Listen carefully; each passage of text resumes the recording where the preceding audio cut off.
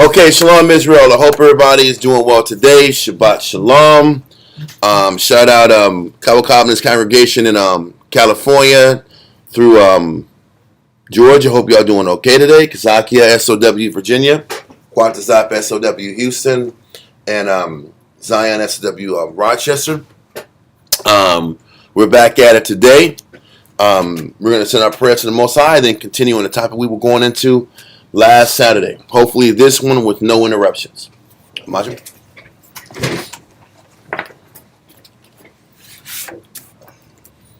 Okay. Barakatah Yahweh Ba'Shem Yahushua. Barakatah Yahweh Ba'Shem Yahushua. Hahawa'ah. Nothing Lanao. Awar. Zayawam. The water. Aman. Bless you, Yahweh, in the name of Yahweh Shai, that gives us light this day. Thanks. So be it. Okay. Barakatah Yahweh Ba'Shem Yahushua. Barakatah Yahweh Ba'Shem Yahushua. Hahawa'ah. Nothing Lanao. Rayah. Nayachacha. The water. Aman. Bless you, Yahweh, in the name of Yahweh Shai, that gives us the sweet savor. Thank you. So be it.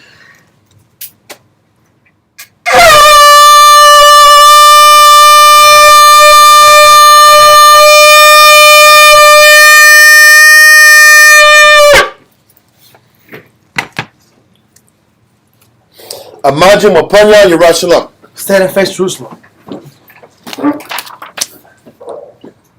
Barakatah Yahweh Ba'Shem Yahushua. Barakatah Yahweh Ba'Shem Yahushua. Hahawa'ah. Nothing Lanao. Shabbat. Shalom. The water. Aman. Bless are you, Yahweh, in the name of Yahweh Shai, that gives us the Sabbath in peace. Thank you. So be it. Psalms 121.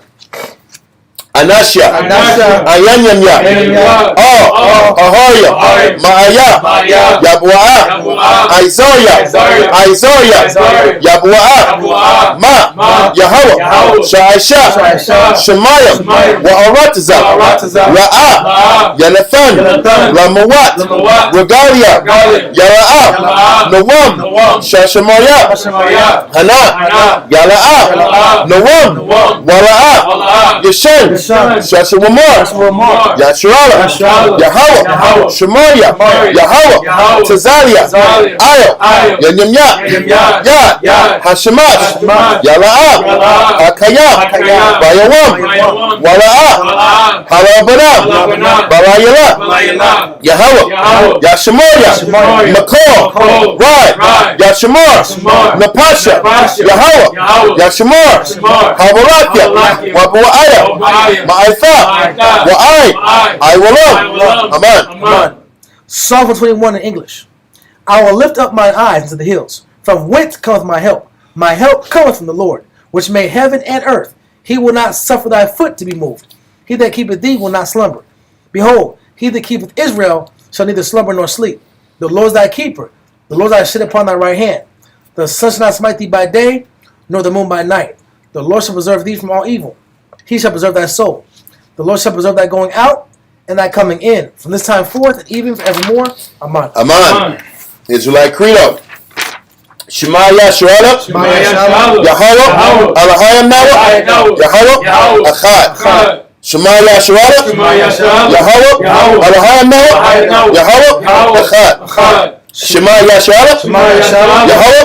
Elohim Nawa. Yahweh. Achad. Hear, O Israel. It says, hear, O Israel. He is our power. He is one. Yahweh is our power. Yahweh is our power. He is one. Okay. Lord's Prayer. Avanawa. Shabbat Shemayim. Kodash. Haya. Shemka. Yahweh. Marak with Ka. Faba'ah. Ratazaka. Haya. Aisha. Baratazah. Kawa. Haya. Bashemayim. Methalano. Lachem. Go. Yawam. Wasalachano. Chawatino. Kasalachno.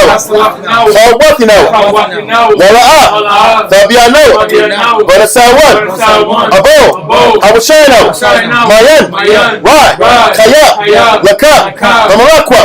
Waha'ala. Wahathaparat. La'awalamya. Amen. Lord's Prayer in English. Our Father, which art in heaven, hallowed be thy name, thy kingdom come. Thy will be done in earth as it is in heaven. Give us our daily bread. Give us this daily bread. Give us this day. Give us this day our daily bread, and forgive us our debts, as we forgive our debtors. And lead us not into temptation, but deliver us from evil. For thine is the kingdom, and the power, and the glory, forever. Amen. Amen. Ten Commandments. La'ayahaya. Laka. Alahaya. Achaya. Ayo. Hanya. Thou shalt have no other powers before me. 2. La'a. Ta'ana. Laka. Pasor. Wala'a. Ta'ibada. Thou shalt not make unto thee any graven image, nor serve them. 3. La'a. Talach.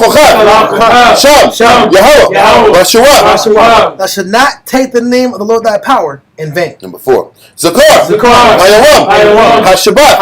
Rakodashua. Remember the Sabbath day to keep it holy. Number 5. Kabad. Abaka. Ya'amaka. Honor thy father and thy mother. 6. La'a. Taratazat. Thou shalt not commit adultery. Thou shalt not kill, murder. Number 7. La'a. Thana'a. Thou shalt not commit adultery. Number 8. La'a. Thana'a. Thou shalt not steal. Number 9. La'a. Tha'ina. Shakur. Thou shalt not bear false witness against thy neighbor. Number 10. La'a. Ta'chamat. Kho. Ashura. La'raika. Thou shalt not covet anything which is thy neighbor's. Okay.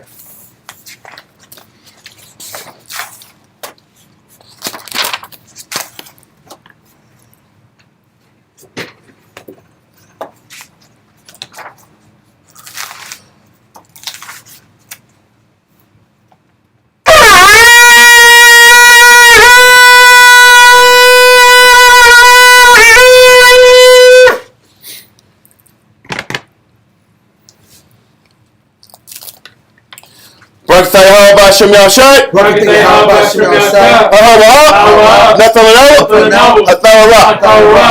Bless you, Yahweh, in the name of Yahweh Shai that gives us the law. Israel Yeshabiam. Take seats. Okay. Last week we started First Maccabees chapter 6, and it dealt with how a lot of the sellout Jews were still striving for power. And it wasn't, whenever I've read First Maccabees chapter 4, when we rededicated the temple, the thought was everything was back to normal, and then we were a solidified unit, and Israel was a united front in Jerusalem, and that just wasn't true. The temple was reestablished. But right in front. In front of the temple was the tower in Acra, or to be specific, the Acra Citadel. If you look online on the screen, that Acra Citadel was right in front of the temple, and that Acra Citadel was literally the hub of the Greek movement, the hub of the Greek ideology. Menelaus was the literal high priest, or the man in power in Jerusalem. And instead of the legitimate high priest being in the temple, establishing the sacrifices, Menelaus was an Acura running the entire affairs of Jerusalem. And there was a strong group or a strong faction that was still pro-Greek while the temple was being reinstituted and reestablished for the Jews who wanted to serve. So it wasn't, but the problem was, there wasn't this free, comfortable, oh, you guys want to sit back and go to the temple and serve? Cool, you're accepted. That wasn't what was going on. As you read in First Maccabees chapter 6, there was a military installation in the citadel of Acra while people were going to the temple. And what First Maccabees chapter 6 in the beginning, we talked about it, how the people of Acra, the Israelites, were assaulting the Israelites trying to go to the temple. So they were bullying, they were beating them, they were harassing the Israelites going to the temple to serve. So once Judas caught wind of the assaults and the intimidation of the Israelites that were pro-Greek, this is the thing. It wasn't like there was a peaceful protest amongst Israelites. It wasn't like in Jerusalem you had this one wing of Israelites that were pro-Greek. and this other wing of Israelites that was pro old traditions passed down from Moses on down. It wasn't that, and they were able to sit back here and coexist like that T-shirt is. Yeah. Is it that coexist T-shirt with the Jewish people and the African religions and the Kemetic religions and all these crazy ones come together as one and there being peace? There wasn't a peaceful cohabitation of Israelites working with one another. You had two factions. Yeah. One faction, which was the pro-Greek faction, was literally putting physical pressure on the Israelites who didn't want to live that way. And they were intimidating them and making it hard for Israelites to come back to the temple and just reestablish a relation with the Heavenly Father. So we had a victory as a nation of reestablishing our temple. But everybody was not on the same. Everybody wasn't Everybody wasn't on the same Everybody page. wasn't happy that the victory was done. And then what happened was there was violence and intimidation from one faction to force the other faction to stop serving the Most High. So once Judas caught wind of that, then he went on the offensive also, and they started invading the citadel. He said he was trying not to for. Well, I'm not going to say he was trying not to. By his lack of action showed he wasn't trying to. Yeah. Because after we read dedicated temple in chapter 4, chapter 5 in 1 Maccabees was all about how we were rescuing Israelites. That was in Gilead and in Galilee. Gilead was east of the Jordan. Galilee was west of the Jordan. And we were rescuing Israelites in the land of the Philistines and all around the border towns around Israel and Idumea. We were trying to rescue and protect Jews that were scattered around Jerusalem. So that was the number one priority. When Judas brought all those Israelites back to Jerusalem, then there was this reality that this faction in the citadel in Acra wasn't allowing us to freely serve. You literally had to walk past the citadel to get to the temple every day. So you can imagine the level of intimidation, physical violence. So if you're intimidating people to go to the temple wasn't going to get active. There wasn't going to be any servitude. The Most High still wasn't happy. So Judas ends up coming down, and they start besieging this temple or this citadel in Acra. They start, when you read in 1 Maccabees 6, they start setting up these engines of war to actually break through this citadel, enter, take out Menelaus, and whoever's in here that's creating this violence towards the Jews just trying to serve the Most High. So what ends up happening is, in the middle of this battle, there were a handful of Jews that were on the Greek side. They end up leaving the Acra citadel, escaping Jerusalem, and working their way up to the country of Antioch, or Antiochia, which is present-day Turkey. They end up getting to present-day Turkey. They end up pleading with the 9-year-old king, Antiochus Eupator, and his regent, which is Lysias. End up getting with Lysias and begging him, saying, hey, we served your father faithfully, but what's happening now, this rebel Judas is being physical and intimidating us. We need your support. Now, they only gave Eupator and Lysias half the story. They didn't say that they initiated this fight because they were intimidating the Israelites going to the temple. Exactly. They didn't say that. They just said that Judas is breaking down this citadel, and this Judas guy is causing hell and wreaking havoc amongst the people. And we're begging you, we're begging you to show your grace and your mercy as the new king of Syria to come down here and rescue us from these evil, wicked Jews. So the way they're painting it, Antiochus Eupator is pissed. So through his regent Lysias, they make a decision to come down here and start to make war with Israel, and that's where we had stopped. So let's get back a quick recap with Josephus, book 12, book 12, chapter 9, paragraph 3. Okay, so Kariah, let's get you started up here.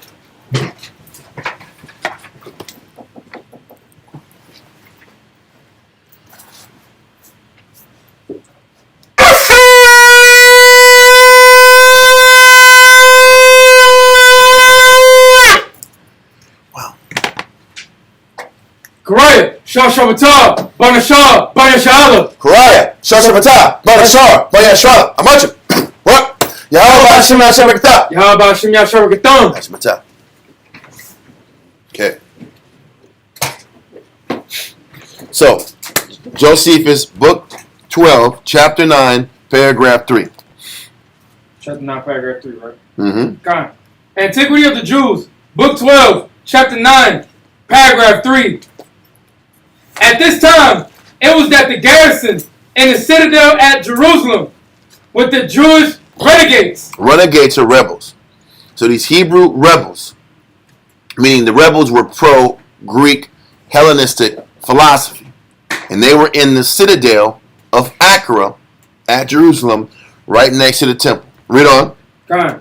Did a great deal of harm to the Jews. So they were the ones initiating the violence, initiating the fighting and the attacking on the regular civilians in Jerusalem. Read on. For the soldiers that were at the garrison rushed out upon the sudden and destroyed such as were going up to the temple in order to offer their sacrifices. So when they say destroy them, that means they were literally killing innocents of their own people because they were going to the temple with their animals. Whether or bring a goat or a sheep or a turtle dove or a pigeon, and they were getting murdered on sight just because they wanted to offer a sacrifice to the Most High. This is literally how revolutions start.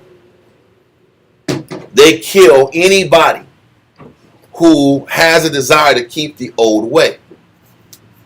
Think about this. If these Israelite soldiers or militias or militants are killing people who are trying to go to the temple, do you think the next wave is going to go and send offering the next week on the Sabbath or the next day? No. You think anybody's going to go back to the temple if they are fearing being killed? But this is how revolutions are not started, but how they're maintained. Anybody, I saw an image of when Saddam Hussein came into power in the 70s, right? He sat back in his little suit, and he said he was in this long, big hall. And as soon as he got his presidency, he sat back here, had all of his political officials in one building. And there was an attempt on his life, or there was an attempt. Somehow people weren't agreeing with the fact that he was chosen as president. So he sat back here, and he had one guy. He was coerced to admit to a plot to kill and assassinate Saddam Hussein, and he announced it on. He came up and said, "Yeah, I did it. I was part of the group trying to sit back and take out Saddam." He didn't do it, but he was forced to do it. They said, "We will sit back and assault your wife and daughter if you don't make this admission on in front of everybody." So he did it. So then after that, Saddam sits back here and starts calling out names. He said, when your name is called, stand up and go to the back. He started calling out party member after party member after party member. And these guys were sitting back here and standing up. And this one guy said, "I didn't do nothing." Everybody was so scared at it. "I didn't do nothing. I didn't do anything." And he stood up, and everybody got quiet, and he had to walk off. What was happening is they were eliminating anybody who were even perceived as a threat. And these guys were getting walked out in the back, and they were being assassinated one after another. And as soon as he went through like 40, 50 people, it was like 300-400 people in there. And as soon as these 40 people were walked off to their death, everybody stood up and applauded. Everybody applauded for Saddam. Well, the question was, were they standing up? Did he get a standing ovation because Saddam was such a great man? Or because they were glad they didn't have to walk in there? Yeah, They're like, yes, Saddam is the best. You the greatest. You are the greatest. He had this cream suit like he was holy at. Yeah. You know how niggas when they first get some suits out, they had to get the cream, they get the white suit that they look sharp out. Yeah. Iraq was like, he was trying to be professional at. But this guy was a killer at. He was a killer. and everybody, he had a standing ovation, better than Netanyahu's when he was in the United States in the public. They were fired. They weren't just doing this. They were like, yeah. I'm trying to make sure my hand movements aren't too wild. They're like, yeah, yeah, yeah. Why am I going there? Violence and the threat of death is what permeated these guys to sit back and be obedient. Okay. And that is a hallmark in most societies. Violence and intimidation is what gets people to lock in. So this is a universal understanding. I bring that up to bring up what's happening now at the Citadel. We read about this. The Citadel was set up during the time of Jason. And remember, they were getting the best of the young men, and they were giving them Greek military training. This same. Here it goes. I think use it right here. Here we go. Recall, right? It's not working right now. Oop, that's not working. It's lucky, y'all. We got this weird camera that's making us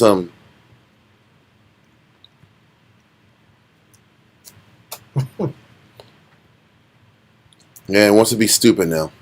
We got this. I think they have a way to take it back. That's what we might have to do. That's what we might have to do. Take this damn thing back, guy. Oh, there we go. So like here, y'all. We're working on it. There it goes. Okay, man, this is it's uncomfortable, right? This is AI don't listen, huh? It's like Israelite. It's almost as disobedient as Israelites are. Almost. AI is anti-Israelite. That's what I'm saying. It should be AO, anti-obedience.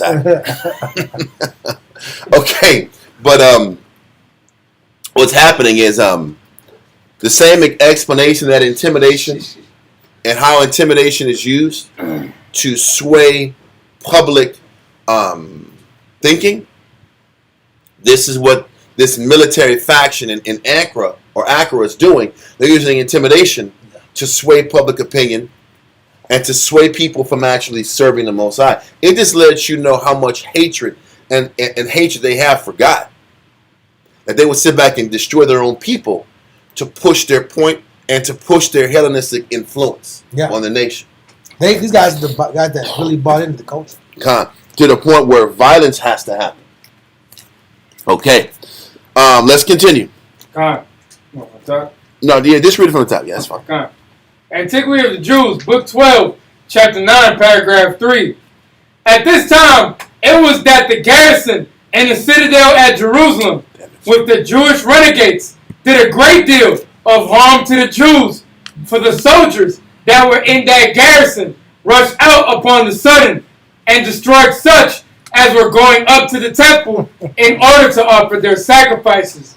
For this citadel adjoined to and overlooked the temple.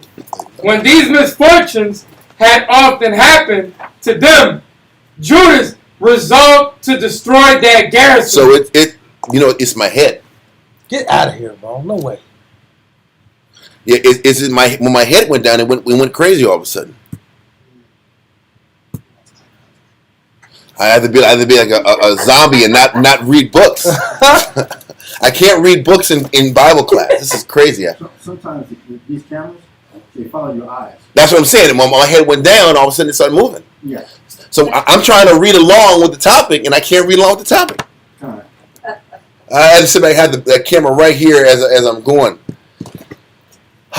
Okay, so read that part again. I just got to hear it and vibe off what you're saying. Read that a couple sentences up. Line 363. When these misfortunes had often happened to them, Judas resolved to destroy their garrison. So it says this scenario happened multiple times. It wasn't just one time. This violence that Judas has to do was really unprovoked. I mean, it was provoked, Judas's violence towards these pro-Greek faction was provoked. And after a number of times that they're violently attacking these Israelites trying to serve the Most High, he has to step in and engage in military tactics. Read on. Right. It says, whereupon he got all the people together and vigorously besieged those that were in the citadel. This was in the 150th year of the dominion of the Seleucid. So he's sitting back here in the 150th year of the Seleucid Empire. Now he has to go ahead and start a war. He has to have now there's a civil war in Jerusalem. Because that's really what this is. It's a civil war in Jerusalem. He has to sit back here and destroy this faction that's anti the Most High. But continue. So he made engines of war and erected bulwarks and very zealously pressed on to take the citadel. But there were not a few of the renegades who were in the place that went out by night into the country and got together some other wicked men like themselves and went to Antiochus the king and desired of them that he would not suffer them to be neglected. So now what they're saying is, listen, we're getting our teeth kicked in this citadel, and these engines of war that Judas put together are actually working. We're going to need your assistance as much as possible, Eupator, to save us out of this condition. Read on. Under the great hardships that lay upon them from those of their own nation, and this because their sufferings were occasioned on his father's account, while they left the religious worship of their fathers and preferred that which he had commanded them to follow, that there was danger lest the citadel and those appointed to garrison it by the king should be taken by Judas and those that were with him, unless he was sent them succors. Meaning, we need you to send reinforcements in military detachments to sit back here and take away this pressure that we're experiencing. Take the pressure off of us. Military succors is just military help. Read on. Line 366. Okay, we're going to hold off on that. What's that? You could enable pause track area, and it would disable the AI track. You're saying a bunch of big words, man. I don't know. That's what this way it says. This is pause tracking. I don't see pause. Where's the pause tracking button? By holding on your hand to disable AI tracking. Where? In the area link controller software to define zones where tracking is disabled. Or manually stop tracking through the software itself by tapping the AI tracking button. Where is this magical button? I don't see it. There's a control bar. Where? Button I see the bar. That's what it says. It says push the button, but the button. It says push the button. What does that even mean? It says manually stop tracking through the software itself by tapping the AI tracking button. There's an AI tracking button somewhere. Bro, like I said, all that sounds dope as hell, B. That sounds dope as hell. And if you're giving me great information, but in the middle of this, you know what the problem is? I would need Shamshawan being here would help balance it off, so it doesn't keep moving. But if there's another body here, because if another body was here, it wouldn't be slanted. Because see how it's slanted just to me and you? Yeah. Because all it sees is two people. Versus having it, that's why it keeps moving like this. Because it's like, why would I take a picture of a person that's not there? You see what I'm saying? It says click the AI tracking button. You keep saying this AI tracking button. Stop saying that because I can't find the AI tracking button. Click the AI tracking icon to toggle the feature on and off. You see, he keeps saying the AI. Why do you keep saying the AI tracking button? It doesn't say the damn. There's no AI tracking button on the screen. Anyway, we're gonna keep teaching the Bible. It says select single tracking or group tracking. We'll do it later in class. Let's teach the scripture. We're just going to live with the results of how this thing goes down. It's going to be crazy. Is that somewhere there's an AI tracking button. No, you know what? SHIT. I don't know where it is. It don't say an AI tracking button cuts off this camera from following me and stalking me. Yeah. Okay. I guess there's no restroom breaks. This thing's going to go all the way around following you out. Let me just do the stopping thing. Maybe that'll lock it in. It's not gonna stop. The show must go on. I mean, I think exactly that. So, where are we at? We just did, let's do verse 28 now. Yeah, we're going to ask young people, we don't have a lot of computer savvy folks in the building. This is going to have to be an after class production. So, let's go First Maccabees chapter 6, verse 28 through 30. Fine. First Maccabees chapter 6 and verse 28. And leave a notable example to such as be young to First die. Maccabees. First Maccabees. Sorry. First Maccabees. 6 verse 28. Gone. First Maccabees chapter 6 and verse 28. It says, Now when the king heard this, he was angry and gathered together all his friends and the captains of his army and those that had charge of the horse. There came also unto him from other kingdoms and from isles of the sea bands of hired soldiers. So listen, they had their own personal soldiers. They had horsemen. Then they had hired militia, hired mercenaries. He sat back here and established a pretty large army to come set up this attack against Judas. Okay, read on. Verse 30. So that the number of his army was 100,000 footmen and 20,000 horsemen. So that's around 120,000 men.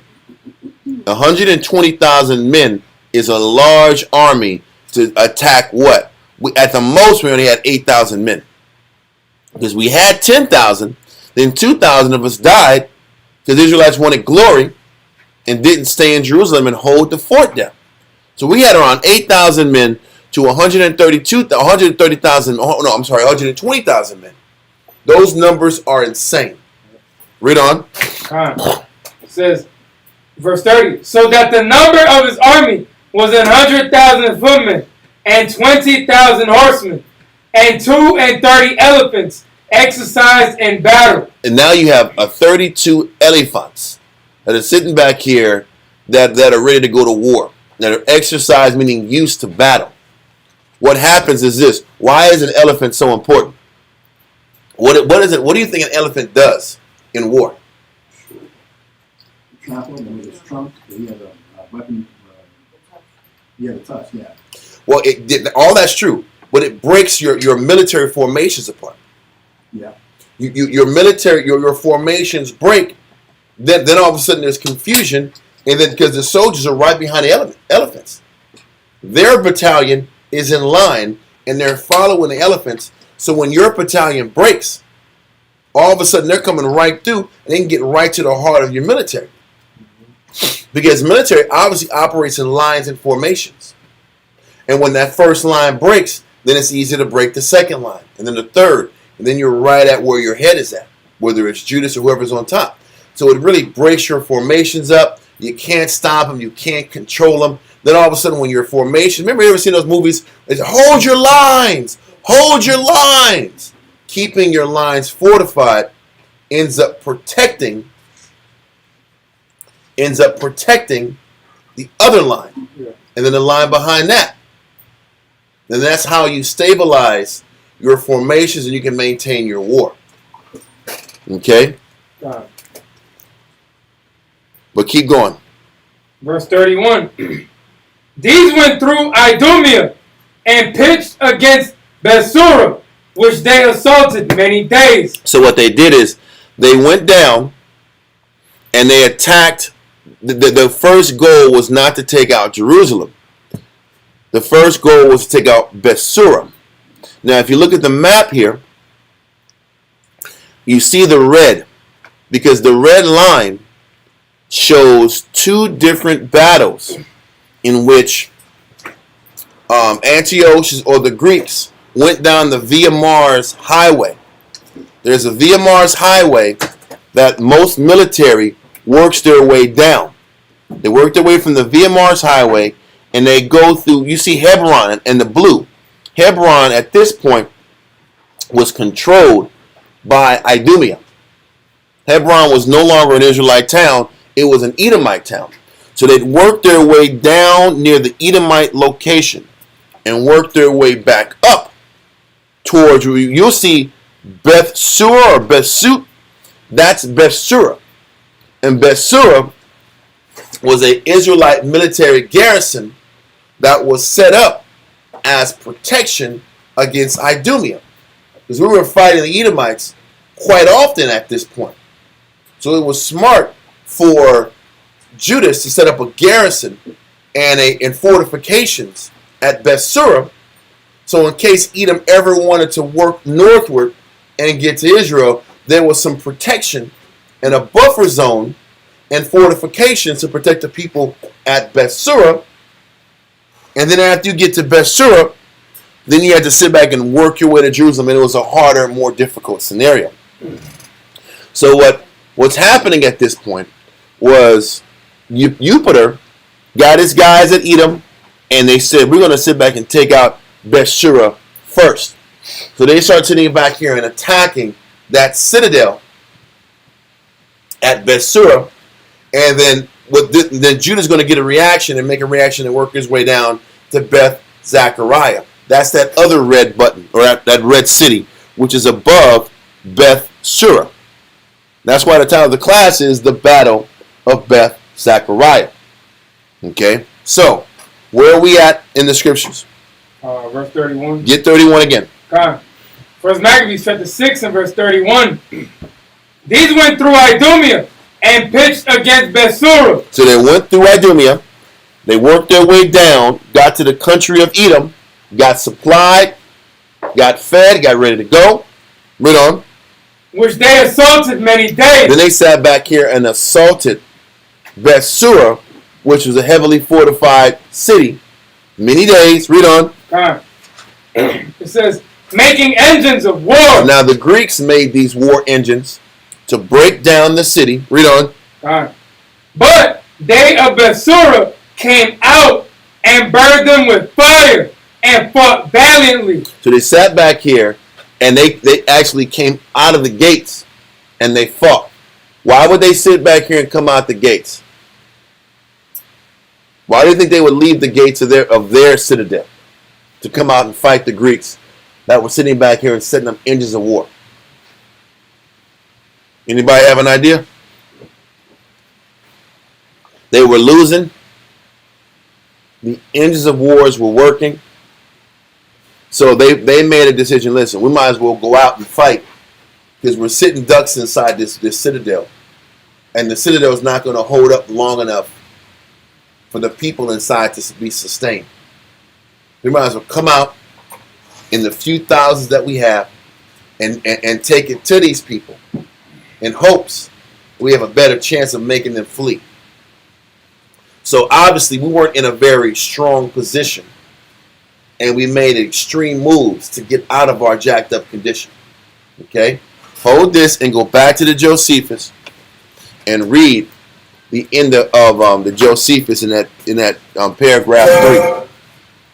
All right. We was in line 366. Okay. Page 331. Antiquity of the Jews, book 12, chapter 9, paragraph 3. Okay. Line 366. When Antiochus, who was but a child, heard this, he was angry and sent for his captains and his friends and gave order that they should get an army of mercenaries together, with such men also of his own kingdom, as were of an age fit for war.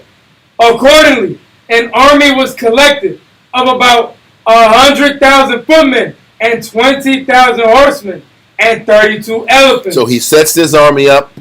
He was a 9-year-old king. Lysias was in his ear.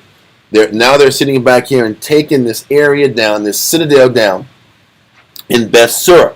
Okay? So let's go back to verse 32 now in 1 Maccabees chapter 6. All right. 1 Maccabees chapter 6 and verse 32. Upon this, Judas removed from the tower and pitched in Beth-Zechariah. Beth-Zechariah. Beth-Zechariah. So what they did, they were in the midst of still fighting these rebel Israelites that was at the citadel in Akron. He stops what he's doing there, he stops the bombardment and using those engines of war to break through the citadel in Israel. And they leave Jerusalem and they work their way down to Beth-Zechariah. And that's the image of what we just have back on the screen. They don't sit back here and go to Beth-Shura because Beth-Shura was already besieged. When it said they fought valiantly and they lost at Beth-Shura. So Esau was already starting to win. The Greeks took Beth-Shura. Now it's not a bunch of smiles and games and fun. We're starting to take losses. We took a major losing Beth-Shura was losing a major strategical military point down south. Now we're wide open and exposed to Edom and the Greeks and the rest of the nations from the south. Okay? So now they go to Beth-Shura, they go to Beth-Zechariah, which is the next city up from Beth-Shura. And they're going to try to fortify and stabilize that Judite city in hopes that they can stave off this next battle so that these Greeks don't get to Jerusalem. It's still about protecting Jerusalem at all costs. So let's meet these guys out in front and try to stop them before they get to Jerusalem and they eventually besiege us like they besieged Beth-Shura. Read on. 1 Maccabees 6:32. Upon this, Judas removed from the tower and pitched in Beth-Zechariah over against the king's camp. Then the kings, rising very early, marched fiercely with his host toward Beth-Zechariah. So they sat back here and they fiercely attacked first thing in the morning because they've already taken out Beth-Shura. Now they're going to Beth-Zechariah. Read on. Where his armies made them ready to battle and sounded the trumpets. And to the end, they might provoke the elephants to fight. So they said, now they had to find a way to provoke the elephants to fight. I hope I have an image. I don't think I ever uploaded it. No, I didn't. There was an image I wanted to show you of the elephants and how they were like they had their riders. They had their riders, and it was like they had the guys sitting on top of them. They were like wooden platforms, baskets. They were wooden baskets on it that gave them additional leverage. Can you sit back here and send me a picture or look for a picture of elephants used in the military or used for war? Because there's something I want to kind of extract from it. Just text it to me and I'll do the rest. So read this part again, Karai, if you can. God. 1 Maccabees chapter 6. And 34. I want 34. Verse 34. It says, and to the end, they might provoke the elephants to fight.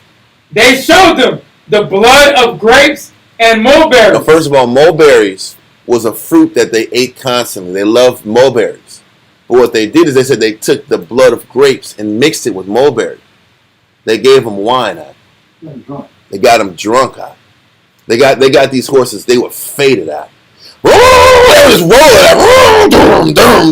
They were maddened with mulberry liquor. It was mulberry corn liquor. Send that to me if you can, or send it to the Darius number. Just send it to his number, or if you can, what do you call it?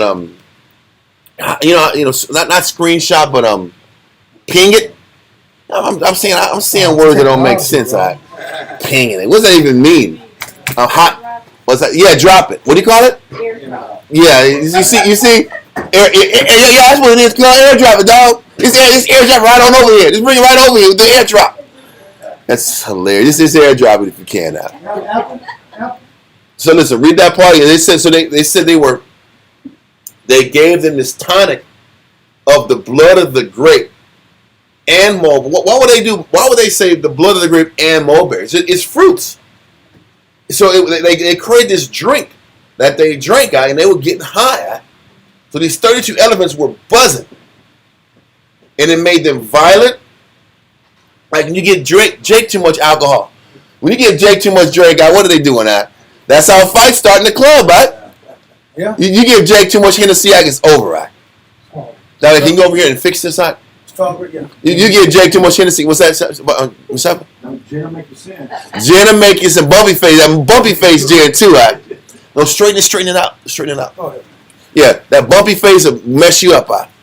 Too much corn liquor, too much dark liquor. You're going to start making mistakes. You're going to start fighting. A lot of people, when they get drunk, they fight. So listen, they understood. They work with these elephants long enough. They start giving them fermented grapes and mulberries. It's something that they like to drink and eat anyway. And that's when they started getting intoxicated. First thing in the morning. They were drunk first thing in the morning. When they start bringing these elephants down to fight at Beth-Zechariah's. Okay? Now I want to sit back here, sorry everybody, and read this breakdown about just the battle of Zacharias. It says, the armored elephants, maddened by wine and mulberry juice, and pressed forward by their Indian handlers, did much damage. You want to leave it there. They were maddened with this weird intoxication. Send it to me that way. I don't need it. I can only email it to you. isbhpk. Send it that way. Or just have the brother send it to me. Just text it to me. Just text it to me, because this is going to take forever. If you don't have my number, just have a brother give it to me. It's taking too long. So once again, these armored elephants were pressed forward by their native, Indian, like the Punjab, those kind of guys. They had Indian handlers that trained and that developed them, and they were sitting back here drunk. They were turned up. Did you text it yet? I sent it that one. Okay. Okay. I guess it's being accepted right now. I'll send the isbhpk. Guys, this is how many Israelites. See, look what's happening now.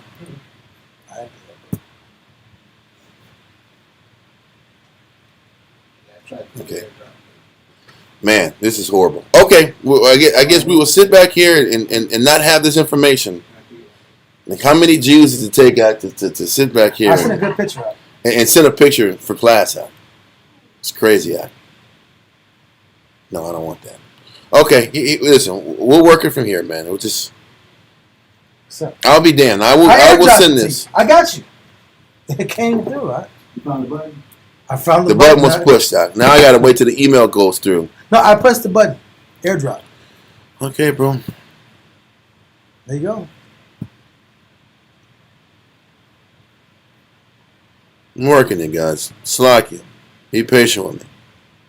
It's important to kind of have an image of what these guys look like.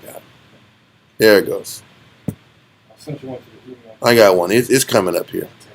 It's here on the screen, y'all. So you have these military guys around the elephant, on top of the fact that you have this device or this protection on top of the elephant, where there's guys throwing spears. Oh, come on, man. These guys throwing spears. It's a rider. Then there's a guy on top of the rider that's using all that height and leverage to throw spears downhill as this elephant is going 100 miles an hour, drunk off of wine and mulberry juice out. Do y'all see it?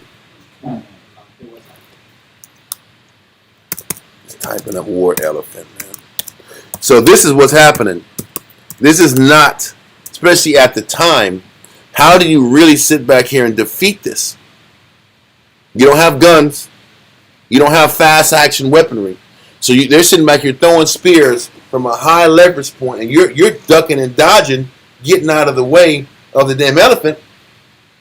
And they're sitting back here just throwing haymakers at you with these spears. I'll send another picture to you. So it's a spirit, guys. Huh? I'll send another picture to you. Might be a little better. Elephant too. So this is a good one too. That's the one I wanted initially. Okay, I'm gonna send another one here.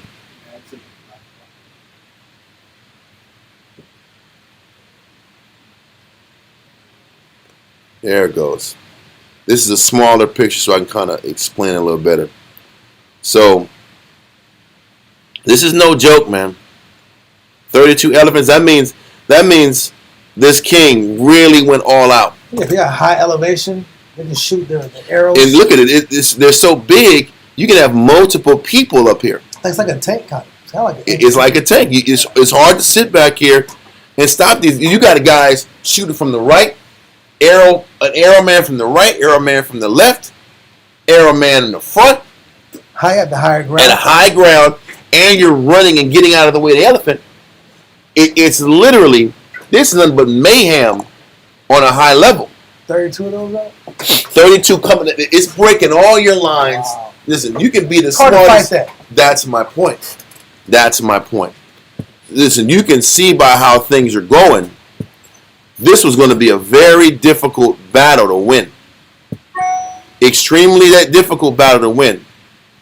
Because of all the amount. This is an even better one. This is a good one too. I'm going to send this one too, because all these images are really great images to show the leverage and the amount of manpower. Look at this one. Listen, the other picture had 3 people on top of this wooden frame structure. This was like 4 or 5 on top of the actual elephant rider. On top of the fact this elephant's pissed. Yeah, so like y'all said, he had his tusk. He has his tusk. He has his trunk. He's rushing right through you, and all these spears are coming out. This is a massive damage-dealing animal right here. Very difficult challenge the horses to are overcome. But these elephants that are drunk at is a real problem.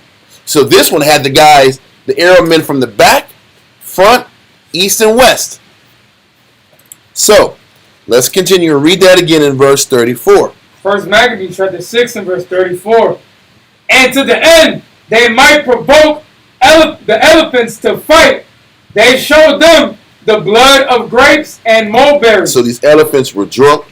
On top of these war devices were just full of just high level tower. It was a tower on top of the elephant. Yeah. That was already huge.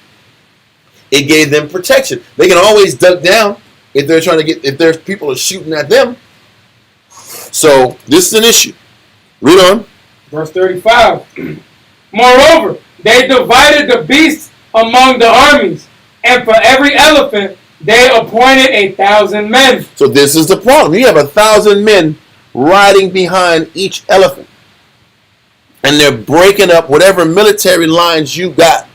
Think about this. There were 32 elephants and 1,000 men each behind them. That was 32,000 men riding behind these elephants. On top of the fact that we only had 8,000 men to fight. We had 8,000 men. So if we broke our men up in groups of 500, we were completely outmanned. Elephants were breaking through our lines. How long do you think we could sustain ourselves? This was a losing damn battle. And this Jupiter guy, this young kid, he wasn't playing around. He obviously made a decision. You know what, man? This is my first fight as acting king of the Greek Empire. I have to win this. I'm going all out. I'm going all out and break these guys. So this is what's happening. Read on. First Maccabees 6 and 35. Moreover, they divided the beasts among the armies, and for every elephant they appointed 1,000 men, armed with coats of mail and with helmets of brass. So listen, the coats of mail is for what?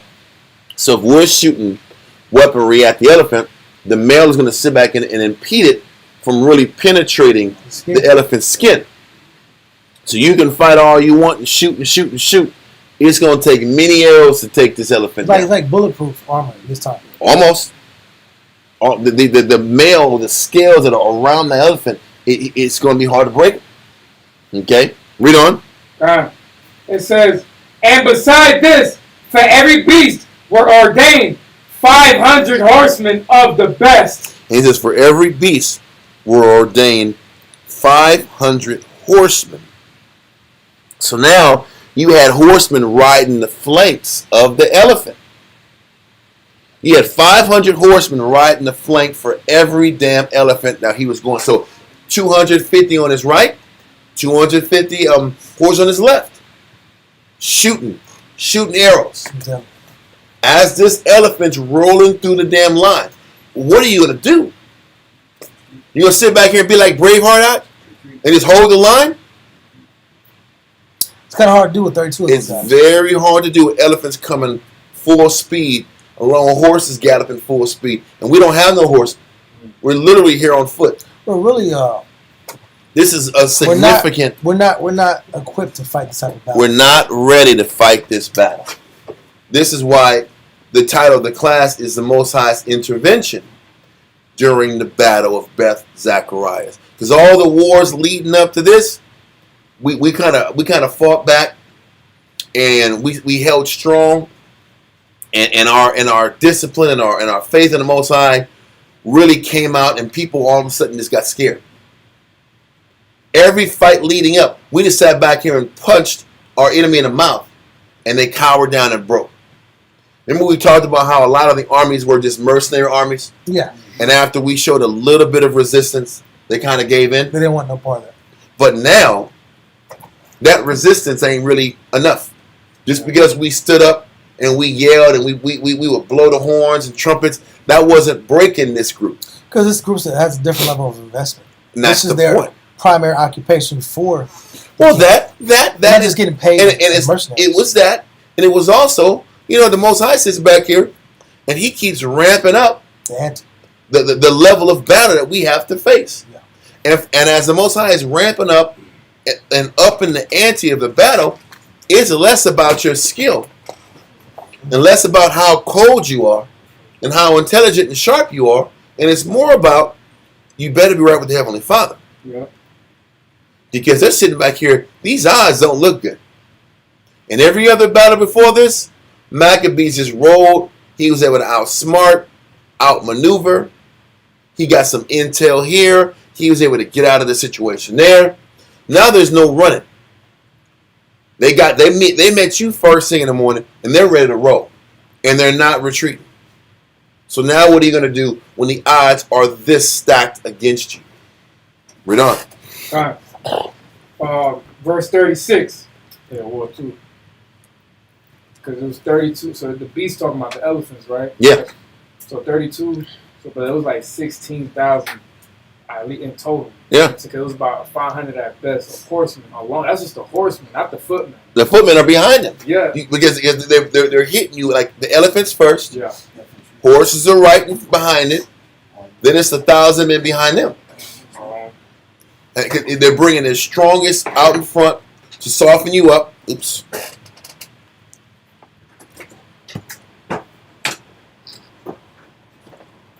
Oh, there you go. Okay. Yeah, they're softening you up. Oh, come on, man.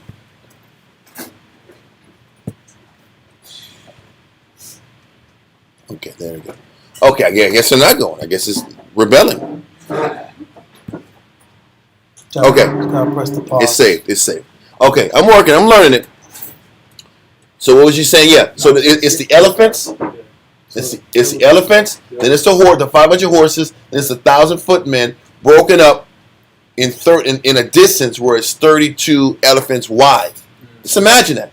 How much distance and space you've created. So they're going to sit back here and end up circling you around. You're going to be circled and you're done. That's a lot of territory being covered, and you'll eventually be surrounded and pummeled. That's the goal. It's going to engulf you. And these odds and numbers are against Israel at Beth-Zechariah. Okay, now let's read verse 36. First Maccabees 6 and verse 36.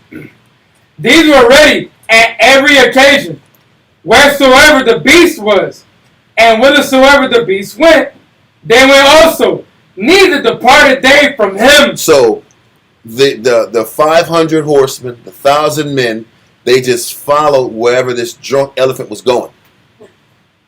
So when that drunk elephant went to the right, because that faded brain told him to go right, they sat back here and just reestablished their position in that direction. So they were just following these 32 elephants and just really creating pressure wherever they want to go. So whoever the rider was, the rider would take him this direction and would eventually flank him around. This is how they would break. That's how they were attacking just 8,000 soldiers. Read on. Verse 37.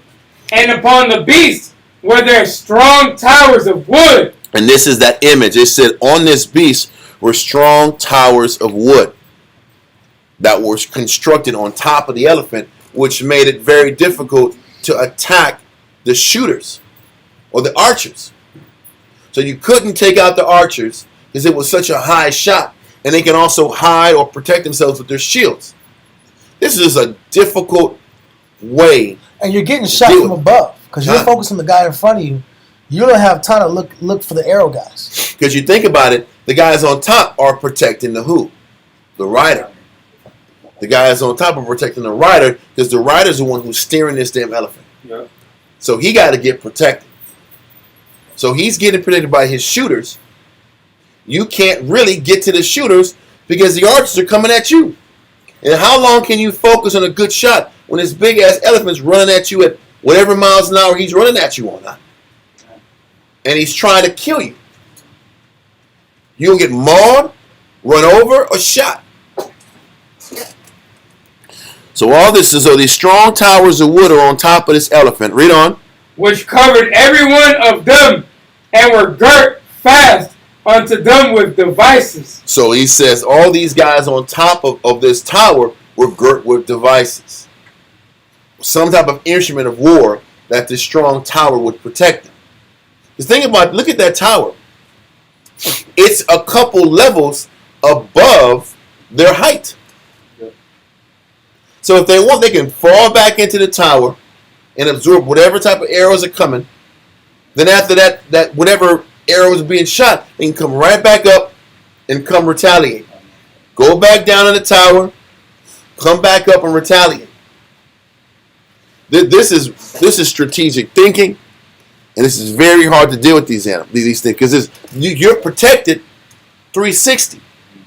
So if they break the line and they come back and try to shoot arrows at them, you're protected from your flank, east and west. Like Dalia said, they're like tanks. Yeah. Before the tanks actually happen. So let's continue. It says, verse 37. And upon the beast were there strong towers of wood, which covered every one of them, and were girt fast unto them with devices. There were also upon every one 32 strong men that fought upon them. Besides, hold on. They said they were 32. You know, I don't think we can kind of comprehend how many people can fit on an elephant. But there was 32 people inside of each of these wooden towers on top of an elephant. No, I think that's crazy. I think you brought it out a minute ago. But these elephants were abnormally sized. Like they weren't like the size elephants we have now. Like they were bigger elephants at that time. It wasn't like Babars out here. No, it wasn't like some small little circus elephant. Oh, that's Babar. Let's say hello to Babar. It's not like Babar. They had or Dumbo. I wasn't like Dumbo. They wasn't Dumbo. They had pretty large elephants at that time. Had to have been. Yeah. Like the Lord of the Rings. Or those huge tusks. With those pirates from the east side that came down and were trying to sit back here and fight with Sauron. Yeah. You're taking me there. Listen, had to be. 32 people can fit on a wooden tower. How big was this tower? Even soldiers too. They weren't no chumps. How big was this tower? How heavy was it to put 32 men on this elephant's back? That's crazy. So that, you know what that means? That means one group of people are standing up at the top, shooting up arrows. Then they come down, and the next group of men come in here, regroup and shoot arrows. Then the next men come after that. Or there are 32 men on top at one time, which is crazy too. That's crazy. This is a constant bombardment of arrows attacking just 8,000 men. This war really shouldn't take that long. to wipe out 8,000 men. Continue. God. It says, and there were also upon every one 32 strong men that fought upon them, beside the Indian that ruled them. Because once again, that Indian was the one who was their trainer, because these elephants were native in that direction. Yeah. Yeah, send that to me. Send it to me. Because look at the level of chaos that's going around in that scene right there. There's so much chaos. All these bodies and people. You're gonna be trampled by elephants, or shot and stabbed by the thousand men, or the 250 horsemen on each side, or the 32 men on top. This is hell on earth, huh? Let's see. Yeah. Like I said, this picture here is just like 3 guys. That's real mild mannered. But now I got another picture if it ever comes, man. Airdrop. As if it goes through. He airdropped it to me? It says send copy with airdrop. Found no people found. Yeah, don't worry about it, man. We'll move on. But keep reading. God. If it comes, it comes. Just email it. That's the best way. Verse Read on, sir. It says, as for the remnant of the horsemen, they set them on this side and that side, at the 2 parts of the host. Like I said, there was 500 horsemen. Half was on this side, the other half was on that side. So you had around 500 horsemen in total protecting the elephant's flanks. Okay, read on. Giving them signs what to do, and being harnessed all over amidst the ranks. Mm-hmm. Now when the sun shone upon the shields of gold and brass. So they were ready at dawn. This Greek army was ready at dawn.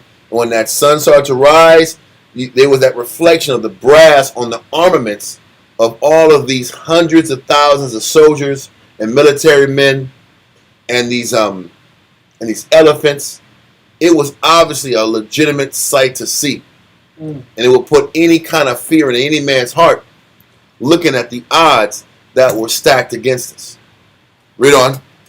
It says, the mountains glistered therewith and shine like lamps of fire. If this wasn't intimidating, I don't know what was. Okay. Read on. Verse 40. So part of the king's army being spread upon the high mountains and part on the valleys below, they marched on safely and in order. So listen, it was a well-ordered army. Everything was organized. Just look at the damn mayhem. Now this makes more sense. You see the wideness of that tower? It's even wider on this image. Listen, it's chaos on the ground. Can you imagine not being on a horse?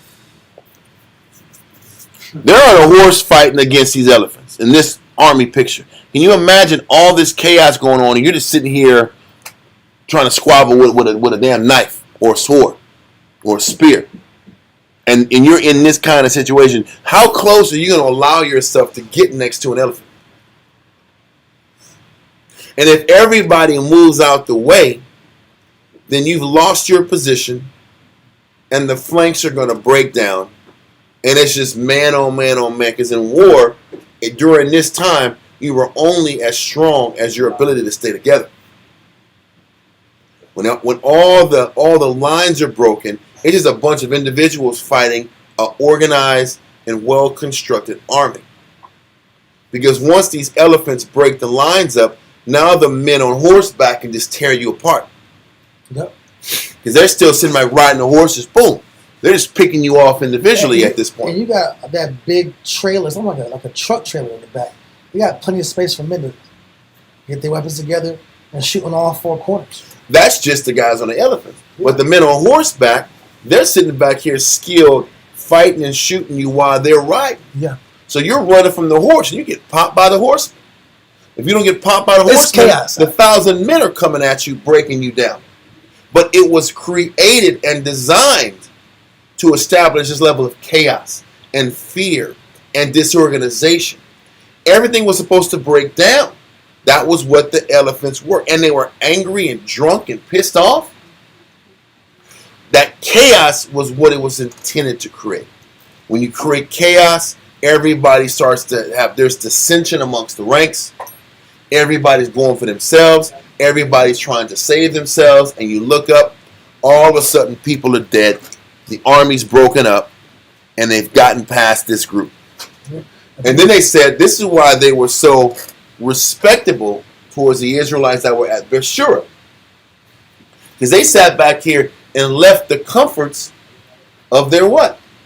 Of their tower to come out and fight man to man with numbers like this. The chaos that was waiting for them, it was almost certain death. Right. And they chose to sit back here and die on their sword, so to speak, and deal with this level of chaos than to stay in and be safe and be comfortable for a couple of days long. Yes, sir? And when you have high ground like that, bro. That's what Esau talks about in every movie. Bro. Every military fortification, they purposely set their towers on high ground for leverage sake. Yeah. When you sit back here and deal with these during the Russian and Ukrainian war, since 2014, Esau or the Ukrainians were setting up fortifications all throughout Ukraine, from the Donbass, eastern Donbass, all the way to the I forgot the name of the river, but they kept setting up fortifications on the high ground at power plants or Coca-Cola plants or these major industrial plants that are on the high ground. They kept putting up all these different fortifications at the high ground. And the thinking was this: if the Russians would come in and try to fight the Ukrainians on the high ground, they would lose so many people trying to work uphill that they would sit back here and they would lose hundreds of thousands of people.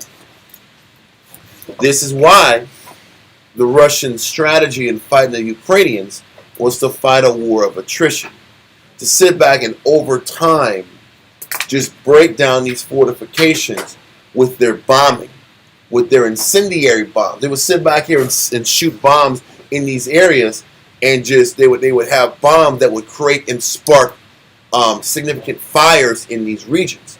They weren't going to send their men in here and get shot and get mowed down from this high leverage point. So they would just sit back here and bomb for weeks. And as they were bombing for weeks, they would sit back here and take the strategy of surrounding. They would surround the high grounds first. And once they'd get you surrounded, like 3/4 surrounded, then they'd work their way in converging. But before they surround you, they bomb you and soften you up. Then surround you. As they're bombing you as they're surrounding you. Yeah. And as they're surrounding you, they're cutting off all of your supply lines. They're cutting off your supply lines. So now you can't get more food, and you can only sustain for so long when your resources are down, your food is down, your water is down, your power is already blown out. So after a while, they had you surrounded, you're weakened, you haven't eaten for days, then they converge in. Then they can go uphill, and now you're in a weakened position. This is why, if you guys don't know it, the Ukrainian death toll is at 1.8 million. That's as damn near as high as civil. Those are World War numbers. 1.8 million. Those are World War I and World War II numbers for one country. So the Russians aren't close to that number because they're not just throwing their men out to get wiped out. They're cutting out supply lines. They're taking their time. That's why it's taking them 3+ years to get to this point. Is they chose not to wipe out their army. They just chose to slowly wear down this unit. This is like the Ukrainians' 4th rotation of army that's getting wiped out. They just don't tell you how bad it is. But this is how they chose to fight wars. Slowly and surely, just surrounding you until you break. But the way the Greeks are doing their strategy now, they're just gonna blitz you, overwhelm you, surround you. Overwhelmed. You're gonna feel this pressure. To where you gotta break and leave and run. And that's the point. Break, leave, and run, and eventually sit back here, and you're gonna have to choose to Either lay up in your fortifications and wait, or come out and all die out here outside of Jerusalem. The crazy thing is that what the scriptures don't tell you yet is that Israel is in the middle of their seventh year, their sabbatical year as far as their supplies. This makes it even more challenging. Wow. They're in their sabbatical year, so they don't have this surplus. It's tight. They don't have this surplus of fruits and vegetables and food that they can stack in Jerusalem or at Beth-Shura. Straight faith. And this is why the Jews in Beth-Shura came out and fought instead of held up in their city, because they didn't have enough supplies to sustain for a long period of time. That's a scenario that isn't talked about yet, but they really can't hold up in Jerusalem for long. They don't have the supplies to do it. Anyway, so with that being the case, supplies are low. They're out here fighting these guys, and this blitzkrieg of chaos of what these elephants are bringing to the table make the situation that much more difficult. So let's continue into Josephus, sir. Maccabees, Salaki.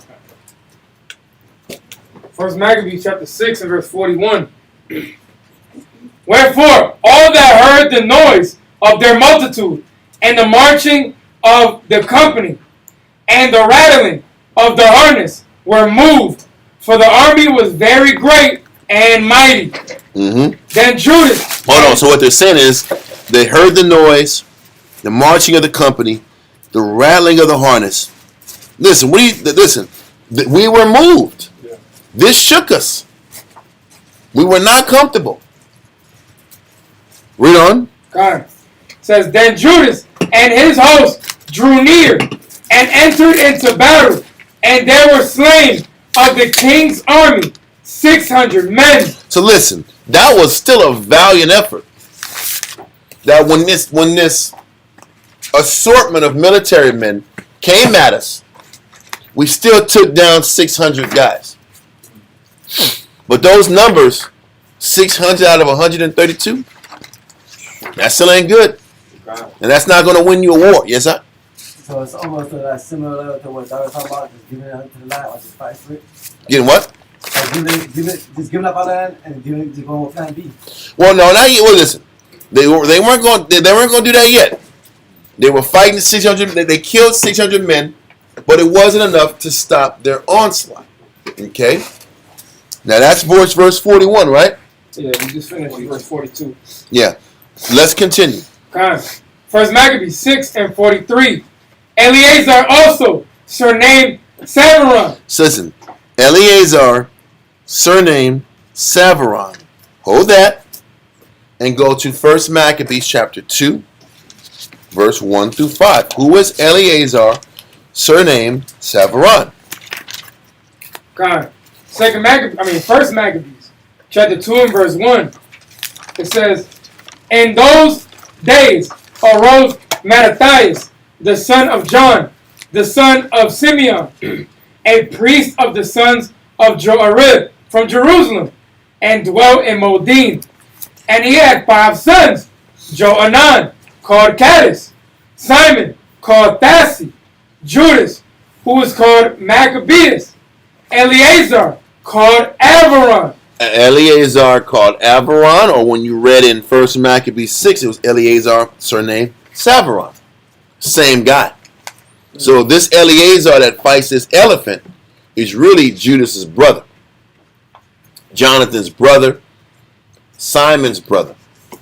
This was the first Maccabean brother that has to what? Die. Okay. Read on. And Jonathan. God, it says, and Jonathan, whose surname was Apphus.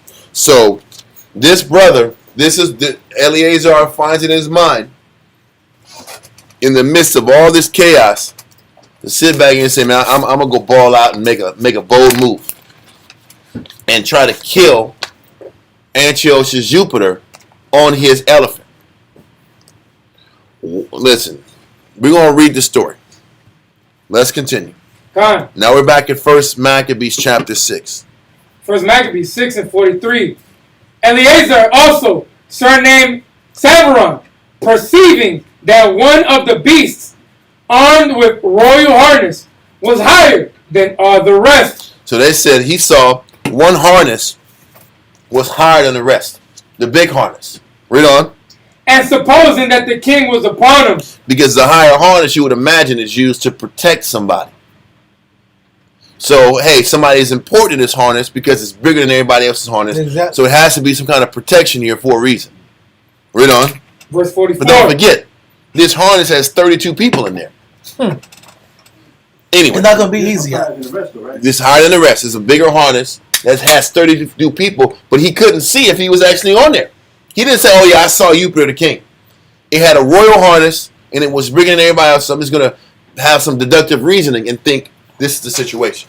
It's made out of wood, obviously, right? It's made out of wood, but it has a royal type of style to it. Okay? He chose wrong. Well, we got to, yeah, but it looks like he chose wrong. About to be. Read on. Verse 44. Put himself in jeopardy. Hell yeah, meaning he took a risk. Yeah.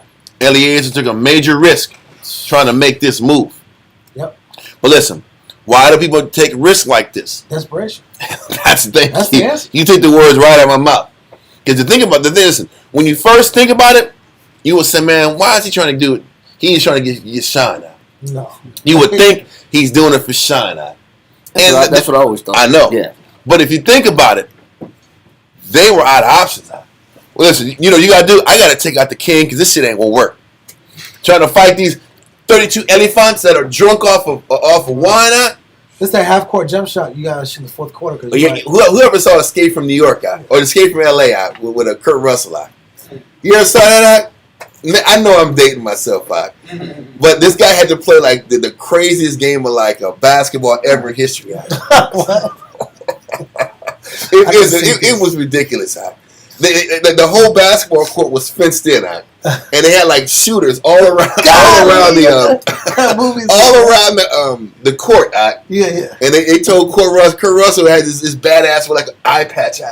He like the baddest guy on earth. It's like a Mad Max type of society at the time. Okay. They said, listen, gringo. They said if you sit back, he has to make like 7 shots in like a minute. He has to go from every line. So it's like a layup, a free throw, a 3-point shot, a half-court shot, and you got to keep going further and further back. And you got to do literally from one court to the other, and throw it in for a shot out. So he has like a minute to knock all these shots down. So he's knocking it down. He runs out of time. He has to get the ball and just throw a half-court shot out, and he does it, and he swishes it out. They're like, the gringo survives. You can go. Get him out of here. Like, come on. This is movies. But I respect this guy. And all the criminals are like running up happy for him. I'm like, this is lame. This is not even a real thing. But it's Escape from LA. Yeah. It's Escape from LA. I'm like, this is stupid. It's like Hunger Games? Oh, no. Oh. No, it was that Korean version. This was way back in the 80s. It was a horror. Listen, I don't know why it popped in my head, but like it was a Hail Mary situation. Yeah, okay, he was gonna die if this shot didn't go in. Oh man, you should give it your all out. Everything you got. That's my point. He gave it 110% out, and it worked out for him. Only because it's the movies. If it wasn't the movies, it would have rimmed out or wouldn't have made. Kurt Russell's a bad dude. It's gonna go in. He was super cool. His hair wasn't moving. It was perfect. He had the perfect ponytail with the patch out. Like this guy, he wasn't sweating. He knew it was gonna go in. Like this guy is so damn cool. He's so damn cool. Big Trouble, Little China. Yeah, it was during that same run when he was making movies like that. Yeah. Anyway, this is what Eleazar is doing. I got to do a Hail Mary situation. Go up under this elephant, do everything I can do to kill it. This is our only shot to make. That's all we got. 32 elephants. Like I said, it was 250 horsemen on each side. 1,000 men behind each elephant. And they were pressuring, they were closing in because this is how the warfare looked. It wasn't like there was good spacing. There wasn't good spacing. It was madness. It was a madness, and everybody was closed in going crazy on you. You had to make a desperate decision because of the rate of killing. Kinda. The kill rate was going point. I only have so many numbers. The kill rate per every 10, 15 minutes. Listen, I'm amazed. Eliezer was able to get past these 250 men on each side. He was bad with that. Horsemen. How'd you get past 250 horsemen? And the 1,000 men behind them? And the 32 men on top of the elephant? How'd you get past the 32 men and not get hit? He was going hard. Eliezer was off the chain to get that far. Yeah. Listen, bro. And I guess in his mind, I'm either going to do this with the shot of taking the king down, or we're done. I'm just trying to help keep things in context, because from the outside it looks like, what was he doing? You're just trying to shine, look like you fly out here at. You had to. Sometimes you got to go for broke because there's no other way out. He obviously assessed it and says, these 8,000 of us ain't gonna get this thing. It's not sustainable. And this is where cartoon being just having faith comes to real sacrifices. You can have faith all damn day long, but sometimes you got to make a move to save your people. And sometimes making that move, you're not necessarily going to, you might not win this battle. Yeah. Because think about this. Once you kill this animal, are you going to get out? You already got a big elephant, probably will fall on top of you. Because you got to see through. When you're going to sit back here, the only weakness in the elephant is the underbelly. Yeah. So you have to sit back here and cut through the underbelly all the way through. He doesn't have to ensure that he's gone. But he doesn't have an exit strategy. Because the weight of his stomach might kill you. Exactly. The weight of his belly and the guts might break you down, might make you fall. This is a suicide mission. Then you have 32 people on top of you. This huge wooden tower that could sway to the left. You don't know what direction the tower is going to fall. It might fall to the right. It might fall to the left. You don't know. So even when you cut through and you get out, you might fall right into the tower. Or the weight of 32 men. This was a suicide mission. There's no other way around it. But in his head, if I don't make this sacrifice, we're dead anyway. Now the funny thing is this.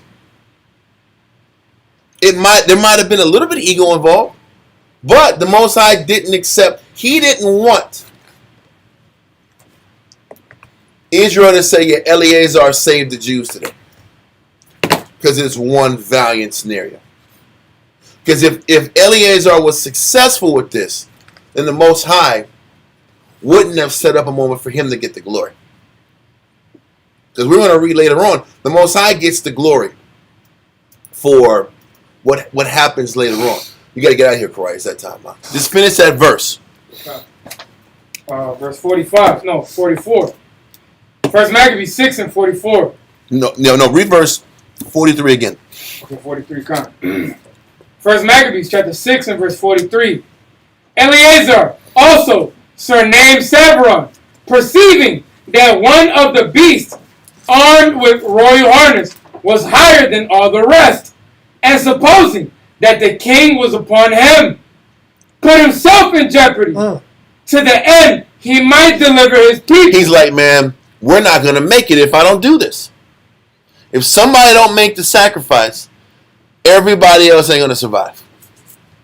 And sometimes you can't make perfect decisions in the heat of battle. You can't. Because, you know, in battle, he couldn't wait to get to a high point to see if the king was in there. Sometimes you just got to make a move. Think about it. I'm showing you this picture. This picture is a perfect example of how chaotic things are. Arrows are going everywhere. You have horsemen running at you at full speed, shooting arrows at every single Israelite that's trying to hold their positions. You have elephants moving fast. You have 1,000 soldiers per damn elephant that are rolling behind you. Then you still have your infantry that's still 80,000 deep behind them. And people don't realize that elephants run up to 30 miles an hour. Now, I didn't know that information. Yeah. And at 30 miles an hour, he's drunk. Yeah. Listen, it's drunk elephants, man. He's swerving. I'm swerving at him, swerving. Yeah. Man, it's getting hot. That's like an 18-wheeler drunk on the highway. Yes. Yeah. Yes. Listen. He's full of Murberry wine. Murberry wine. Must be He's drinking. you crazy. Yeah. He's sipping syrup. He had red drink. His cup was red. Yeah. And they're faded. They're angry. They said it makes them mad. And they're maddened by that drink. That mix. It's like giving pit bulls a gunpowder. Yeah. You know, make them more violent. Yeah. Rather. They're making animals violent on purpose. Yeah. Mm-hmm. This is animal exploitation. Yeah, this is bad. This is bad humans. Isn't it? So this is what's happening. But they had 32. 32 drunk elephants turning up. It wasn't like 3 or 4. 3 or 4 is still formidable. I think Hannibal wasn't Hannibal. Yeah, he sat back here and marched. He marched these elephants up through the Alps mountains, mountain range to take out Rome through the Alps because they weren't expecting to do that, especially with elephants. Yeah. But World, so listen, it's chaotic. Eliezer was like, man, I got to end this in one shot. And if I can take out the king, this is how Alexander the Great won. He sat back here, not necessarily with elephants, but he went right at the king. The heart. Yeah. And when he went at the king, what was it, Cyrus? It was Darius. King Darius III, I think. He took out Darius III, went right in the middle, broke the middle, broke the lines, went at Darius. When he started running, everybody starts running.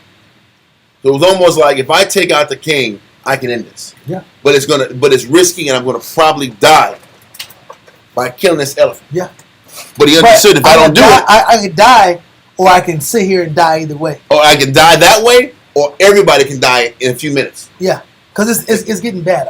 That's the point. Is it when people try to take their destiny in their own hands? The thing is this. A part of me is like, I used to read this also think it was just pride too. But when you're sitting back here and your back is against the wall, and you don't think there's any other way out, what do? Do you sit back and just always play the conservative role? Listen, bro, I think we all went to this. We've all had to do some Hail Mary desperate plays. It's fight or flight, and then there's for this whole time they've been doing it to save their people. So it's like, listen, if somebody don't step up, there is a part of you that's like, if I don't step up, who is? Exactly. Who's going to sit back and make this move and take this risk? You know, when Phinehas stuck that javelin between the man and the Midianite woman, the Most High honored that move. And that was a similar move of, desperation, like, who's going to stop this filth from spreading around our people? And listen, they just came from a fight in Jerusalem. Now it's all on the line here. This is the large army they faced. This was courage. You're like, in the back of his mind, can Judas sit back here and do this? He's too important for the what? The struggle. He's too important for the struggle. At that point, Judas was too important to fall. Then I got to do it. Somebody got to fall on this sword in hopes that it's enough. I can't. What I'm saying is, I can't all the way attack the intention behind this. And also, too, in the back, this is a key piece of information that we said previously, was that they had to go meet them on the ground because their fortification wasn't working, right? No, what I said is the fortifications at Beth-Zechariah and at Jerusalem wasn't going to hold on for long. They were already in the sabbatical year of their food supply. That means they've already gone a year and a half off of one harvest. So as things start getting thin with food leading up to that until that next harvest comes in for that 8th year. So supplies are low. So if they have to do some type of sieging situation, how long can they last? We're going to read that in a bit. I don't think they were thinking that yet. I just think, hey, it was 132,000 soldiers and these elephants, 120,000 people fighting us, 32 elephants. Can our 8,000 sustain us? So somebody got to do a kill shot and take a risk at a kill shot. Was that? Is it his mentality saying, this is my opportunity, I got to take it. I can't let this opportunity slip. Cause sometimes people see a window of opportunity and they feel like they got to jump through it. This is my opportunity. We got one shot to get this done. Let me go ahead and shoot my shot. and see if this is that if I could end this thing without too many losses or too many casualties. I think it's a little bit of that. I just think it's, hey man, I got to make a move to help save the people. Yes, I Could he have just reacted? I saw an opportunity, I just reacted with a whole lot of thought. It was just in the moment. And it doesn't go into the specifics. But you can't just say he was being a glory chaser. Because he got around It can't just be that simple. He got around a lot of different men to get in that position. And I got 8,000 people to look after, and somebody has to make a move to protect the people. And the question is this: how much is the Most High going to come through for us? Is it all the Most High, or is it courage mixed with the Most High coming through for us? And how can you quantify that?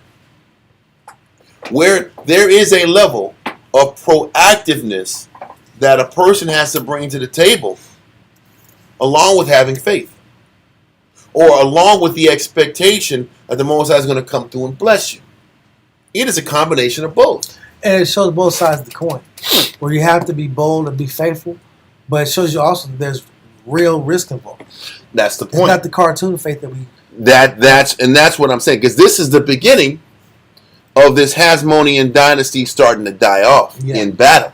This ain't the last time one of the brothers has to die to do the right thing and to sustain the movement. Hey, people got to die in this. It's not just we're just going to win and succeed in its TV shows where you just show up and people die. It's not like that. Now real sacrifices have to start happening. So with that being the case, it's almost like him making this move was this meant to be. Like I said, it's something to think about, because when things get bad with us, the Most High talks about some of us are going to get put in prison. Some of us are going to get martyred. How much of that is going to be based on us sitting back here and being courageous and things not working out for you? What if we're sitting back here and society is falling apart? We're fighting for food to sustain ourselves and to take care of one another. How much of when we get to this near this end, if things fall apart, when is it going to be? How much are we going to be focusing solely on having faith that food's going to drop out the sky, or we got to make moves to get what we need? How can you quantify that? How can you sit back and measure waiting? Is the Most High going to just turn water into wine? Are we going to sit back and just keep digging out of this rice bucket and rice comes up? And if that's not happening, eventually that rice bucket's going to be nothing. Ain't going to be no rice in there. And when there's no rice, what are you going to do next? When you pray and the rice don't come, what are you going to do? Technically, if they're in the sabbatical year, the 6th year is supposed to produce enough to get them through the 7th year. And the Most High is supposed to yield double crops on the 6th year. He is. But what they're saying is that there's not a lot. Maybe you're having just enough to get by. Mm-hmm. But if you're in a war, how much supplies do you? How much rations? How much rations can stretch out? How long can those rations stretch out? All I'm saying is when you're in a desperate situation, and you can't quantify when the next meal's coming, or you can't quantify if we have enough to sustain yourself. When there's another mechanism and you switch over and say, okay, I got to do something. That's a real question that we all have to ask ourselves. And then is that being faithless? When there's a mechanism in you that says, I got to make a move to save who I care for? Is it faithlessness, or should I wait and have no creativity of thought and determination of movement? Or do you sit here and just wait till the Most High just comes through and gives you what He's going to give you? Especially in war, what do you do? And then if you make a move with the intention to protect your family and protect Israel, and you get captured. Did you get captured because you weren't patient enough? You didn't wait long enough? Or was it your time to get captured? Even though your intentions were pure. How can you really quantify that? I think for them, when they said that we're not going to die on the Sabbath day like our brothers died on the Sabbath day, they had already made that decision that they're going to fight. Mm-hmm. And not just lay down and die. Yep. So I think that it was already in them to say, you know what, we're going to go for gusto. We're going to go and take the loss. However this goes, come hell or high water, we're going to make the right move at whatever peril that we have to do. Yeah, I think they had already made that decision to say we're going to fight to whatever cause that is necessary to get accomplished. You know, because they already made the decision to say whether it's the Sabbath or not the Sabbath, we're going to fight regardless. Because you're going to read later on, that's why he was known as being courageous and not as being foolhardy and foolish. Because there was courage there. He knew it was a death mission. He knew it was a suicide mission. He made the wrong choice because the king wasn't on that horse, on that elephant.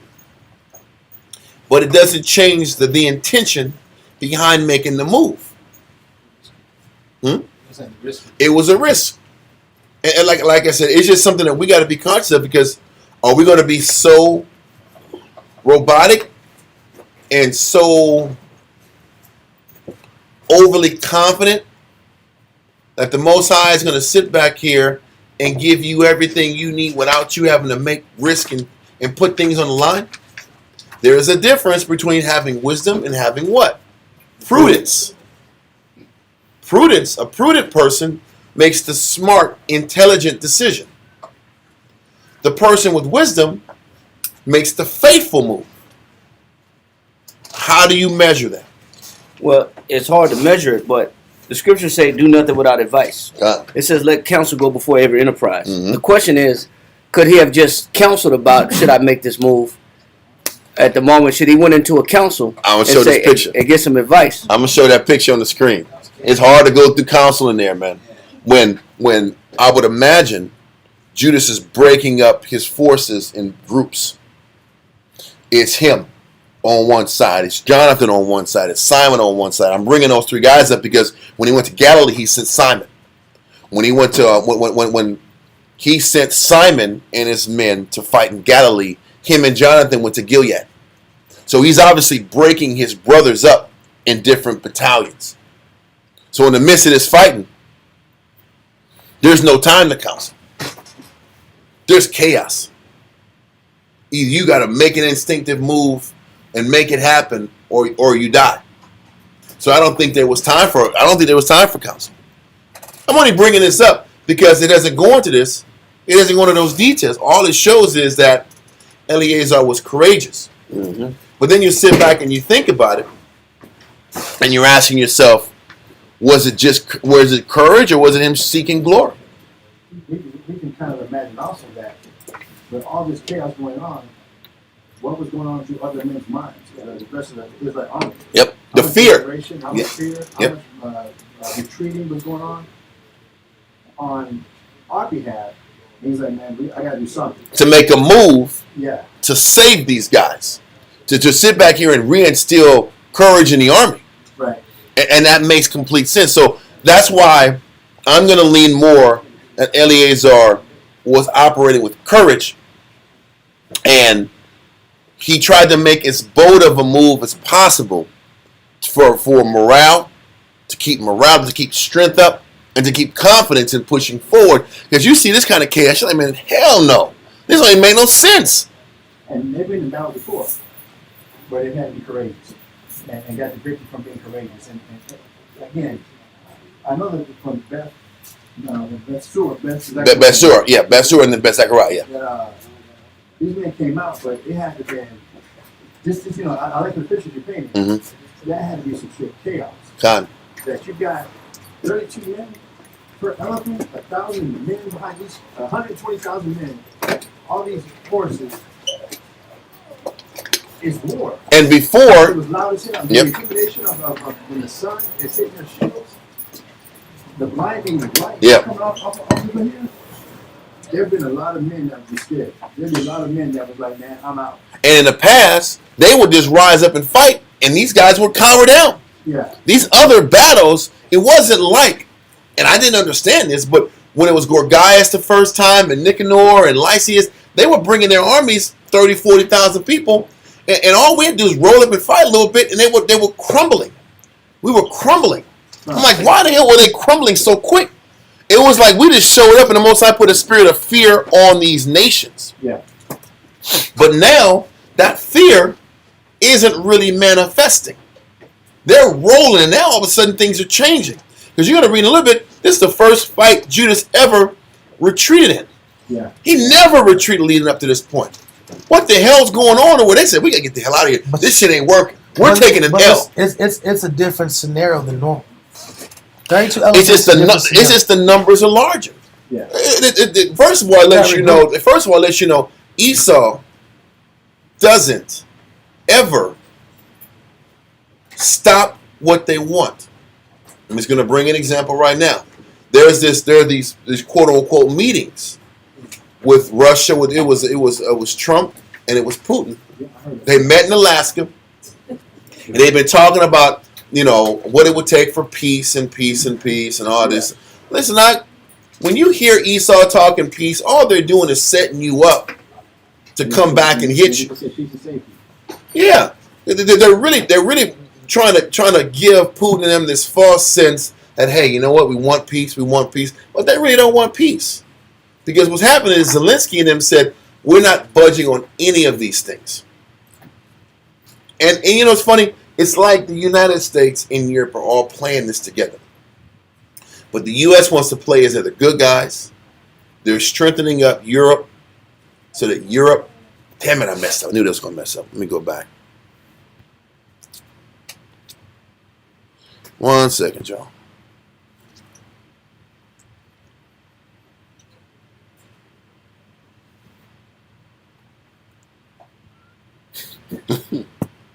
There it goes. No, I don't want that. 1 second, Joe. I moved my hand and that was it. Like you should not have. See, this is Slovakia, y'all.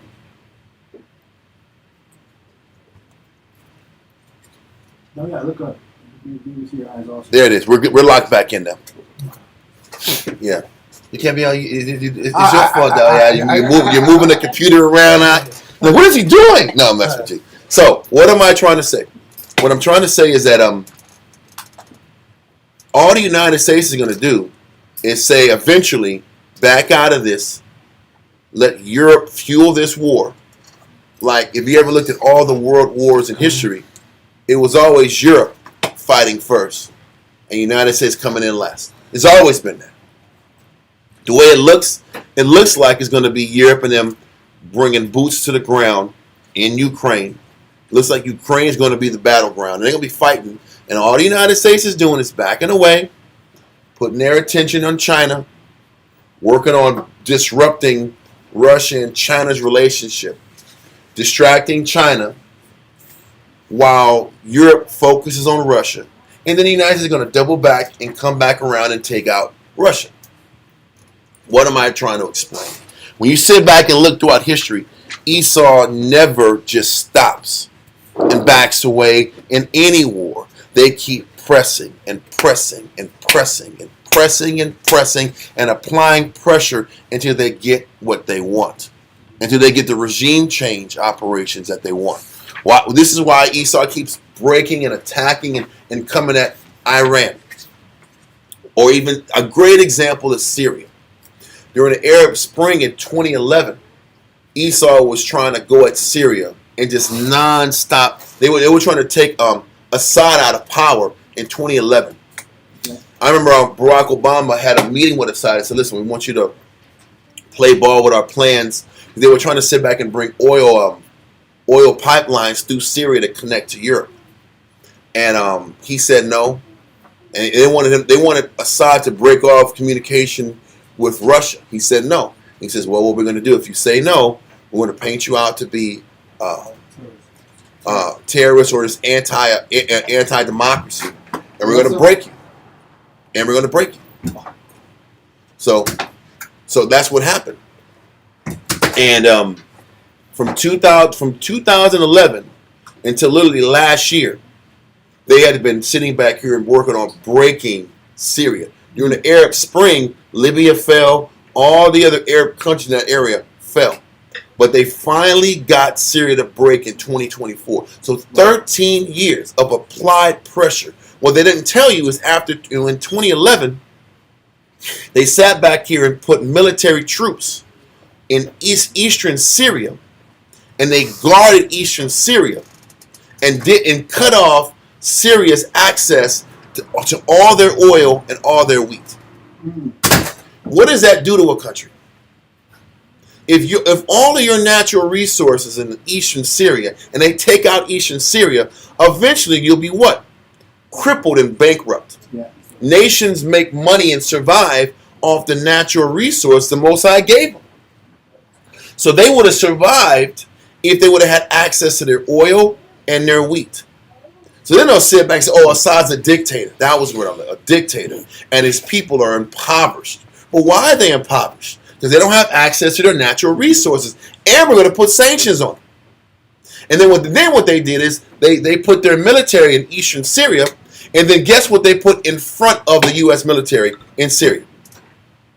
ISIS. They put ISIS camps right in front of the United States military barracks. So now you have Syria, ISIS to the east of you, ISIS to the north of you, and these ISIS groups are flanking you and attacking you from your east and from your north. Yeah. And then you have Israel bombing you from the south. And so you're getting choked out economically. You're getting choked out militarily year after year after year after year. And then Turkey got in on it, and they were training the new regime government, and they were training them to sit back here and come down south. They came from the north, this regime change group, and they wiped them out finally. They finally wiped them out, took them out of power, and then when they start taking over Assad's palace, all of a sudden you start seeing pallets of money that was being brought into the palace. So who was financing these guys? Who gave these ISIS members pallets of money? CIA, Mossad, NGOs, MI6, non-governmental organizations. These are the ones who funded this constant barrage of attacking for 15 years. But this is how Esau is. You say no, I'm going to keep throwing money at this until you break. This is what the Iran-Contra scandal was about back in the 80s. Esau was funding this Contras group, which was a rebel terrorist group in Nicaragua, to take out the Sandinista government. But they kept paying them. It just took years. It took years of fighting. So the Sandistas was fighting these Contras literally for years. And Esau was sitting back here and trading arms with Iran and ramping up the cocaine trade in the United States just to fund money to send and take out the Sandistas by funding the guns for this rebel group. This is what Esau does. It don't matter how many years it takes. When I bring it all together, it takes years to overthrow governments. But all Esau got is what?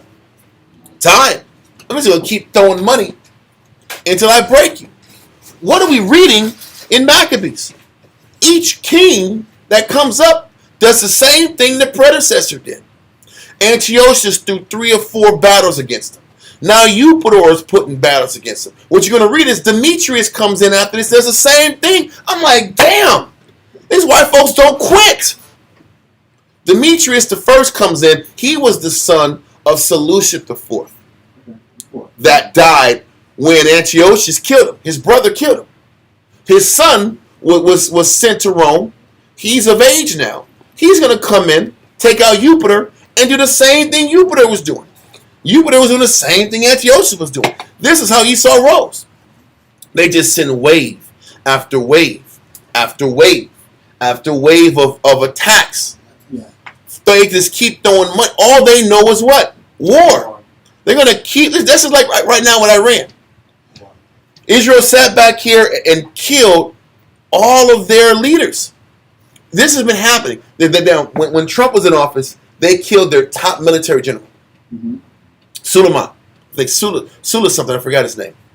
In Iran, Soleimani. They took out Soleimani. And he was in Syria. They bombed him. Then, literally, a few months ago, the Israeli government killed all their top scientists. Before that, the Israeli government, the Mossad, sat back here and did this espionage trick with all the Lebanese people's high official cell phones. Mm-hmm. They just, listen, they opened up a dummy corporation in Europe. And somehow the dummy corporation in Europe got linked in with the Lebanese government and supplied all the idiot Lebanese government with these trap phones, these trick phones. Yeah, and they They're on the phone. This is very brilliant. What do we do? And all of a sudden, at one time, they just blew up all of their equipment. And they just killed all of their military officials in one swoop. Some of them, they had the phone on their ears. That's what I'm saying. This is very unexplained. Yep. 9 a.m. in the morning. Everybody just dies. And then I'm like, this is crazy. And then they had them on their hips. And nobody talks about. Jimmy Fox, Joe Butler. Yeah. The judge. Yeah, exactly. But everybody had that happen to him at the same time. Like in Batman, dude had his alcohol, he went to drink it, and all of a sudden it was laced with some kind of like acid in your body. This is what the Mossad did to all of the top Lebanese officials. Then they sat back here and sent drone attacks to kill all of the Iranian intelligence. Then they mocked all the top scientists of Iran. And then they mocked reporters for asking about it. Yeah. Then they said, "Well, don't answer your phone." Or something like that. They threw something slick at reporters that would ask about it. But this is the mind of Esau. We're going to come out. We want Iran, and we're just going to keep weakening you. Each generation of scientists, each top Iranian military official gets wiped out. Even their top political guy got killed in the mountains when he was in a helicopter, and all of a sudden he's died. Like, what the hell just happened? He was going from Iran to like Turkestan or Armenia, and all of a sudden he just died. There's American aircraft too. All of a sudden this malfunction. It was like he got COVID all of a sudden. Not in a helicopter ride. Right. All of a sudden people fly helicopters every day, and your top official gets murked in a helicopter, and all they're doing is just keep wiping out all of their top officials, all their top minds. Then they said, well, yeah, the first one, they leaked out the information. Yeah, we think the Iranians have nuclear capable. And then a week later, all the Iranian scientists are dead? Like, what the hell is this? It just shows you Esau's relentlessness. Yeah. Every generation, they're going to keep putting pressure on you until you fold. We're going to break you and attack you, and they don't ever back off. And then just recently, Trump bombed the 2 Iranian cities with them bunker busters. Listen, I don't know if you heard, the United States has sent naval battleships to Venezuela. I just heard about that. They're trying to take, they want to talk about the meeting in Alaska, but they're trying to take Maduro out. Yeah. Why do they want Maduro, the president of Venezuela, out? Because Venezuela has the largest supply of oil in the world. Mm. So they're going to keep sitting back here and trying to take out Venezuela. They tried to take out Venezuela when Hugo Chavez was the president. Now Maduro's the president. They keep coming at them and saying, oh yeah, the people are being taken advantage of. I've seen pictures in Venezuela. The streets are beautiful. Mm. The grocery stores are packed with food. The people are okay. And it's funny, the only people that are complaining in Venezuela are the rich. Yeah. The elites are complaining. The regular people are happy. So what's happening is they're going to go in here and try to stir some stuff up. Because they're selling oil to China. Yep. Listen, they're becoming independent. Mm-hmm. This is why Esau is called the beast. They're going to keep coming at you until you break. Yeah. And they keep applying pressure. And they keep applying pressure. And they keep circumventing you and circumventing you. and putting pressure and pressure and pressure until you break. Same thing happened to Gaddafi. Gaddafi's people were taken care of greatly. They had free education, free housing. They were taken care of. And if you got married, you got 20,000. That's my point. Just set up. That was the free housing I was talking about. You were given 20,000 to start your life. When you turn 18. Society was great, and then all of a sudden now it's human trafficking in Libya. People that slavery is brought back to Libya, but Libya is what they call liberated. Well, same with Egypt.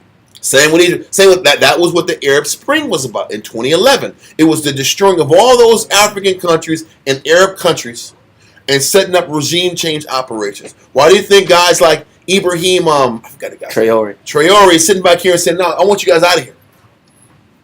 And you know what's going to happen? He said, "I'm not afraid to die," because they keep saying, "Listen, man, you're going to die." He's like on the assassination tip, like number 21. He's going to die. It's just a matter of when.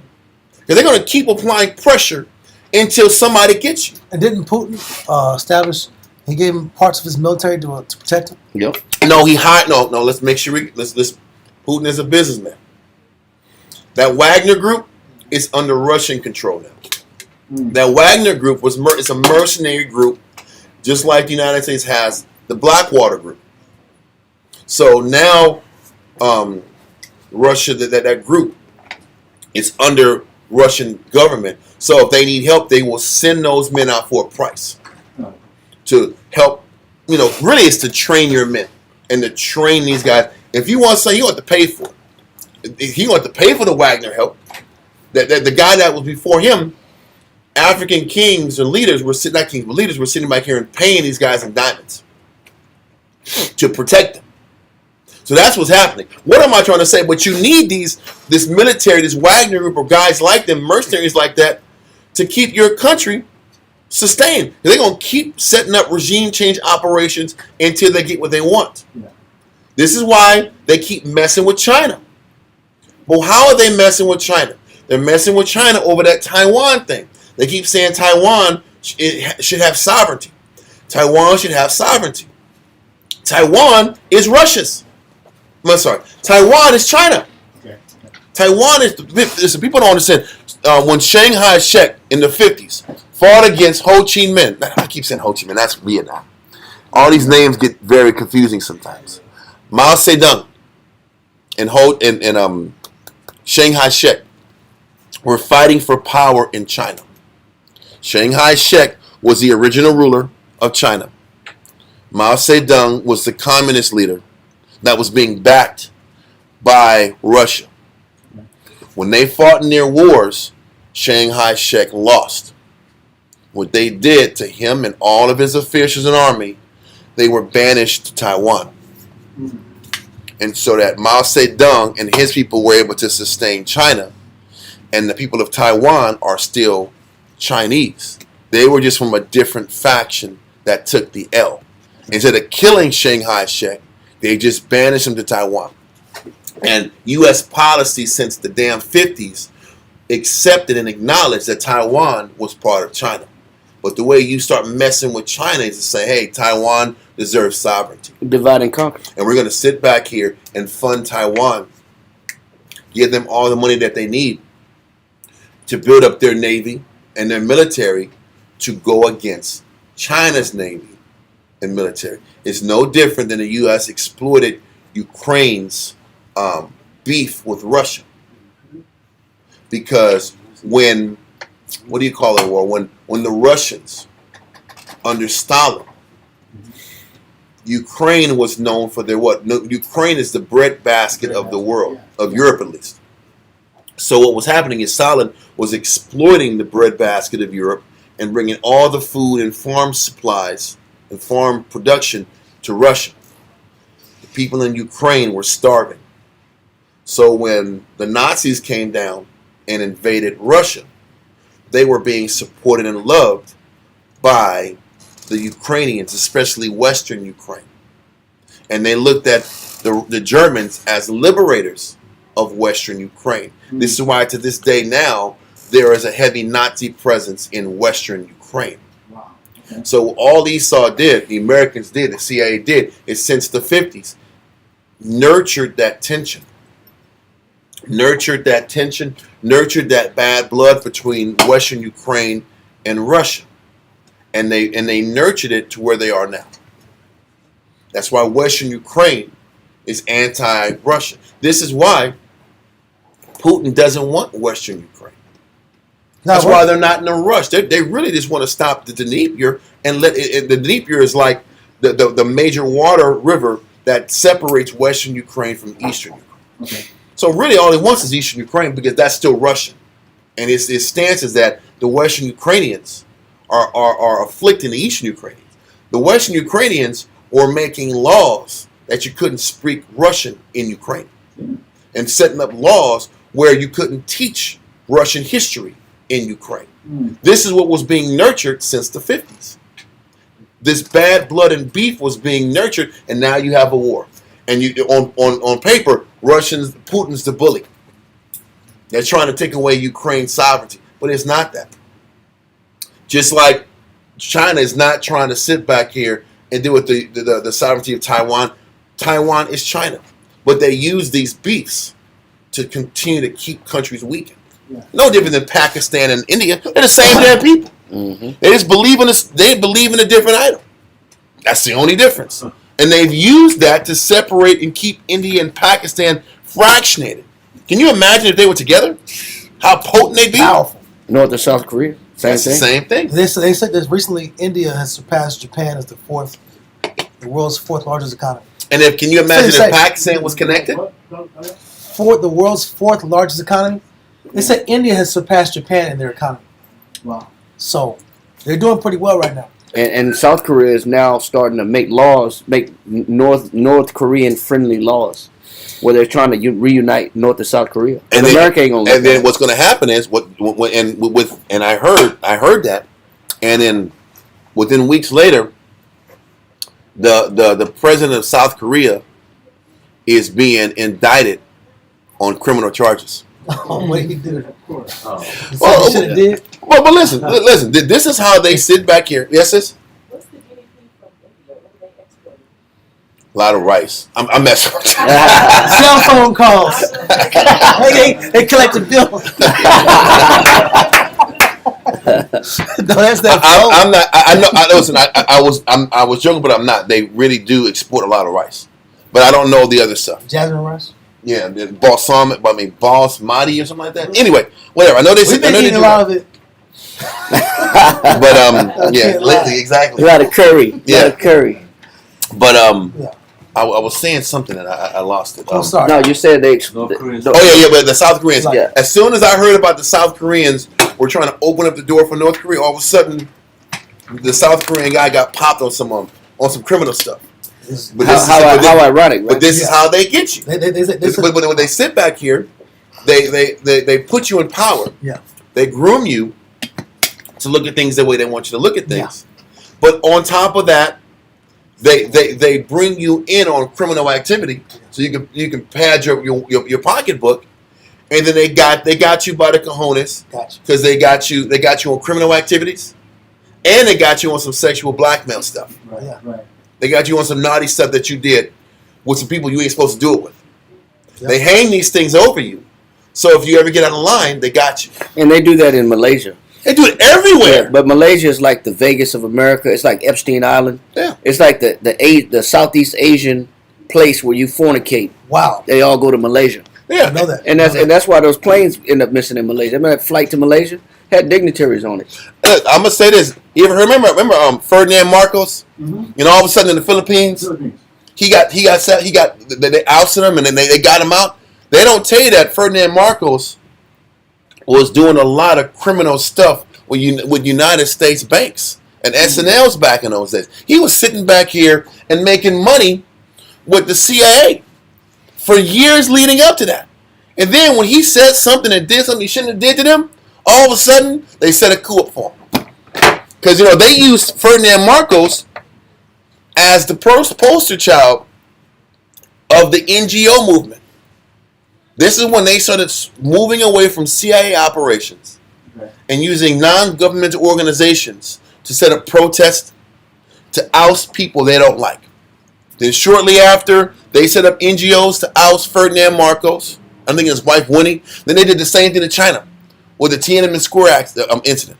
Yeah. That was an NGO psyop that was used to change the regime in China.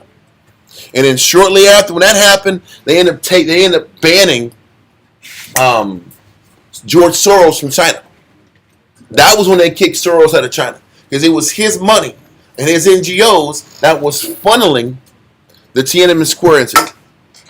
But that whole scenario started happening when the National Endowment of Democracy started kicking in the mid-'80s, because the CIA was getting a lot of heat because they were setting up a covert regime change operations all around the world. Yeah. That happened because of the Iran-Contra scandal came out and everybody knew about it. So now they had to take the heat off the CIA and go a different way to still destroy and take over and control and manipulate the entire world. We're going all in this rabbit hole just to explain what? Esau doesn't stop applying pressure. They just find different ways to break you. They find different ways to still get what they want. So they're going to still find different ways to try to get in and break Russia. And as we're reading now, they're going to keep finding ways to break Israel. Because reading down the line, what was the only thing that backed off the Greeks from destroying Jerusalem? We know it was the Most High. Yeah. But what was the one thing that Israel had to do to get the Greeks off our back? Make a league with Rome, right? Thank you. Yeah. We had to go to a bigger beast. Yeah. Because we keep fighting. We keep fighting Esau and the Greeks. Literally, after Judas, it's Simon. After Simon, it's Jonathan.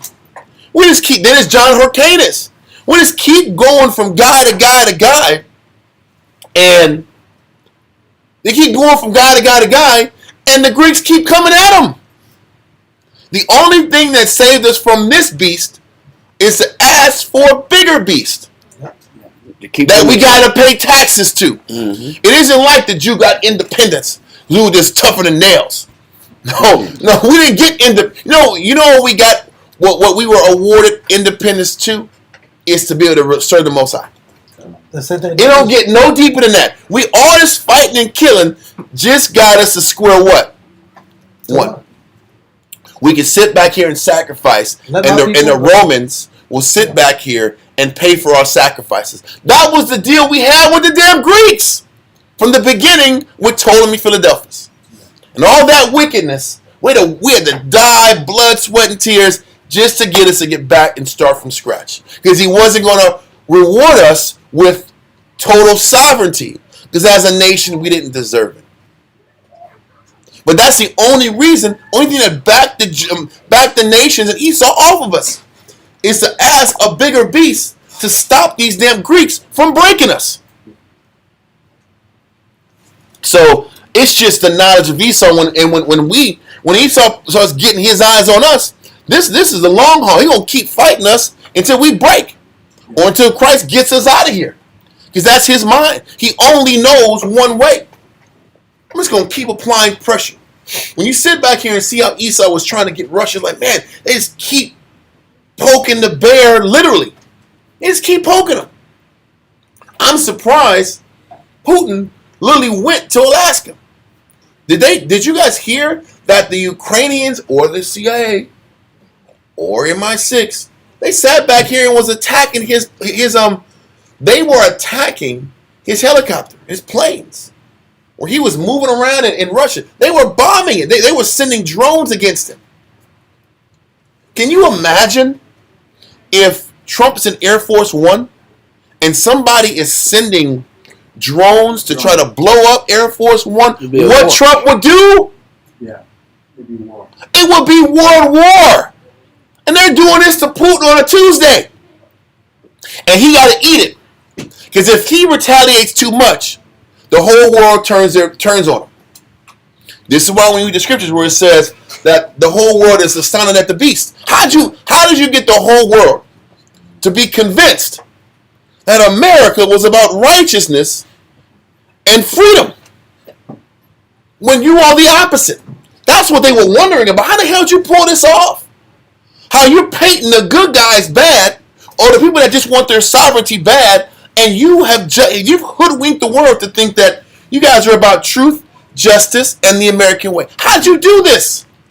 Jewish media. How did you sit back here? There we go. That's one of them. I should have said, But they were album. Sorry, it's cut off. Only listen to 15 people. Only listen to this. But the point is this: how do you get Putin and paint this guy to be the devil when all he did was to protect his people in Eastern Europe, Eastern Ukraine? It is the media, because when the day after Trump and Putin had that meeting, you know, they reported that Russia sent drones to Ukraine and hit a U.S. factory in Ukraine. Oh yeah, I heard about that. You heard about that? Yeah. Why would they blast that on the media that the day after the meeting that Russia bombed a U.S. factory in Ukraine? First of all, why is there a U.S. factory in Ukraine anyway? How about that? You know, They're selling something, they're making some kind of weapon. they're making some type of drones, making some type of armory. America doesn't sell.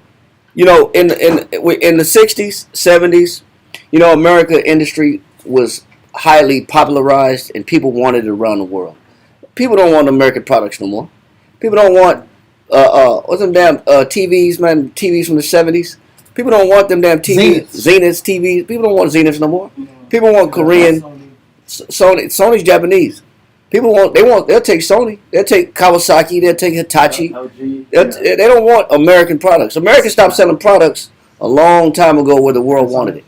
They don't want American cars. Yeah. The world wants German cars, Japanese cars, even Korean cars are coming up. They don't want Ford no more. They don't want Ford, bro. Ford changes their name globally. They're not even called Ford in Europe and other countries because they won't sell. They got a different name. That's crazy, bro. You know, it'll be a Renault or something like that. But people don't want American products. So America knows the only thing they have to sell is weapons. That's the only thing they have that's actually a commodity. It's the biggest commodity come out of America's weapons. So there's no technology that people really want that we have. There's really nothing that we have that the world wants, other than our music. And something else, which is trash. It's pretty horrible. It's a major export too.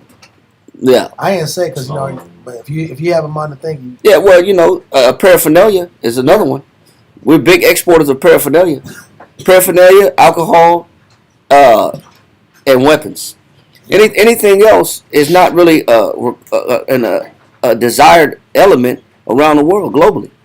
Even the American dollar, people are ditching the dollar. They don't want the dollar no more. The dollar ain't worth nothing because they understand it's not backed by anything. It's not backed by gold. And so our dollar ain't worth nothing anymore. Our electronics ain't worth nothing. Our technology ain't worth nothing. Our influence, really, they don't even want our influence because it's trash. They do kind of like our technology, as far as our, I guess, software ideas and concepts. Well, at times the software is created by foreigners. Yeah. At this point, we've lost that prestige. We own these things, but I think now they're starting to catch up. They've been caught up. They've been caught up on us. We're outdated. We are out. Our methods are outdated on a lot of levels. Listen, we're begging China for their knowledge. Yep. I just heard recently China has canceled $15 billion worth of microchips from the U.S. Well, because it's an economic war, especially when they were trying to throw that 500% tariff on China. Yeah. Then they said, okay, then we won't give you the shit you need. Oh, let's talk about this. We need to talk about this. Yeah. That's what they were doing. I was gonna say, not only that, they're now preventing foreign students from coming over here because they're going to work with like those private institutions. So now those that have coming over here to learn from us to, try to help bring technology forward, we can't even. I'm gonna say this, but they've already sent a lot of technology that way. Don't forget when China and Russia were united. Part of the way to weaken Russia was to sit back here and sell secrets and teach China and elevate them up.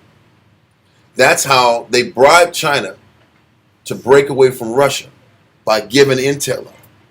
That's literally what Kissinger and that administration was Kissinger.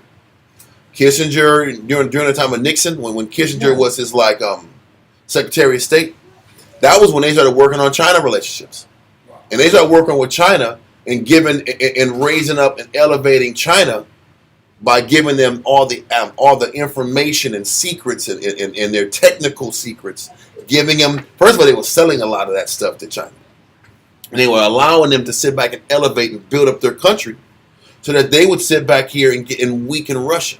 And it worked because Russia and China started splitting and not having a good relationship. The whole purpose was to break Russia.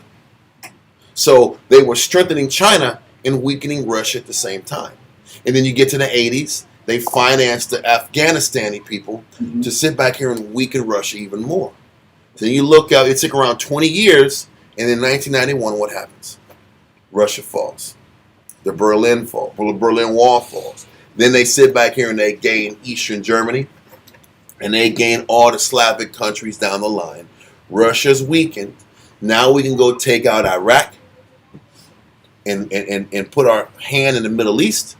We can start breaking down the Slavic nations, which they did right after Russia fell. Bosnia, right after Russia fell, they took out Yugoslavia. Yeah. Right after 91, they took out Iraq. Then after Iraq was subdued, then they took out Yugoslavia. And they keep working their way eastward. Now they're at Ukraine. This has been the plan the entire time. It's like Grand Chessboard. Grand Chessboard, one of the books that talk about it. But that guy Brzezinski was locked in with Kissinger. Wow. This has been a plan that's been sustained since the Cold War started. How do you break Russia from within? Anyway, so We can figure all this and expect this is going to come to us also. because all we're showing is the tenacity of the devil to get what he wants against his own people. Listen, Israel wants somewhat black man. Black man's been conquered. Black man's been subdued. That's why the devil's on breaking himself. The Dubear family that owns the diamond mines in Africa, they're watching this nationalistic movement come between the Sahel states, and the Dubear family said, "You better not mess with our diamond mines." They're telling Africans, "You don't dare get this idea of nationalizing the diamond mines. Those diamonds are ours. You better not come in and touch these diamonds." And this is how Esau is, man. He's like a parasite. Once you let him in your country, it's hell getting him out. And that's why, and that's the point. And this is why in Europe there is a law that they're trying to set up that all non-governmental organizations have to disclose how they're being funded, and that law is not being allowed to go through. Because if you sit back here and have to disclose who funds you, then you can say, no, we don't want you. Non-governmental organizations is how countries are infiltrated and broken. This is why NGOs, for the most part, aren't allowed in Russia. Foreign NGOs aren't allowed in Russia. This is why Putin's a threat. NGOs aren't allowed in China. The countries that are staying strong aren't allowing NGOs to happen. United States, if you're the only foreign NGO that the United States allows is isbhpk. Yep, that's Israeli. Everybody else, they don't have to register. You're a threat to the government and to the security of the country. Right. Everybody else can play that game, but if you try to play that game, now we got to oust you and bring somebody else in who will allow this game to be played. Many people say the Kennedy assassination had a lot to do with that. Yeah, he was complaining about AIPAC was getting too much power in the United States government. And you know what? He was right. And all of a sudden, he gets killed. Right. Anyway, by the driver. Yeah. That's who got him. The driver got him. Wasn't some dude in a book suppository that knocked out these perfect 3 shots in a world record time. It was the guy that was driving, did this. Pop, pop, pop, pop, pop. He just did this. Pop, pop, pop, pop. And that's it. And the Secret Service put the woman back in the car and said, get your ass back in the car. Right. And that was it. Because if it was a shooter, if she ran, she'd have a better chance of getting out. Yeah. Why would you force her in? But then Lyndon Johnson was ready to take his spot, like, immediately. Well, they already talked about the plans. And then they hired my people who work for the CIA to do the job. To kill the guy who killed the guy, supposedly. Anyway, why are we saying all this? We're going into all this detail just to explain when Esau sets up plans, they're just going to keep finding a way to get it done. I've mentioned this before, that everything that's happening in Ukraine, everything that's been happening in China, was written about. Everything that happened during the Arab Spring in 2011 was written about in 2000. People don't realize that Esau pays these think tanks like the Rand Corporation. They'll sit back, it's public information. You go on the Rand Corporation's website, they will break down all these papers, these 300, 400 page papers, 1,000 page papers that break down what's the best way to subjugate countries that are a threat to United States dominance. And they will sit back and break down essays of how to control Russia, how to keep China at bay. And all this information is maintained and kept. And every single president that comes in just follows what this paperwork says. It doesn't matter what president comes in. Yeah, it's a script. It's a script, and it's an approach that everything Trump is doing, Biden did. Everything Biden did was what Obama did. Everything what Obama did was line up with what the Bushes did. Following after Clinton. They're just and what Clinton did, and everything was locking in to these corporation documents that are set up to establish what United States foreign policy is supposed to look like. That's how you maintain the world, and that foreign policy is about just subjugation. How do we subjugate Syria? Now they didn't get it done in 2011, but they got it done in 2024. They're trying to subjugate the Jew in Israel by the Greek Empire. They're going to keep wave after wave after wave after wave until they get what they want or a bigger beast takes them over. Is that what that Project 2025 is about? Is it like just kind of that same blueprint but now in public forum? Yeah, but if it doesn't work, they just all they do is lower the intensity of it. That's all Esau does. If a project doesn't work, they don't stop it. They just water it down until it starts to be accepted. That's all they do. So they're going to keep applying pressure. They just might not be able to apply as much pressure as they'd like. It might not happen in 4 years. Might have to happen in 7. We're going to keep applying this pressure until the society breaks into what we want. But you can see this in what the Maccabees are experiencing. You can see this just in how the Mosai sets up policy, Even on especially in his foreign policy. Yeah, even on a small scale with that old Judite lady that had property in Hilton Head Island, South Carolina, and which is an expensive beach resort. And she said, my great-great-grandfather bought this land after Civil War. I don't want to sell it. So the companies came in and said, well, if you don't, we want to buy it from you first. She said, we'll buy it from you. She said, I don't want to sell it. She said, well, then they sued her. They took her to court and sued her for messing up their expansion plans on the island. Yeah. And then she didn't have the money, so she was going to get sued. And They'll just keep you in litigation for years. Yeah, she didn't have the money to keep their lawyers. They got stronger money than you. We'll sit here and just keep going to court for 5 years until you're bankrupt. You can't afford lawyers for that long. That's what the Bible means. The thief cometh not, but to steal, kill, and destroy. So we're going to keep stealing, keep killing, and keep destroying until you give in. Until you give in. And that's the power of Esau. That's the power of the beast. It's just applying pressure until he gets what he wants. And that's globally. So this brother Ibrahim, I wish him the best of luck. But somebody gonna sit back here and put some poison in your Sunday, like with Lawrence Fishburne, Bobby Johnson. That's what I'm saying. He's like Captain, who put this frosting on my Sunday? I don't know if you ever saw it. Who put? You know I don't like almonds. He said, Mr. Johnson, I know you don't like almonds on your Sunday. And he was like, then brother, who put the almonds on my Sunday? The new guy. He says, well, Captain, who told the new guy to put almonds on my salad? Frenchie did. Mother, he wasn't going to kill him out. Listen, somebody's going to put almonds on this brother's Sunday. Yeah. One way or the other, because Esau ain't going to stop until he puts somebody in there to get what he wants.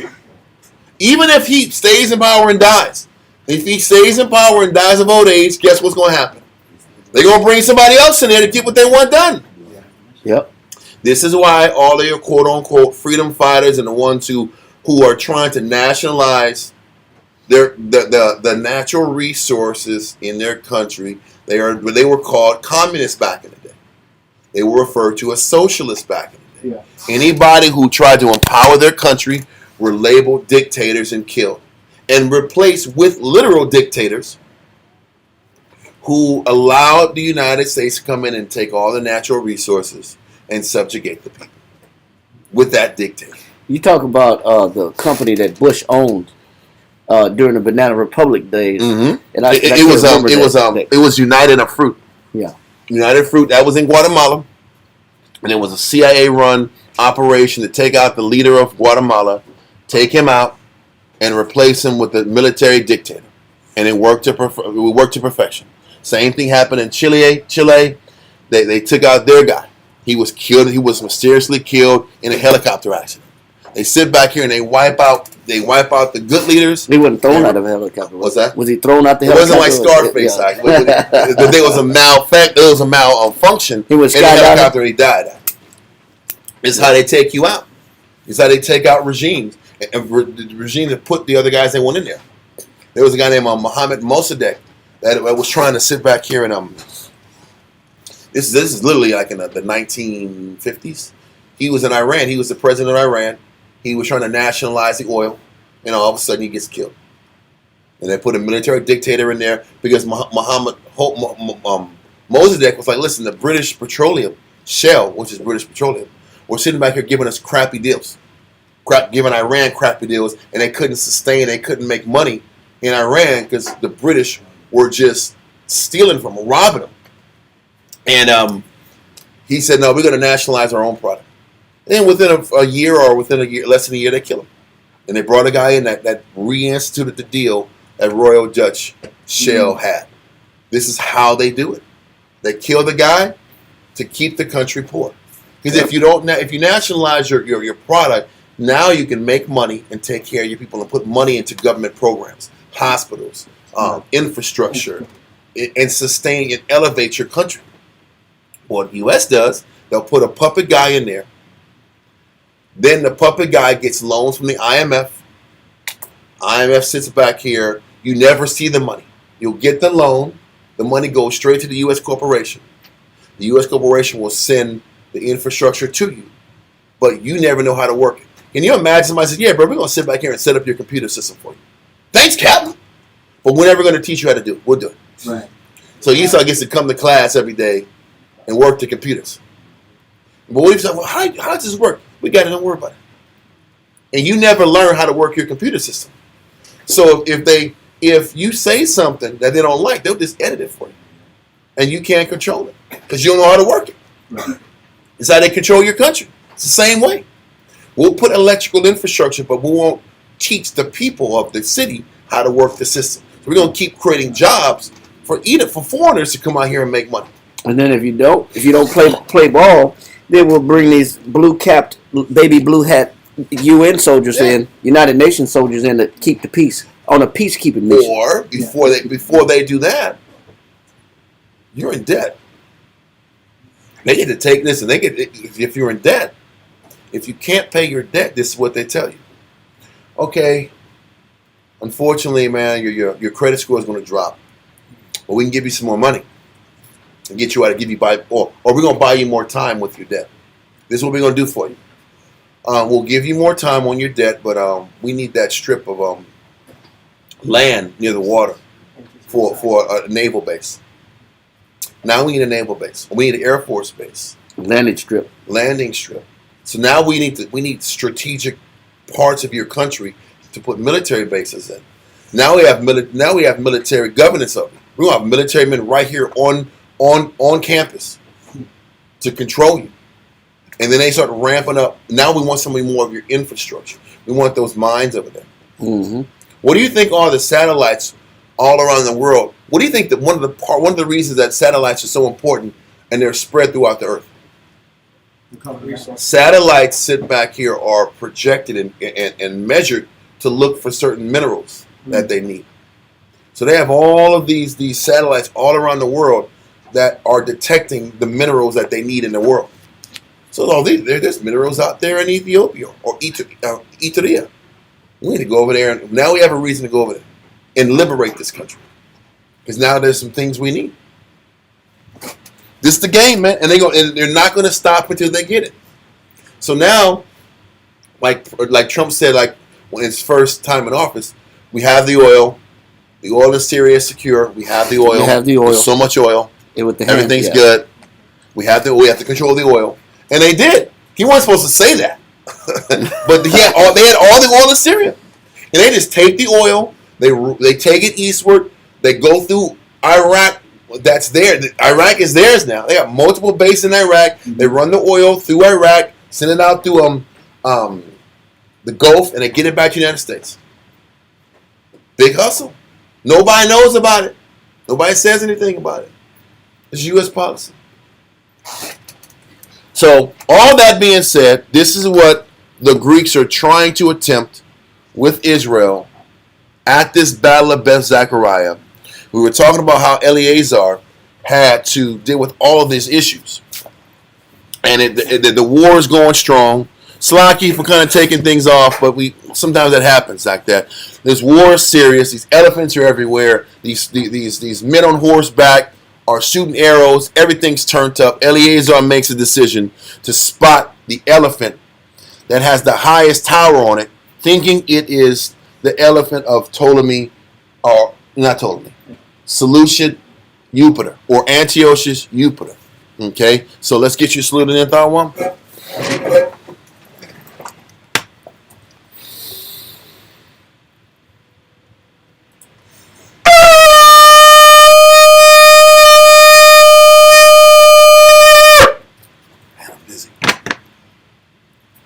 Thahawam Racha, Shal Shabbatah, Bana Shah, Bayashal. Thahawam Racha, Shal Shabbatah, Bana Shah, Bayashal. Amajim.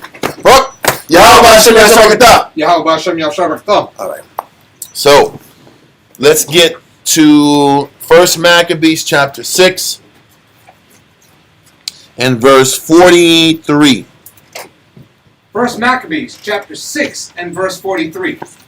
Eleazar also, surnamed Savaron, perceived that one of the beasts, armed with royal harness, was higher than all the rest, and supposing that the king was upon him, put himself in jeopardy, to the end he might deliver his people and get him a perpetual name. So as Kenevin has given us clearly that his intention was to protect Israel. Eleazar's intention was to save his people. Read on.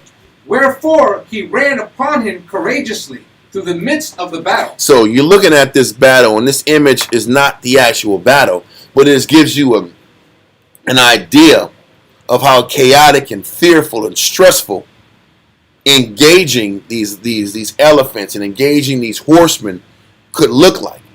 Read on. Slaying on the right hand and on the left. So listen, to even get under the elephant was out of this world. How he pulled that off to even get under the elephant, I don't know how the hell he did that. Because it took skill in the Most High's mercy to even get through all these footmen, all of these horsemen, all of these arrows, and get around this to get to the damn elephant. Read on. So that they were divided from him on both sides. Mm-hmm. Which done, he crept under the elephant and thrust him under and slew him. And whereupon the elephant fell down upon him, and there he died. Howbeit, the rest of the Jews, seeing the strength of the king. So he says the rest of the Jews, Eleazar falls. The rest of the Jews saw the strength of the king. What does that mean? These forces are just too damn much. These numbers are too much. These elephants are too much. The strength of the king was massive. Read on. And the violence of his forces turned away from them. So this is when they said, listen, man, we can't keep this up. So now it kind of gives you understanding as to why Eleazar even took the chance.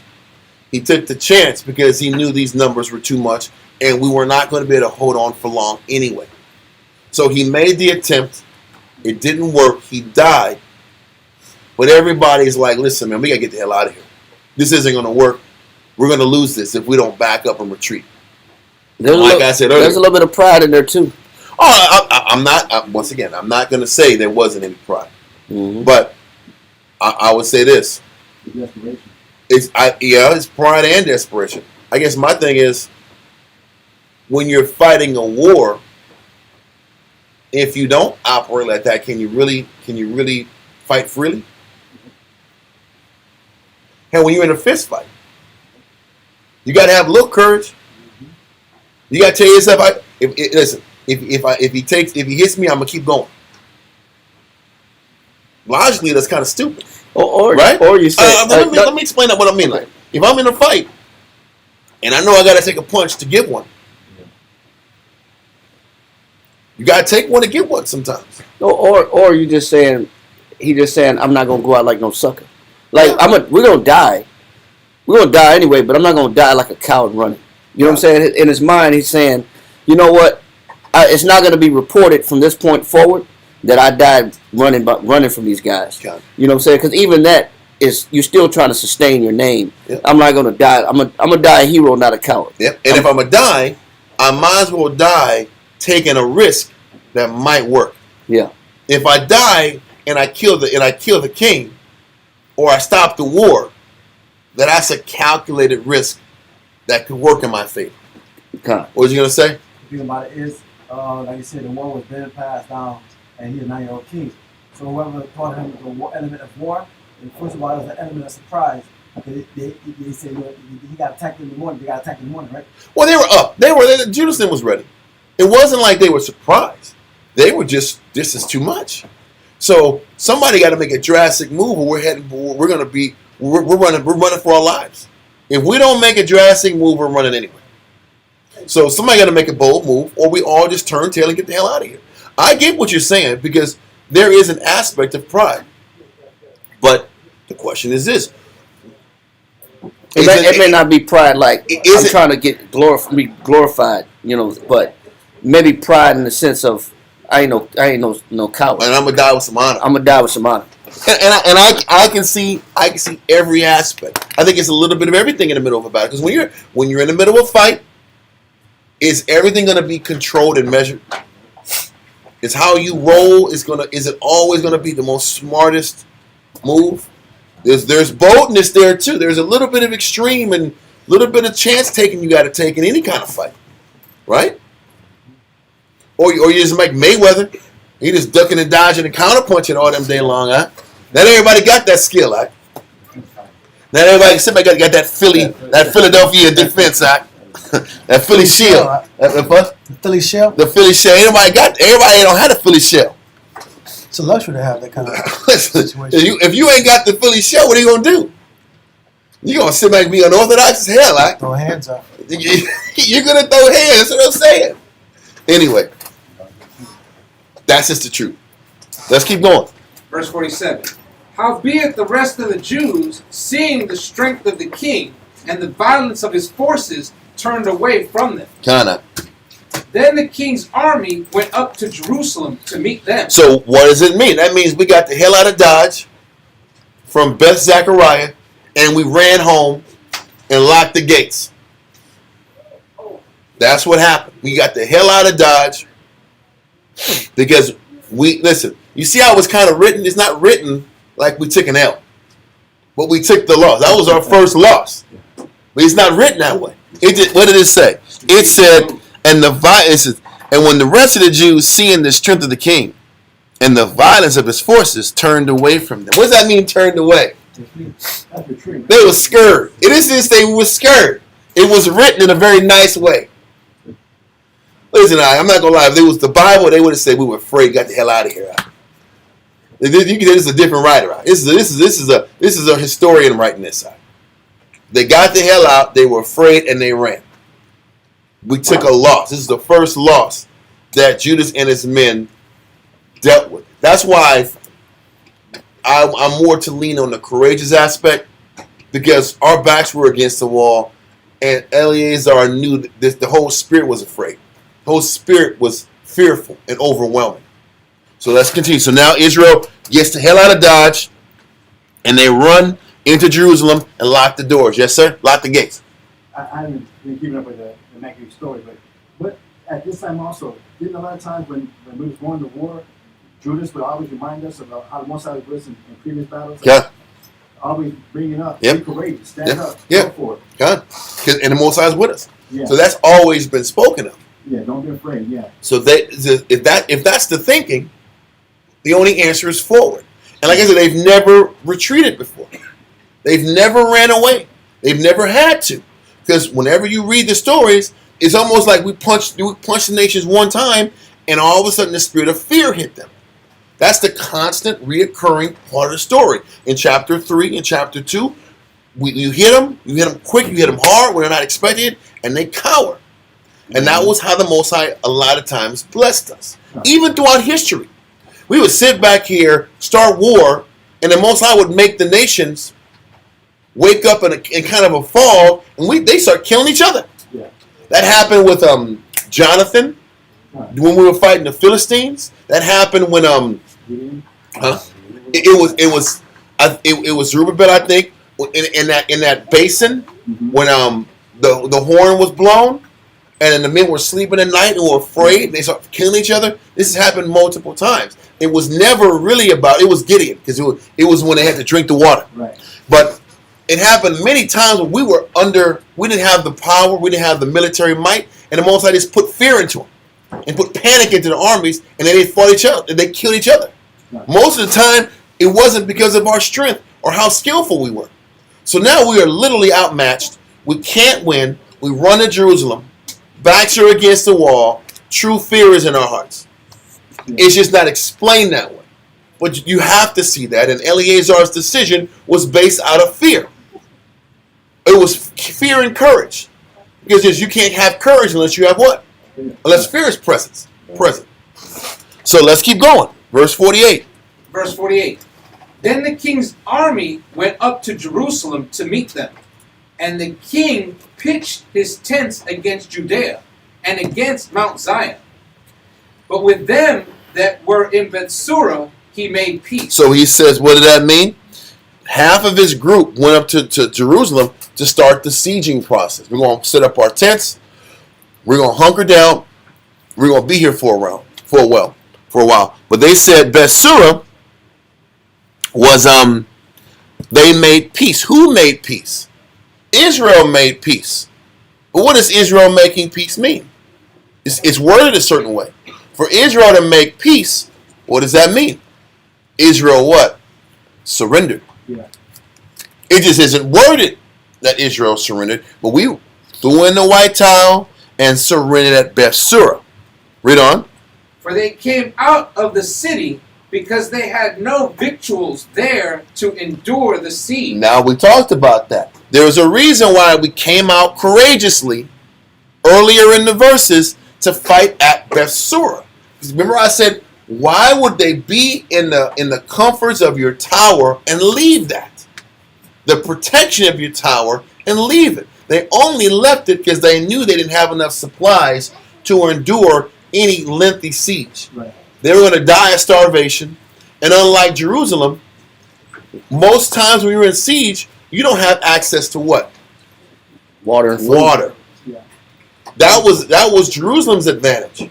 Jerusalem had an inward water source that was naturally under the city.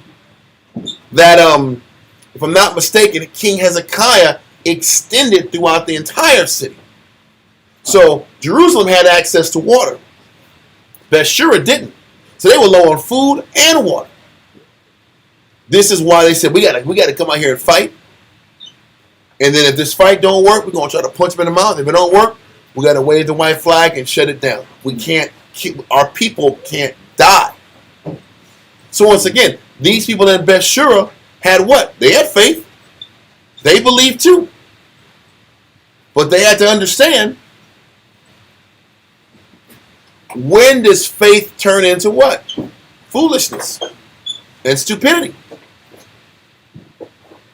When you gotta wave in the flag, white flag. Were they wrong for waving in the white flag?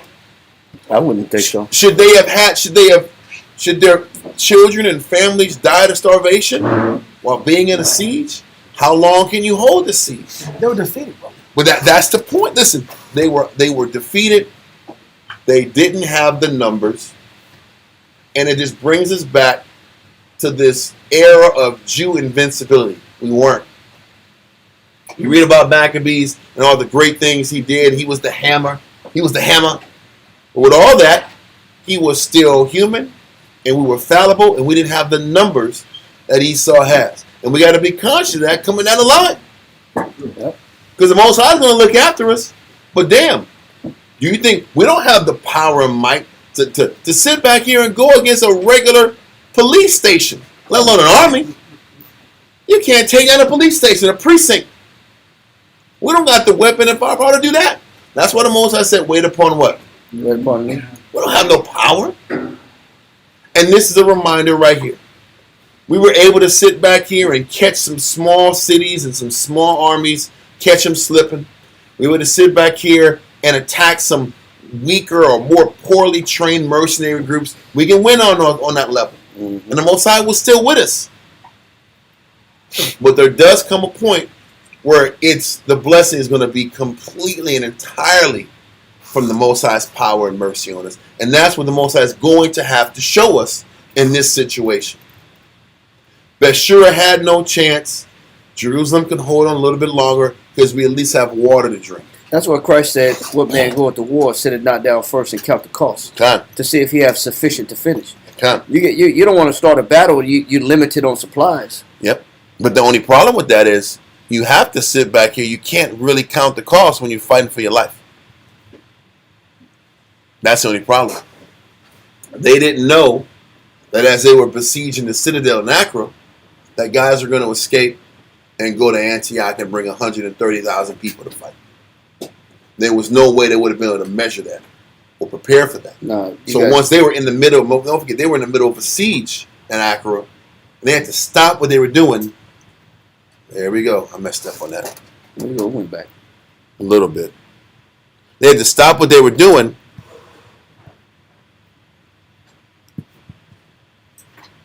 Okay. They had to stop what they were doing to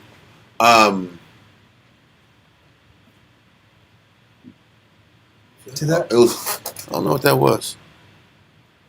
It wants to be rebellious.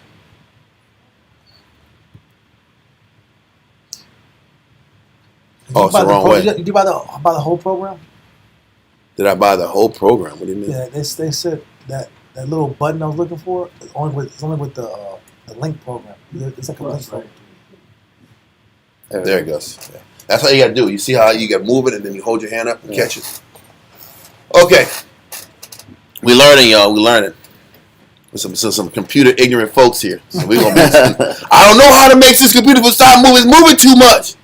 I didn't tell him to go to the left. It's that American technology. Yeah. See, this is how wicked AI is, y'all. Yeah. It's wicked. It's the devil's system. Let me stop. But so let's keep going. Where are we at? Verse what? First Maccabees chapter 6, verse 49. Read that. But with them that were in Bethshura, he made peace. So he made peace because we gave up our power. Read on. For they came out of the city, because they had no victuals there to endure the siege, it being a year of rest to the land. So he's letting you know the land had to rest. You know what he lets you know about this? When the land is resting, he will get you through the season, but there's not a lot. It's not excess. How about that? He gives you enough to survive, but it's not enough to save up for a long period of time. So what is he saying? That when you get to the end of that 7th year, you have just enough to get by. It's not comfortable. So when the land is resting, you're going to live day to day. You're going to be slightly uncomfortable, but have what you need. Why is that an important thing to understand? Because how we look at you being provided for is different than how the Most High does what? Looks at being provided for. Why do you think Israel wants to flip in general about how the Most High deals with us? Because the Most High's version of being taken care of and giving your daily bread isn't what Jake's idea of having daily bread is. True. Our idea of daily bread is having everything you desire. Most High is talking about giving you daily bread. Is that you have enough? You ate today, right? You have some. You have something to drink, right? Then stop your yapping. You will have enough to get through this harvest, and then when the new harvest comes in, you'll be okay. Stop tripping. You just don't have surplus. That is the understanding behind this Sabbath year. You wait. I will give you what you need, but you're not going to have surplus. And stop tripping on why you don't have surplus. Yes, I want you to say something. No, I said our idea is being comfortable. That's the point. And then we start tripping because we don't have this excess. And when you're sitting back here and getting prepared for a siege, you need what? I need stacks of this and stacks of this and massive supplies of rice and massive supplies of grain and massive supplies of fruits and meats. You don't have supplies. You have enough to get by daily. And that's what happened. You think this was an anomaly year? This is every damn seventh year. Things are tight. And you got to stretch out what you got to get to the next set, to get to the next season. It just gives us understanding about just that seventh year and how that seventh year really feels in real life. Okay? So, continue. So, they didn't have enough to sustain a siege because sieges take 6 months at times, sometimes 8 months. Sieges take real time. Read on. Verse 50. So the king took Beth-Zechariah. And the thing is this. Why not wait until you had nothing left? That's the next question. I mean, that's a real question. Why wouldn't they at Beth-Shua wait until there was no victuals left? Why did they wait and get ahead of it? I mean, why didn't they wait? Why did they just get ahead of it and just give up? What do you mean you say get ahead of it? Meaning this, they got ahead of it. They had enough to sustain a little bit, but they got ahead of it, meaning, okay, we're not going to have enough to endure a siege that could last 6 to 8 months. So let's go ahead and just wave the white flag now. Oh, you're saying quit while they're ahead? Yes. Why they do that now? Because a lot of times when you start having soldiers and them circle up and invest months and months at a time, they're going to probably be more violent and more negative towards you once you finally do give in. Oh, they're more merciless. They're going to be more merciless. Mm-hmm. They're going to put more pressure on you and break you even worse because you made them waste this damn time away from their families. That's what General Titus did when he ransacked Jerusalem. Mm-hmm. He was actually merciful until one of the archers shot a long arrow and stuck him in the foot. Then he said, "Kill them all." You know what I'm saying? Nah. It's like you ruin your chance of mercy when you still agitate the war. That's the point. So they said, "Listen, we want to shut this thing down now because if we wait, they're going to be even more violent against us." Yes, sir. 3,000. They started with 8,000. How many got killed behind They never say it, unfortunately. They keep it quiet. It's almost like all historians. I don't know if you remember when King Hezekiah was in power and the Assyrians under Sennacherib, I think, said, "We're going to destroy you. We're going to wipe you out." Mm-hmm. And the Most High sent a lightning from heaven or some type of force from heaven and wiped out a lot of their military. And that was before they had the bad omen of the rats eating the leather on their harnesses. In the Assyrian writing, they said, "Great King Sennacherib grew tired of just laying the siege at Jerusalem, and they chose to left and go back home." It's like most people, when they're writing the story, they're not going to tell you what really happened. Right. And they're never going to tell you the defeat. And how many thousands of men lost because the Most High destroyed 80,000 of their army. So they'll say, "Great Sennacherib decided to go home because he was tired of messing with this trivial Jerusalem city." And they go home to Jerusalem. And that's how the story tells you. But you have to not offend the king. You will die. Whoever your financier is, Yeah. because if they don't like the narrative, Well, you get cut off. Kind. The historians are getting paid to write. I know, and they're writing on your side. Yeah. So the Assyrian writer's like, "Great Sennacherib just chose to leave."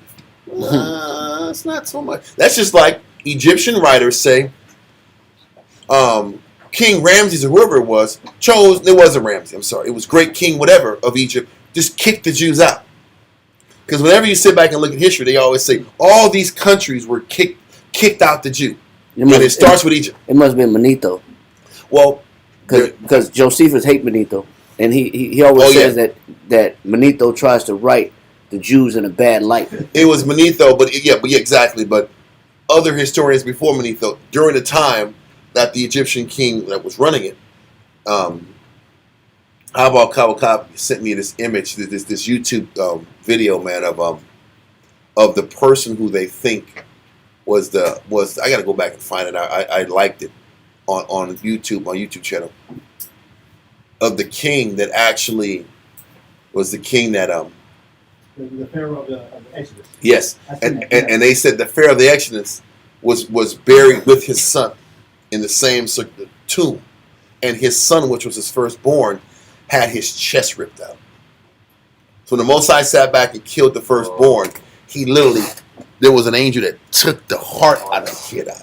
You ever see those like karate movies like when you sit back, and you sit back and take the heart out, and it's bleeding, it's pumping still, and you see your heart pumping and bleeding. This is literally what the Most High did to the firstborn of Egypt. His chest was caved in. Because normally they don't put the son, they don't bury the son in the same place as the damn father. Anyway, all I'm trying to say is history made it pointed out that the king of Egypt kicked out the Jews when that wasn't the truth. They were trying to leave and he wouldn't let them go. But depending on who's telling the story, you're going to want to tell it their way, especially their kingdom. So back to the point, we're talking about the Maccabees. It doesn't say that we gave up. It doesn't give us the death total. It had to be a decent number. It ain't going to be the fact that we killed 600 and didn't lose nothing. If we didn't lose anything, why didn't we stay fighting? If we weren't dying. Only one guy died, Eleazar? Mm-mm. So it was a 600 to 1 victory to loss rate? They just don't talk about it. Mm. So these people in Beth-Sura was dying too. They didn't talk about the death rate of the Jews in Beth-Sura, and they didn't give us the death rate of the Jews that came from Jerusalem. Nothing. Just that they fought courageously. Okay. Yes, they did. And they died too. They died courageously too. And this is why they waved the white flag. Just so we can keep things in context. Let's continue in Maccabees. First Maccabees chapter 6 and verse 50. So the king took Beth-Sura and set a garrison there to keep it. So now, what the king did, he took over Beth-Sura and made a garrison for Edomite, for the Greeks. Now the crazy thing is, you see on this map, Hebron was in the land of the Edomites. So now Beth-Sura was a stronghold for the Greek Empire, on top of the Idumeans being pro-Greek anyway. So the whole south of Judea was conquered and taken over. It was a blow against our strongholds and our position. Read on. As for the sanctuary, he besieged it many days, and set their artillery with engines and instruments to cast fire and stones, and pieces to cast darts and slings. So now after Beth-Sura was locked in and it became a Greek military hub or fortification, now they're starting to siege of Jerusalem. They're sitting back here setting fires into the city. They're destroying the city within by their slinging devices and their engines of war. They're starting to create conflict, and they're sitting back here and attacking these strongholds in the city. Okay? Read on. What verse are we at? Verse 52. Okay. Whereupon they also made engines against their engines. So now Judas made engines of war to counteract the Greek engines of war.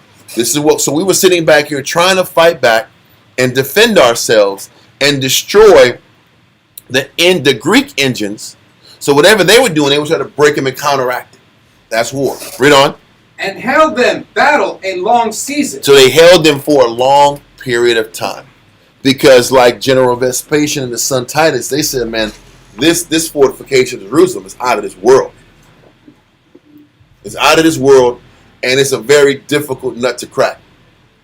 So the Greeks were experiencing the same thing. Read on. Yet at the last, Everybody got to hear this garbage out here. Why are you playing R&B with loud bass music? Why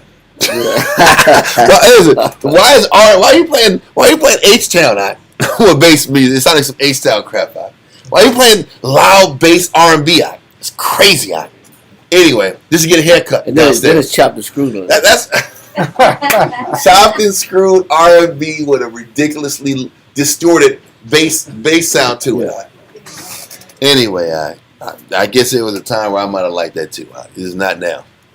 Let's continue. verse 53. Yet at the last, their vessels being without victuals, for that it was the 7th year, and they in Judea that were delivered from the Gentiles had eaten up the residue of the store. So what is he saying? He's like, listen, man, we're out of supplies. We're here in Judea. We've lasted for X amount of months. We don't have any more stores. We don't have no more oil. We don't have no more corn. We don't have no more wheat. We don't have no more meat. We're sitting back here getting smaller. All we got is water. But that's what we had a constant source of was water. Mm-hmm. But besides the water, there's nothing left. Deuteronomy chapter 20, verse 20. You said 20 and 20? Mm-hmm. Mm-hmm.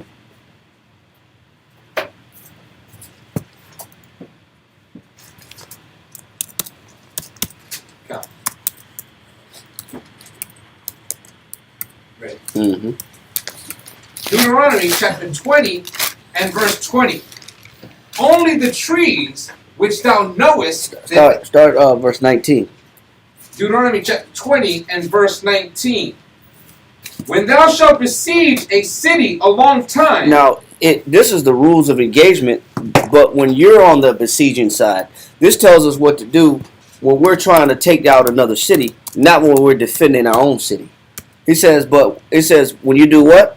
When thou shalt besiege a city a long time. Go ahead. In making war against it. Go ahead. To take it. Thou shalt not destroy the trees thereof by forcing an axe against them. So in the Most High tells us when we go to war with other nations, preserve the trees.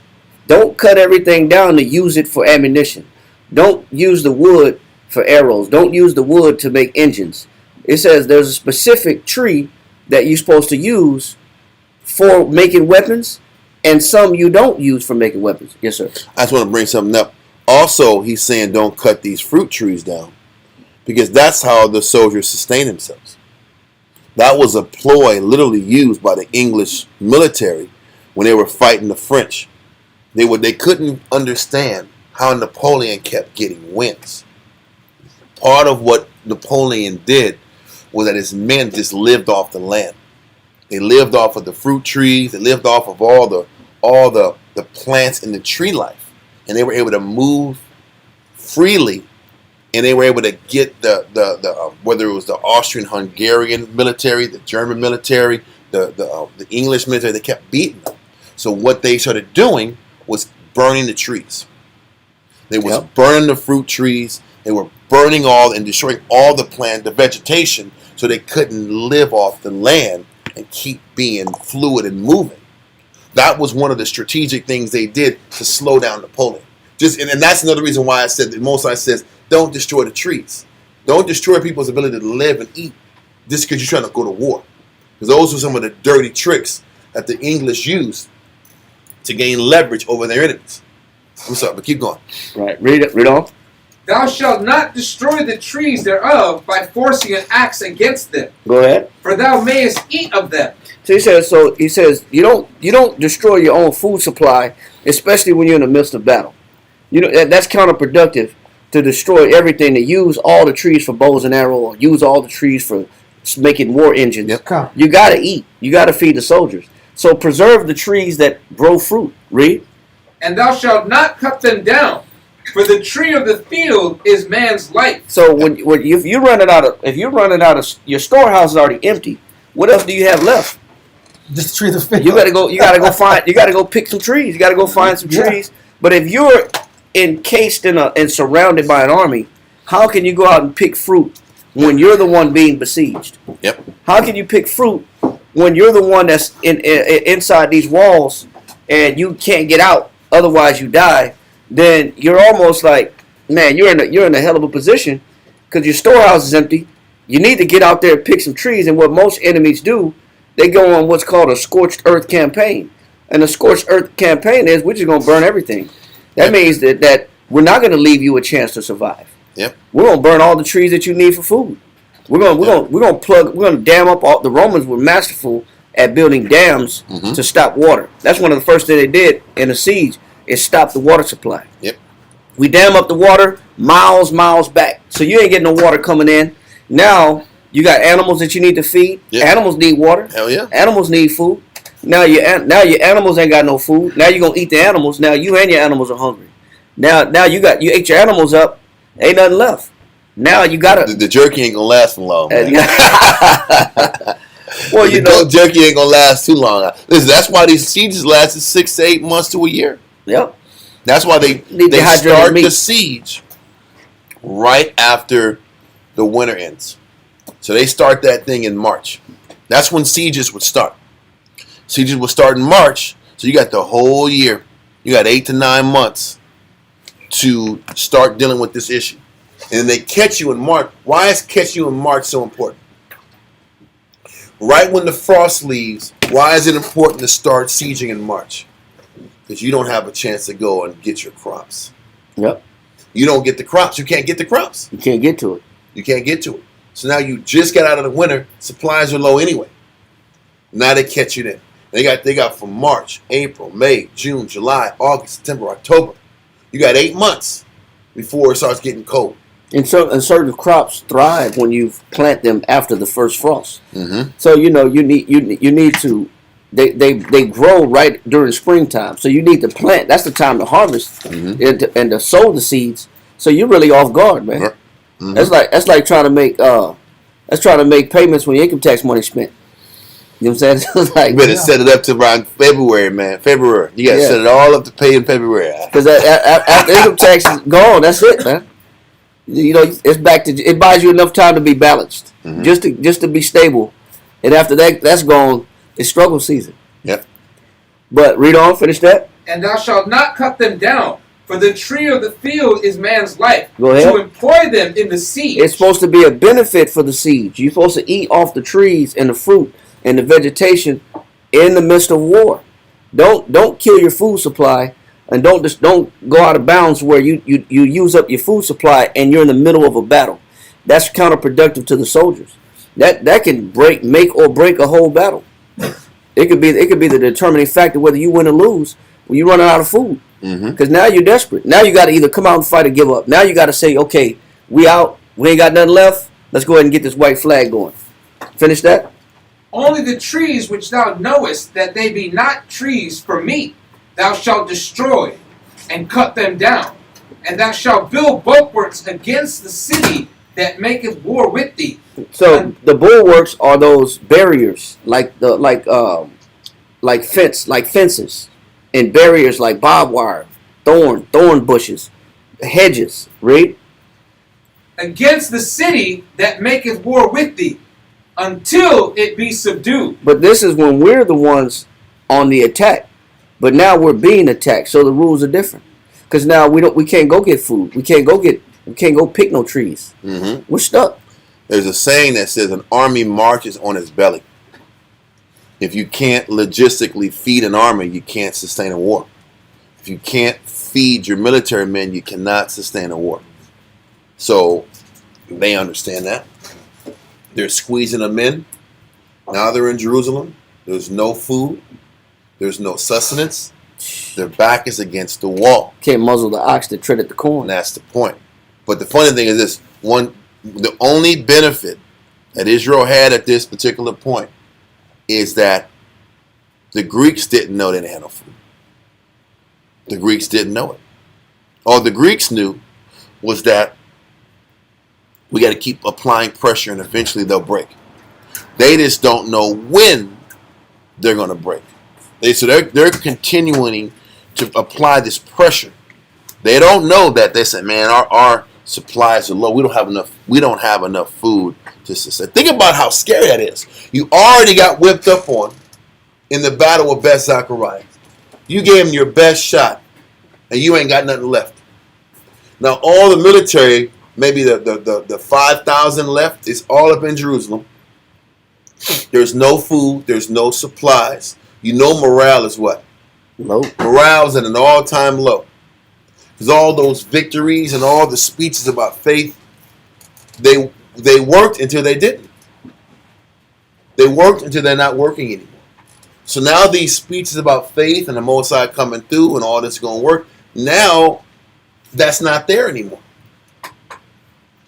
So despair is starting to eke in. Mm-hmm. Women and children are hungry. Babies are crying. The heat is on. The pressure is on. Now they're having second thoughts and doubts about if the Most High is still with them. Is it going to come through? Do we logically have a chance to win? Do we have to come out and surrender? And if they surrender, you know these guys in Acura are going to sit back here and want us dead. You know they're going to sit back. If we come out and surrender, these cats in Acura are going to say, we want Judas dead. We want all those brothers dead. And everybody that took part in this rebellion, we want them dead. You know that's what's waiting for you. Mm-hmm. What do you do? What do you do? That's a tough call. That's a real damn tough call. And things just switched. All these victories we had. Don't forget, I'm going to go back into victories. We had victories against Timotheus, the General Timotheus, in Gilead. We had victories against the Samaritans in Galilee. We had victories against the Philistines. We had victories. We had all these victories that were mounting up against Nicanor, against Lysias, against Gorgias. We had all these victories, and now it's like, man, it might not work at this point. I think we're done at this. We might be done. Does the Most High want us to be done now? Don't forget remember when the slave traders were outside watching the fight, getting ready to sit back here and put us to slavery? The question is, the Most High got us through that one. Why would he sit back here and save us from slavery, but kill us in Jerusalem, holding it down to the very end? There's a principle though behind it, because if you look at the theme of a house divided against itself shall not stand. Yeah. You're looking at why did this military conflict start in the first place? It was because of the conflict with Acre from our own people. Yeah. It's almost as if the Most High doesn't bless when Israel was in this internal conflict. Things fall apart for the nation. The nation as a whole. When the nation as a whole is unified, and we're fighting on a unified front against the nations, I'm with you. But when there's internal conflict, we take losses. But this is the problem. If I'm on Judas' side, I'm like, we try to kill these niggas. Yeah. And Most High didn't give us time to kill them. We're having a fight. These guys have a literal fortress we're trying to destroy. We just didn't have time to destroy the fortress. It's almost like in Judas, we did everything we can, Father. What do we do? We tried to sit back and eradicate negative. What do? I'm only going into this, and I'm only painting this picture because it's a real picture that we have to be conscious of, because there's going to probably come a point in time when we're trying to do the right thing, and even though we're doing the right thing, we're still faced with scenarios that look bad. Let's go back to Job. With scenarios that look like it might not work out for you. And the scripture says the things written aforetime are written for your learning. So I'm trying to slow it down enough for this to sink in, that you can do everything right and still have your back against the wall and still be reduced to just prayers and supplication and tears and literal fear that today might be your last day, even though you did everything you were supposed to do, and even though you probably did everything to the best of your ability. Most High still will reduce you to that feeling of powerlessness. Because you're going to tell me Judas didn't feel powerless here? There's no supplies. Imagine being cooped up in this building for 5 months, and you know you're in a siege, so maybe you're eating once a day. You're down to your last potato. And you're eating once a day for months. You gotta say, yeah, we gotta be wise about these resources. 1 bowl a day. Everybody in the nation gets 1 meal a day, 1 bowl. And you're being prudent. You're being smart. And you're sitting back here. If you're hungry, drink water. Yeah. If you're hungry, drink water. Let water tide you over. And you're just eating 1 meal a day, and you're being prudent, and you look up, and all that prudence has got you nothing in there. And you did everything smart, and you're still struggling. And you're praying, and you're sitting back and they're doing things the way you're supposed to, and you see your men falling apart. You see families falling apart. This is just something that you got to be conscious of. This is a real thing, man. And if you look at Job, he says, "Shall we not receive good from the hand of the Lord and not evil?" Yeah. And listen, it's about the acceptance of whatever the Lord's will is. That's so let it be done. Whatever the Lord's will is, so let it be done. But listen, it's like Christ. That's easier said. All I'm saying is that it's easier said than done to say, "Let the Lord's will be done." When you got babies crying, your families are crying, everything's falling apart. Then you're sitting back here, and it's almost a blow to your faith. Because what powered these men fighting these completely lopsided battles in the first place? Faith that the Most High was going to come through for them. But that faith, Most High empowered them through their faith. He gave them power to move mountains. Now, the power ain't there. You don't got no control at all. So now you're not empowered. You can't control nothing. It's really the highest level of faith the person can have. It's almost like how the Most High trains us in faith from the beginning. Because if you think about it, when the Most High works on your faith, He still gives you a little power to do the right thing. So as He's developing your power, He gives you have to have faith mixed with your works. Am I right or wrong? You understand what I'm saying? When He's nurturing your faith and effort, He's nurturing your faith by including good works, good decisions, your skill mixed in with the spirit of faith. And that's how He gets you hooked on having faith that way. Then you sit back and gain more boldness. Now the numbers were getting higher and higher. But as the numbers are getting higher and higher, now you have more confidence the Most High is going to be with you. So you still think it's about your works. Hold on. You still think it's about your works along with your faith. Now you think it's your works and your faith are kind of interacting and working hand in hand. And then he keeps nurturing you in faith that way. Where you still think it's your hands and how confident you are with the work of your hands in following the Most High. Because that is a level of faith. Just like Eleazar thought, my intentions are right. I'm doing this for the Most High. I'm going to use, with my hands and my faith in the Most High, He's going to come through. And then all of a sudden, that's not enough. I don't want that no more. You can work as hard as you want. You can try and fight all you want. That's not going to get the result that you want. This is a very important thing that we're reading.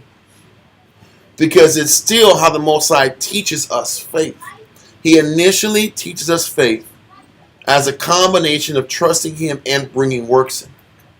But we're getting to a point where there's 120,000 soldiers, something thousand footmen, and these 32 elephants. The Most High is like, listen, your works aren't going to fix this. Your works aren't going to solve this problem. So now I'm going to put you in a situation where your works can't control this at all. It's going to be only me that controls it. That is the highest level of faith that a man or a woman can get developed in, that direction. He's just showing you different levels of the type of faith that he's working on developing us to. So right now, it's not just that the work of our hands in this fight is enough. Now you're in Jerusalem and you have no supplies left, no food. You're all out of things you can do to remedy your situation.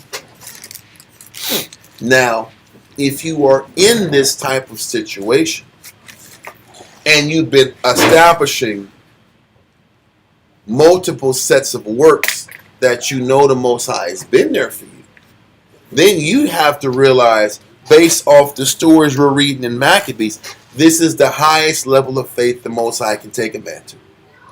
Yes, sir. So 1 Peter chapter 2, verse 2. You make a great point. Like, where do you go from here when you've watched the Most High give you victory after victory, and you had to have faith and intermingle with confidence. Yep. And then all of a sudden, you have faith, you had confidence, but it still ain't enough. And he's letting you know he's upping the ante in developing your faith. Because he's showing us that when you first start learning faith, you still think it's partially you. Mm-hmm.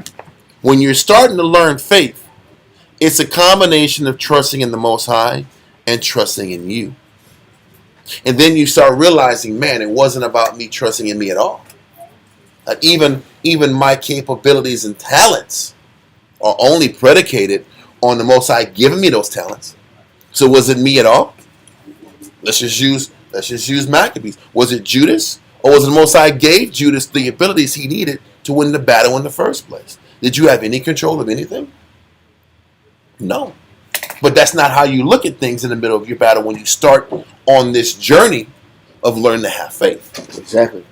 Keep going. Read that. 1 Peter chapter 2 and verse 2. As newborn babes, desire the sincere milk of the word. The Most High develops us in stages. Mm-hmm. He don't just give us meat, because as a baby can't handle meat. And just like faith has to be dispensed in stages. Yep. But you first get faith by the sincere milk of what? Of the word. So in order to even get faith, you got to start getting the what? The word. You got to get the word first to even understand that the Most High is present and he's exists, and he's a liable power source that you could tap into and when your back is against the wall. And can I say this? And also, he's letting you know, in our youth, part of the Most High knowing that you're young, he has to make you think that it's a little bit of you. He gives you that knowing that you're young, because he understands our youth based on the fact that he understands that a young spirit needs to feel that he or she has control of something to keep going, because he understands our psyche. And if we don't think we have any control to do anything, will we have the strength to keep pushing forward? Probably no. Right. So how he nurtures our faith is that you start to learn the Most High is powerful and he is in control, but also you have a little bit of control in the situation too. That's how he starts to develop you. And as you continue to go forward, then you realize it's less and less about your power, and it's more and more about the Most High just giving you a break. Right.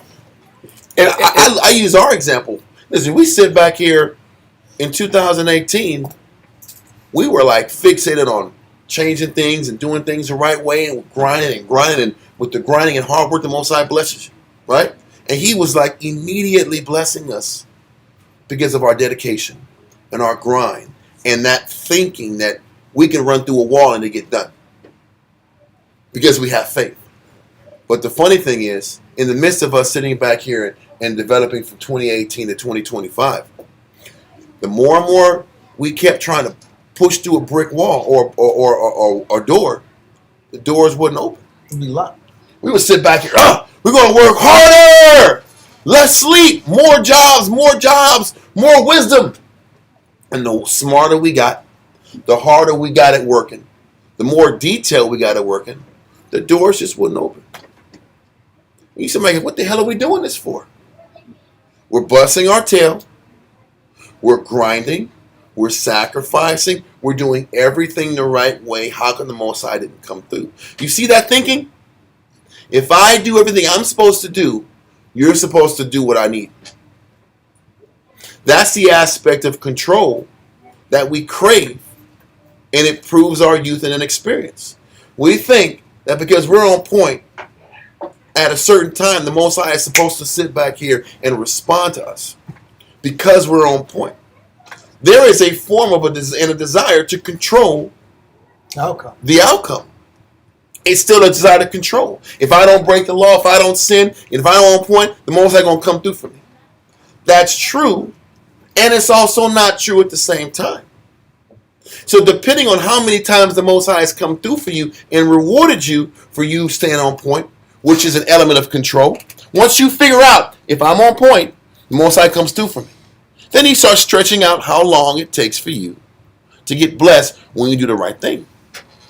So now Judas is doing all this good stuff, and immediately, because his intention was pure, his motivation was pure, he did things the right way. Normally, the Most High would just quickly respond. And that's how we learn that if I do what I'm supposed to do, I am in control of my blessings. Right? This is what Judas and all his men have learned. If I am on point, if I do what I'm supposed to do, I can control how quickly the Most High comes through for me. Now they're in a situation, they did everything right. And now they can't control how long it takes for the Most High to bless us. Now they're shaken. Just like we've been shaken, when you do all the things the right way, and you still don't get what you're looking for. You still don't get the accomplished expectation of the school and the building and the structures and everything we fought for. Then you sit back here like, then what are we doing? We've been busting our tail, and the Most High didn't give us what we were looking for. That's a desire for what? Control. We think that we can control how quickly or when the Most High decides to bless us. And then a lot of us, when we're operating at this intense push, we expect blessings to rain down on heaven, and when it doesn't, we lose what? Faith. Because we're realizing we didn't have faith in the first place. Our faith really was weak because our faith was predicated on how much control we thought we had on when the Most High blesses us. And that's when the Most High is taking us to the literal next level. You got to do right and wait until I give it to you. And you know, you're going to wait and you're going to suffer, you're going to lose, you're going to be in pain. And then I will bless you or not. Because that's really what faith looks like. But you see how our perception of faith is really based on control. And the Most High knows that about our carnal self and understands that and slowly stair-steps us into gaining a greater level of faith in Him. And this is how the Most High in this story of Maccabees is showing us through just the history how the stakes are higher. You can't win this war. You can't fight this battle. You're not going to win this. You're not going to win against on the ground, and you can go on Jerusalem. You're not going to win that move either. That move, your wisdom ain't going to get you out of this. Eleazar, nice try, but you killing this elephant is not going to get the Jews out of this. The understanding is, now you got to wait on me. The Most High didn't kill Eleazar because he was a bad guy. The Most High had a greater lesson to teach the nation.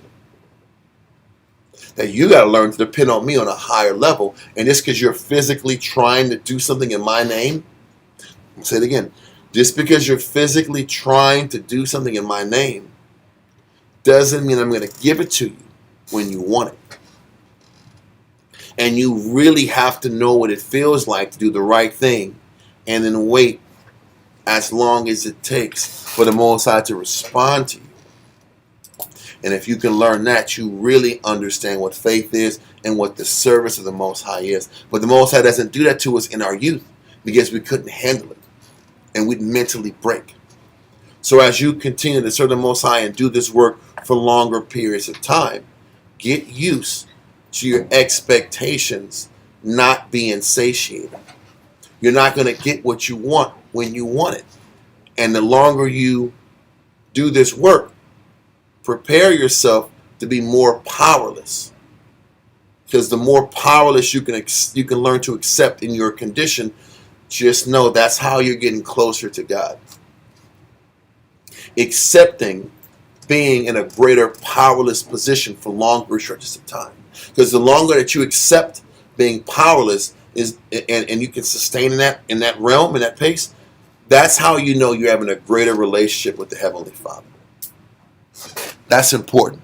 I didn't mean to cut off your point, but I want to drive it because it's really hitting me as we're going into it. No, it's exactly what you're saying is exactly what we're going into. Because it's a great point you brought out from the beginning. Read that, Dawah.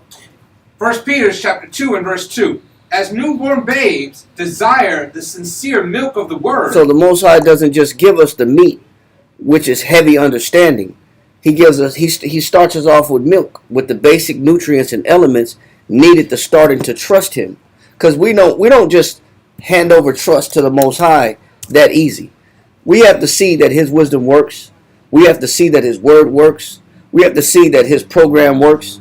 We have to see that that He'll support us in the battles that we go through. We got to see the Most High as being a realistic source of power that we can tap into in order to believe in Him. So He builds us through stages. Read on. That ye may grow thereby. He says that ye may what? Grow thereby. But the process of being with us, us getting His word and then applying His word. And then us applying His word, then watching His word work for us. All those are just growing stages. I'm not going to call it beginner's luck. It's not beginner's luck when we embark on a battle. And when you read it, Judas had he won either the first 7 or 10 battles, anywhere between 7 or 10 battles without a loss. He went on a 7 battle win streak or 10 battle win streak without taking an L. We're not going to say that's beginner's luck. It was the Most High stair-stepping the family, that the more that you trust in me, yes, you're victorious, but it ain't always going to be this way. There's going to come a time when you're going to apply the same principles that you applied before, same weaponry, same manpower. And that trick ain't going to work no more. It ain't going to work. It's not going to work. Yeah. Read?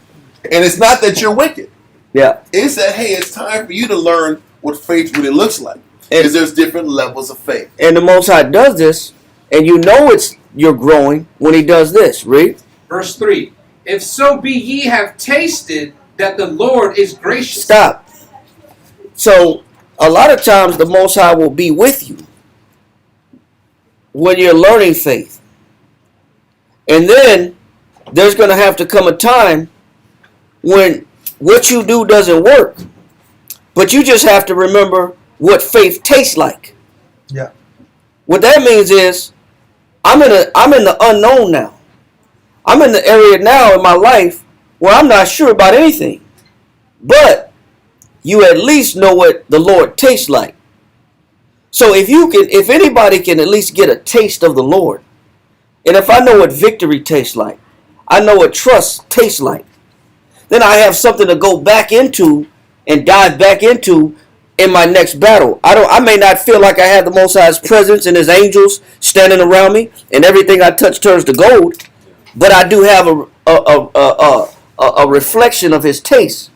I know what being in this situation looks like when you don't have nothing and the Most High still comes through. Now I have to go off. It's like when the Kung Fu master teach you the moves, and then you got to learn the moves and the technique, and then he put a blindfold on you. Now you got to do the techniques, but you're blindfolded. I got to still get through this and defend myself and still be able to fight. But I got you. Hold on 1 second. But you're blindfolded. But you're going off what? Memory. Now I'm going off memory. Yeah. Well, the Most High does that with faith with us. Yes. He put us in situations where they're faith builders, and now you have to go off memory. Now I got to go off. I don't have the the minute I stand in front of this army, I put fear into them. That don't work no more. Now, if we just come out and fight, I need to say boo. yeah, and the Most High just going to bring angels and start making the tide turn to us, and we're going to be victorious. No, it don't work like that no more. Now the Most High is putting you in a situation where you have to remember what faith tastes like, what having His presence tastes like, what having Him accessible feels like.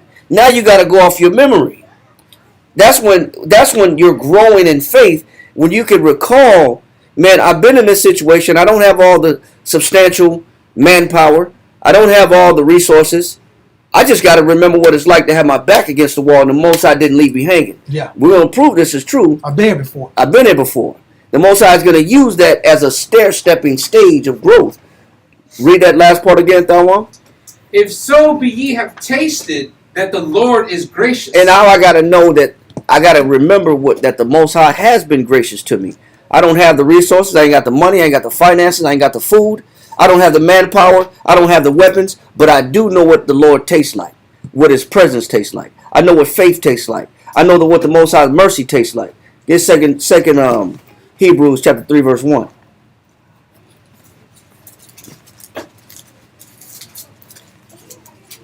And then get John chapter 21 verse 18. Read that. Was that 2 Peter or 1 Peter? That was 1 Peter. And then get John 21 and 18 just to back up this point.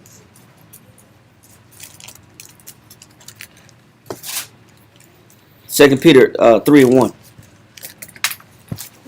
He's the second. Yeah, I think Second Peter 3 and 1.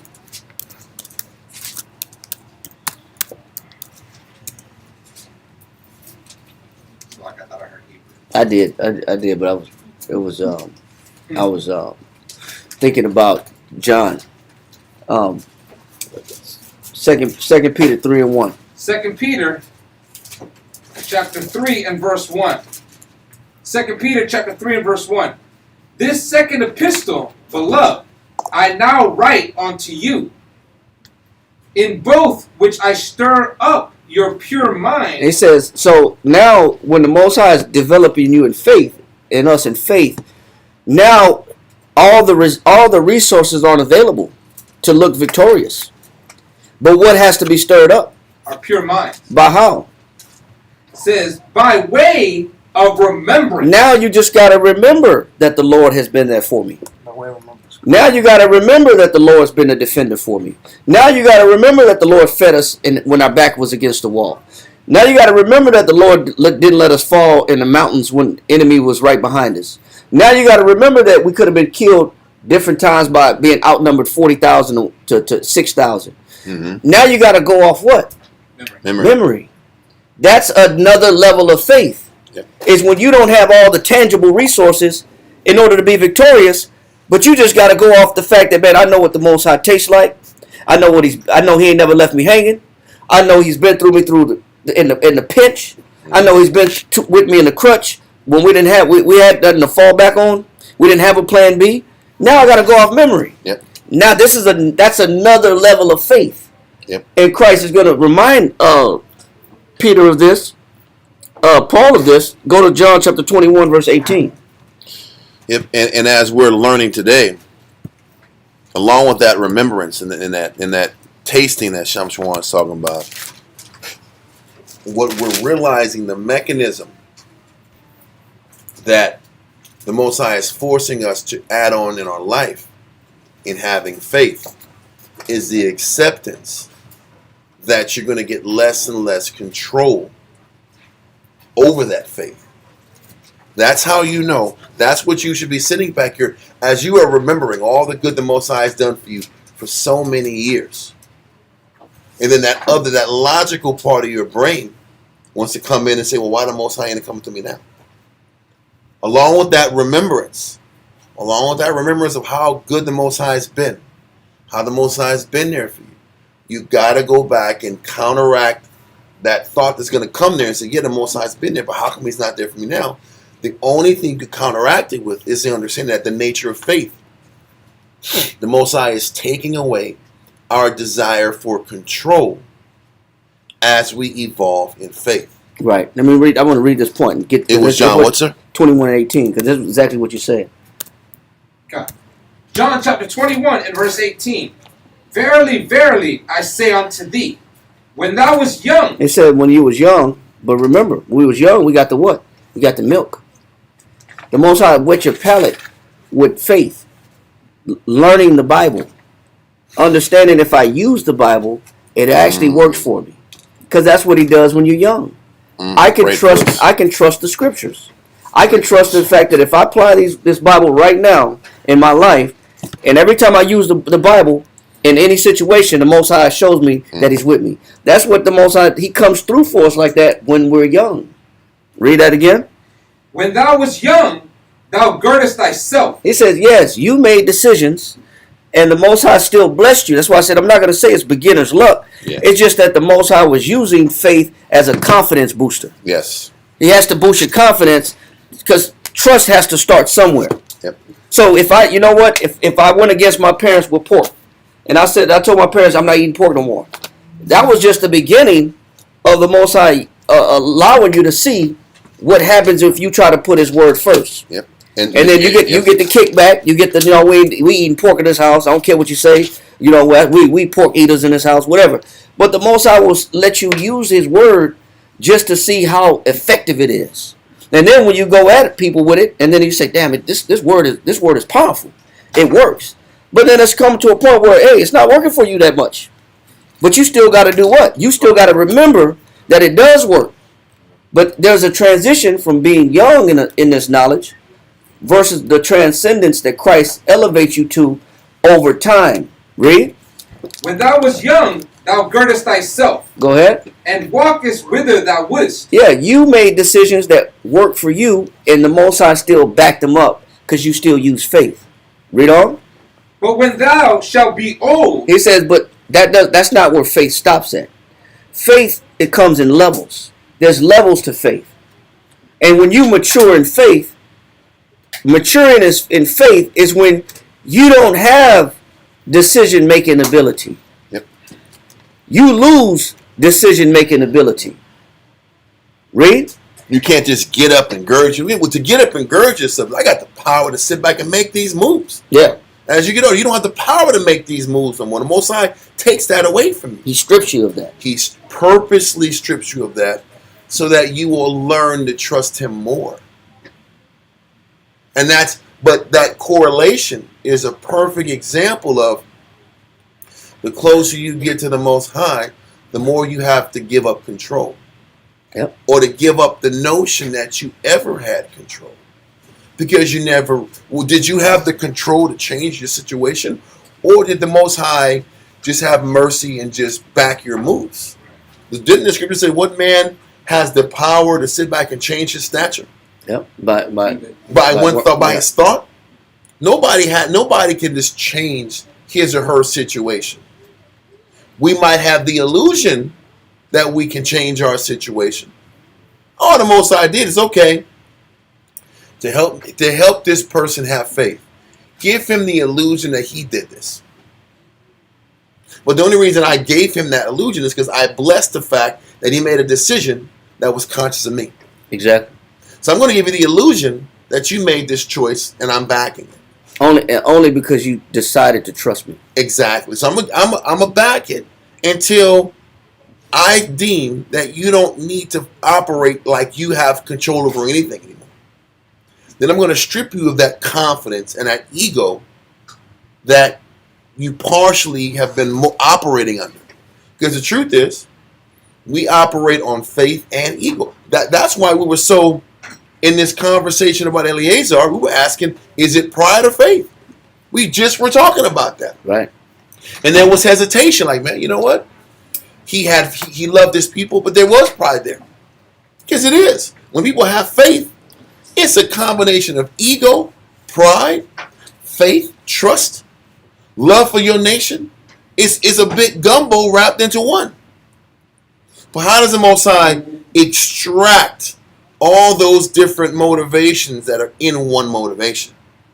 There's a bunch of different reasons behind the good that we do. I talked about that before. There's good that you do, And there's good intention behind it, and there's also ego behind it. So how does the Most High sit back here and extract and separate the ego so that the effort is the most purified version of the sacrifice we're supposed to give? Because that's what we're supposed to be. As we're getting older, we're supposed to get to the point where the things we do are of the purest motivation. So he purges us so we can produce more fruit. More of a purified version of the effort that we've been doing since our youth. And that purging comes from taking away what he gave you from the beginning, which is the idea that you did this for yourself. You got yourself to this point. Yep. So the Most High makes sure to take that notion away. To eliminate that ego. That ego. So that's what Christ is telling Peter right here. Read that last part. It says, great verse.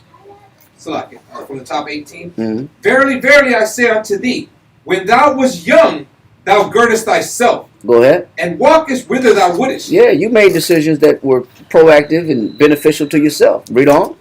But when thou shalt be old, that's not how faith ends. Read on. Faith has levels. Read on. Mm-hmm. Thou shalt stretch forth thy hand. It says there's going to come a time when you don't make no decisions at all. And that doesn't mean an old man in your 70s. Yeah, it doesn't mean that you need a walker. And that's what I want. It doesn't mean just because he says old, he's talking about old in your spirit. Right. You can interpret it like in an age scenario. You can interpret this verse on multiple levels.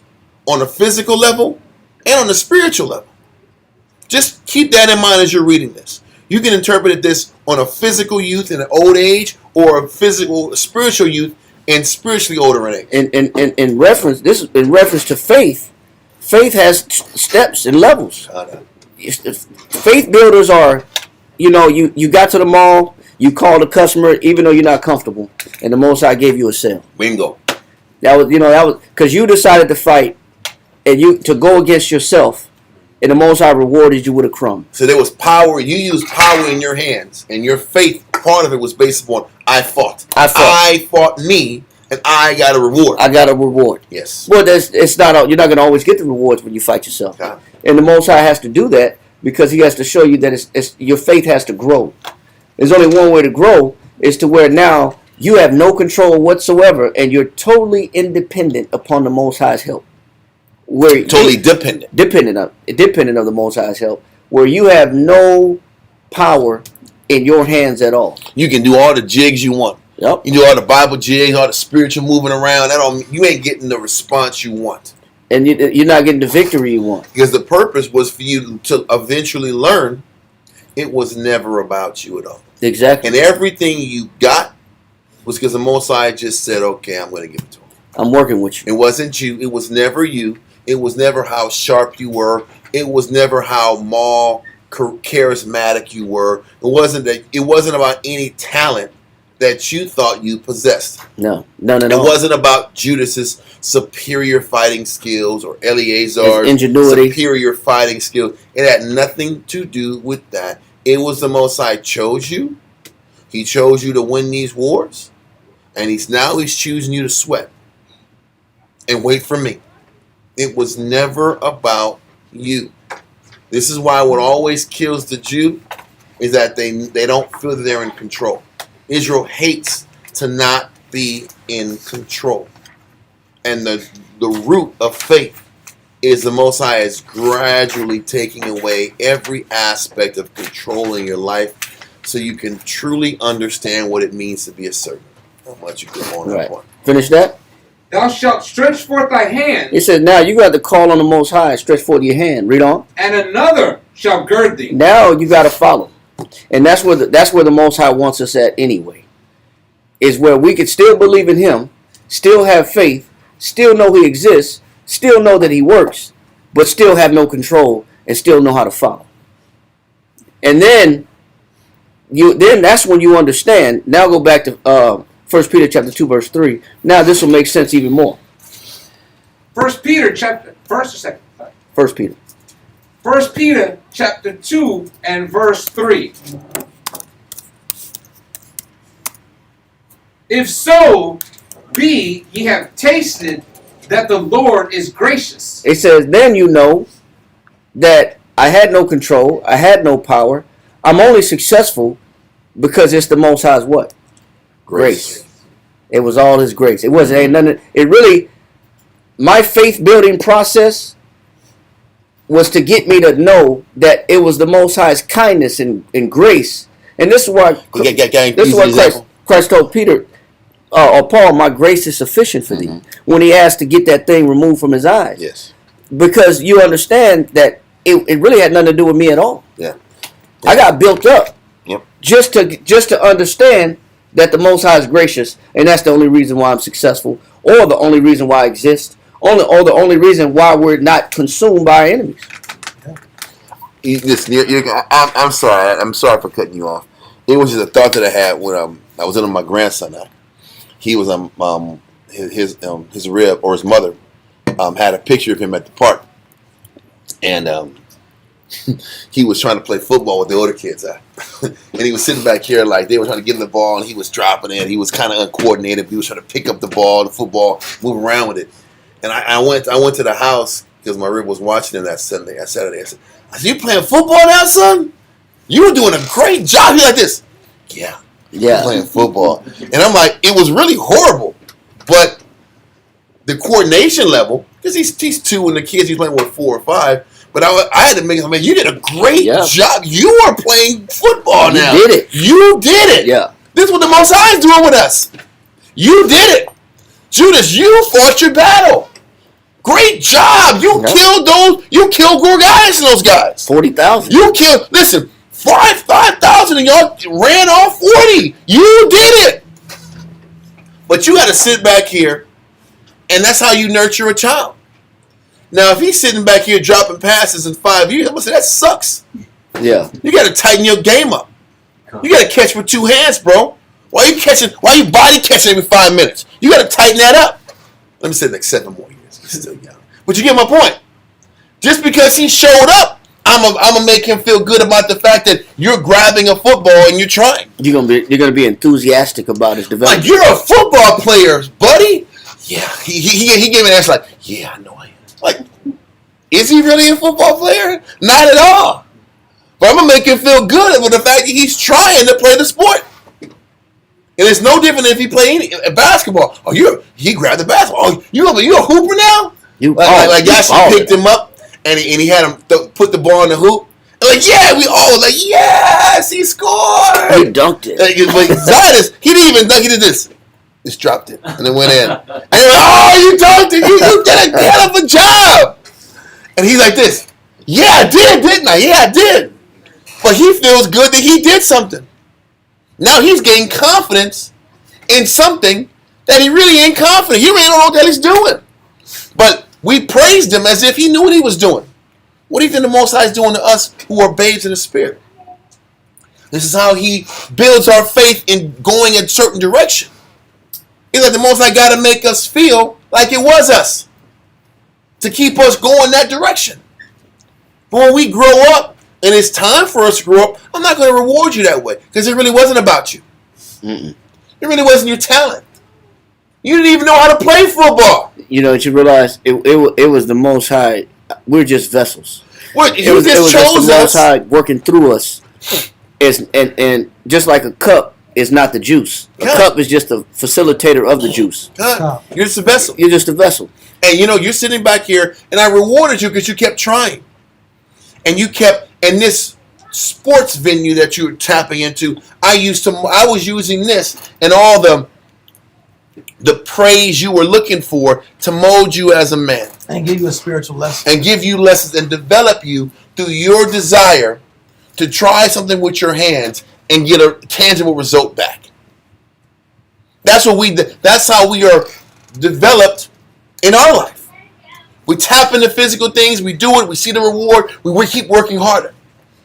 But the Most High is living our spirit that way. Okay, Maccabean men, Hasmonean men, I'm going to take you out this direction. I'm going to give you wins. And partially you're going to think it's the Most High there for me and my works. And I'm going to keep taking you that direction until it's time for y'all to grow up. And then one of you guys die. Now it's time to realize it wasn't about you. And it wasn't about your confidence, your ingenuity with the engines. They were making war engines. Yep.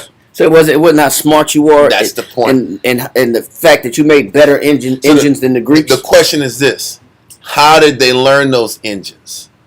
They sat back here and they reverse engineered. They said, "Who got a screwdriver?" They got screwdrivers, broke down the old engines, and sat back and manufactured their own pulley systems off of what the Greeks did. We weren't military minded like Pot said that.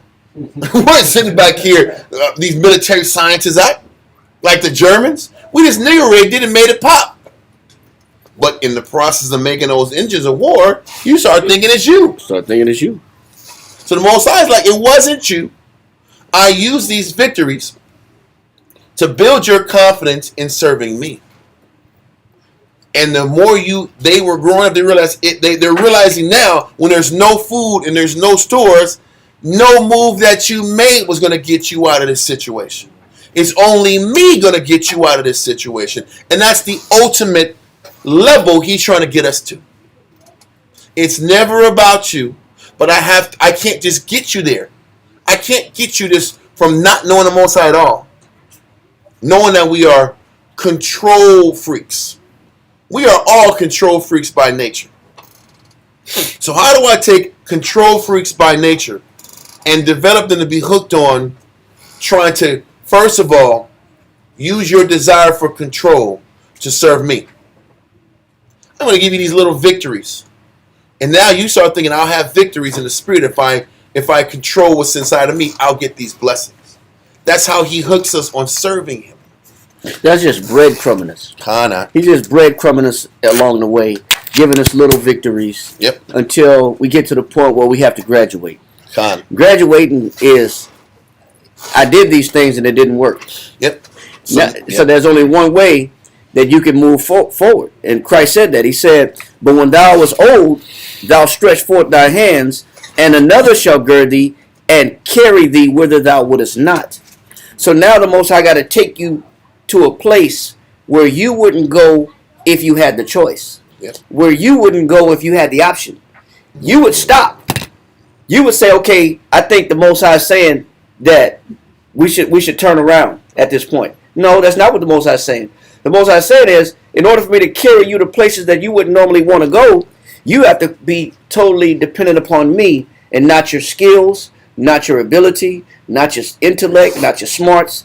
You just got to know that I'll be with you if you make this decision. And that's the ultimate form of faith, is to know that the Most High is gracious, he's merciful, and at the end of the day, if this be the Most High's will, then let the Most High will be done. It's not even about my will.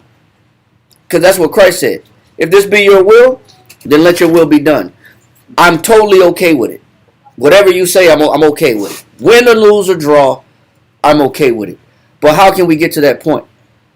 We have to be nurtured to that point of saying, I'm okay with whatever the Most High says.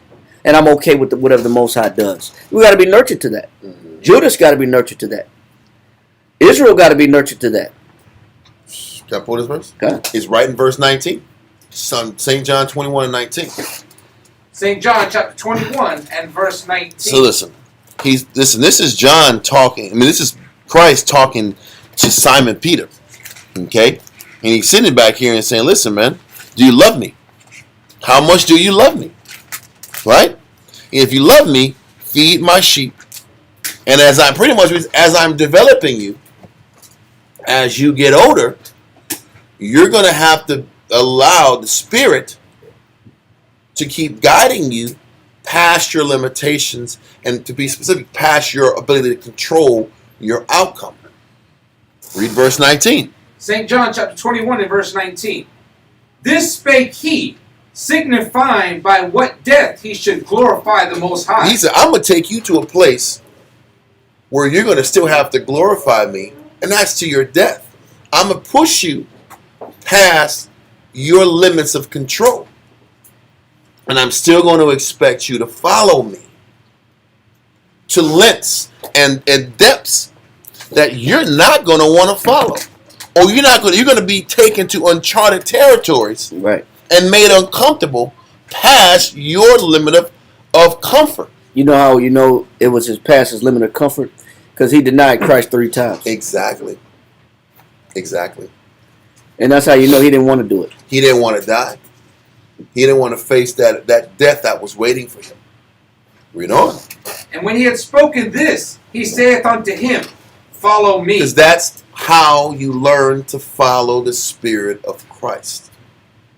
You learn to follow Christ when it goes beyond what you can control, beyond the reward system, beyond getting something out the deal. The attaboys.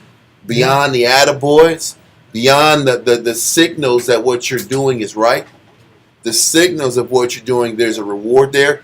You got to follow Christ all the way as far as he wants to take you, and specifically where he says where you're going to be older in the spirit, and he's going to be reduced to stretching forth your hands. When you have to stretch forth your hands, that means I'm out of what? Solutions. I'm out of answers. I'm out of solutions. I'm stretching forth praying because I don't know what else to do. He's like, you got to follow him to that extent. Because what do we want to do? We want to serve the Most High as long as we can control the narrative. Yeah. That's what 95% of Israel wants to do. We want to follow the Most High as long as we can control what we're going through. How much we give? How much we lose? How frequent it is that I'm being asked to do something and I give in, I yield to it. Yep. How much sacrifice is involved? Yep. How much time is involved? How much I'm inconvenienced? Yeah, all these things matter to us. And that's what determines. Like say for example, we got class 4 days a week, but if we made it mandatory that we have class 6 days a week, how many people would start bucking up to that? How many people would start saying that's too much? Yep. Now y'all having class, and then we give homework. So now I got to give homework 6 days a week. I was already bugging over there. There's some bugging going on about the homework. But imagine if we go 6 days a week class. People losing their minds. 6 days a week homework. It's more homework. This is a travesty. What the hell is this? This ain't the spirit. Yeah. That ain't the spirit. Okay. Yeah. That's the truth. Then you would find people's limits. Yeah, that's true. But this is what Christ is explaining. What following him entails. You're going to follow him to the point where you're out of your control, you're out of your comfort level, and you're going to stretch forth your hands because you have no more answers. Then it says, another shall gird thee. Listen, we can sit back and go on to the another part. The another part is the spirit. Because the spirit's going to tell you how far you got to go. The spirit of Christ. Because when Christ leaves, what is he leaving you? He's leaving you the Holy Spirit that you got to follow. So Christ on earth was our example and the standard, and when he leaves, the Spirit's going to keep pushing you past your comfort level. If you are humble enough to receive the Spirit, too many times we sit back here and reject the Spirit.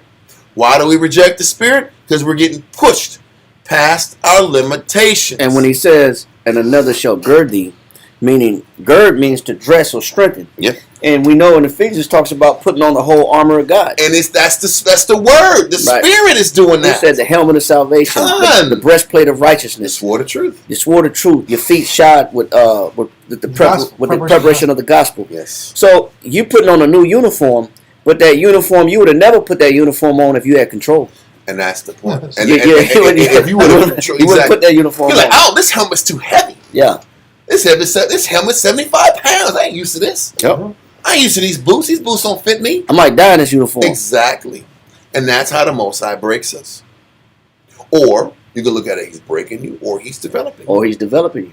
And that's the point. This is also Man, y'all better be writing this down. This is heavy. It's another aspect of we are unprofitable service. Because we look at the unprofitable element of I'm not getting down the deal. I have to accept it. I'm being pushed. Now I have anxiety because I'm stressed out because I'm being pushed too much. Yeah. People will use any physical, medical excuse to not accept the Spirit and to follow Christ. He does all the time. I don't want to get pushed. Y'all are pushing me too much. Women say it to their husbands. Yep. Men say it to the brotherhood. This is too much. I don't have to do this. I don't have to do this to get to this is beyond the law. all I gotta do is follow the law. People said all I gotta do is follow the law and be a commandment keeper, and I'm good. And that's not true. Not if you want the Spirit to be with you. And you people can talk all they want. The Spirit ain't gonna be with you unless you're pushed to the point where you're stretching forth your hands and another will gird thee. And that is when you have no say so in how and what you shall do. Yep. And what type of instrument the Most High will use you for.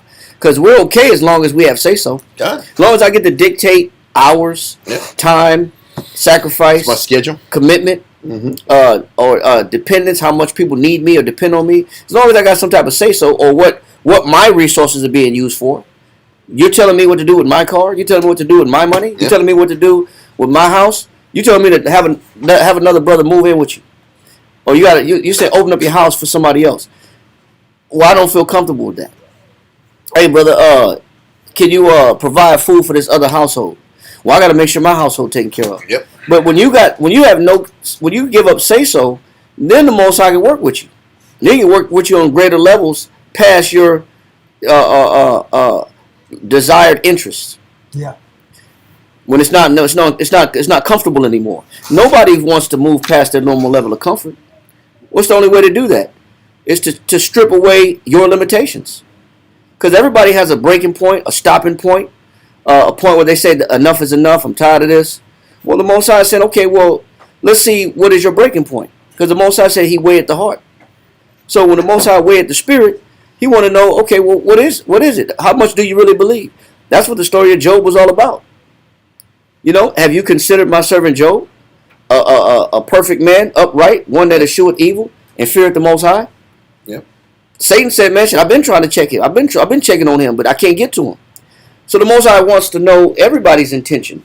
Why do you say you love me? Why do you worship me? Why do you read the Bible? And you know what? In order to get to that real true conclusion, you know, the Most High got to keep stripping away control and power to get to that conclusion. So the Most High can carry you where you wouldn't want to be carried. Exactly. Where you wouldn't want to go yourself. Because he strips you down so he can take you places you are resistant to going. That's the only way a person grows. You ever try to take a kid who don't want to swim and put him in the water? That little, no, mama! No, mama! Mama!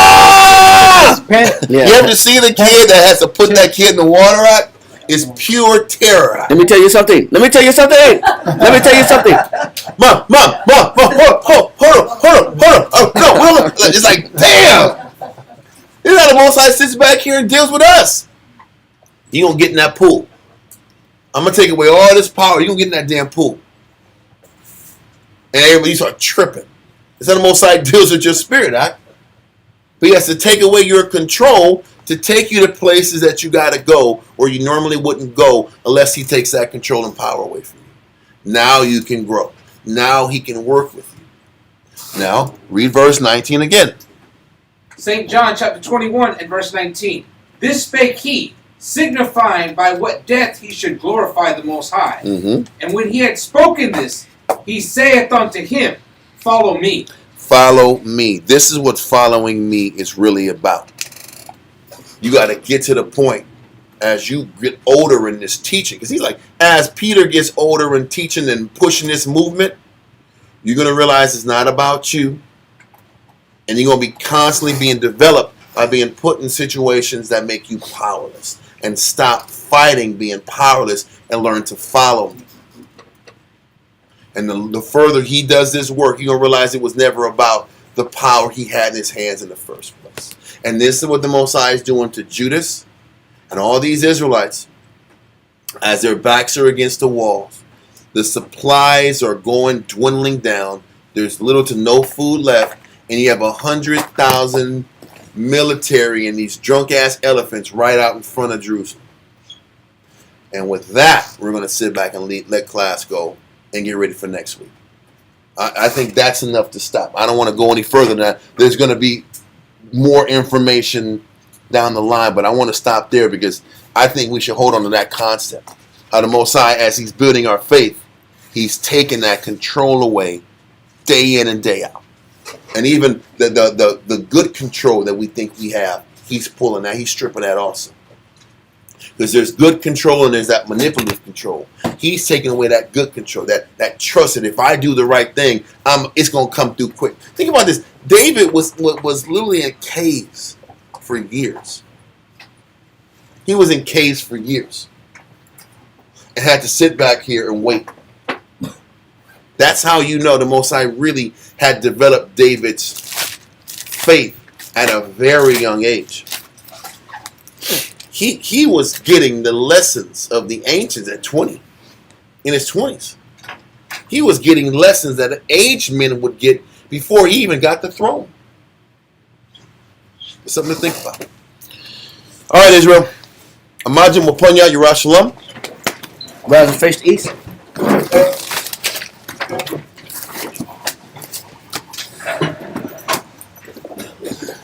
There's another point on that too. We'll finish next week. But that's another point on that point. We got to.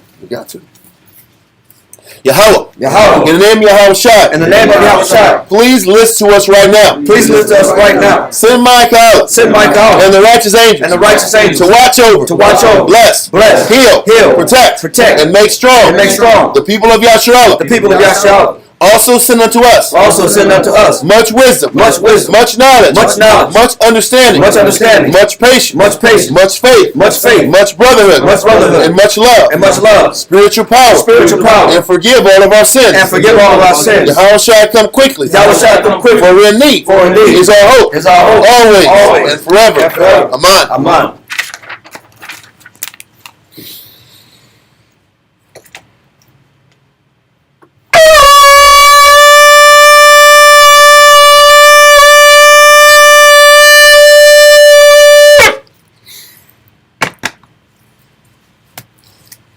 Barakatah Yahweh Hashem Yahushai. Barakatah Yahweh Hashem Yahushai. Blessed are you, Yahweh, in the name of Yahweh Shai that gives to us the law. Barakatah Yahweh Hashem Yahushai. Barakatah Yahweh Hashem Yahushai.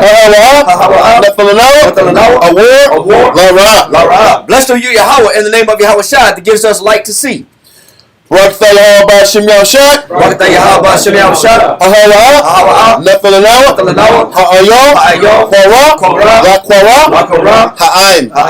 Blessed are you, Yahweh, in the name of Yahweh Shai that gives to us the ram's horn to call the people. Barakatah Yahweh Hashem Yahushai. Barakatah Yahweh Hashem Yahushai. Shaman, Zayah, Lamashah, Yasharallah. Blessed are you, Yahweh, in the name of Yahweh Shai that gives to us the olive oil to anoint Israel. Okay. Psalms 92.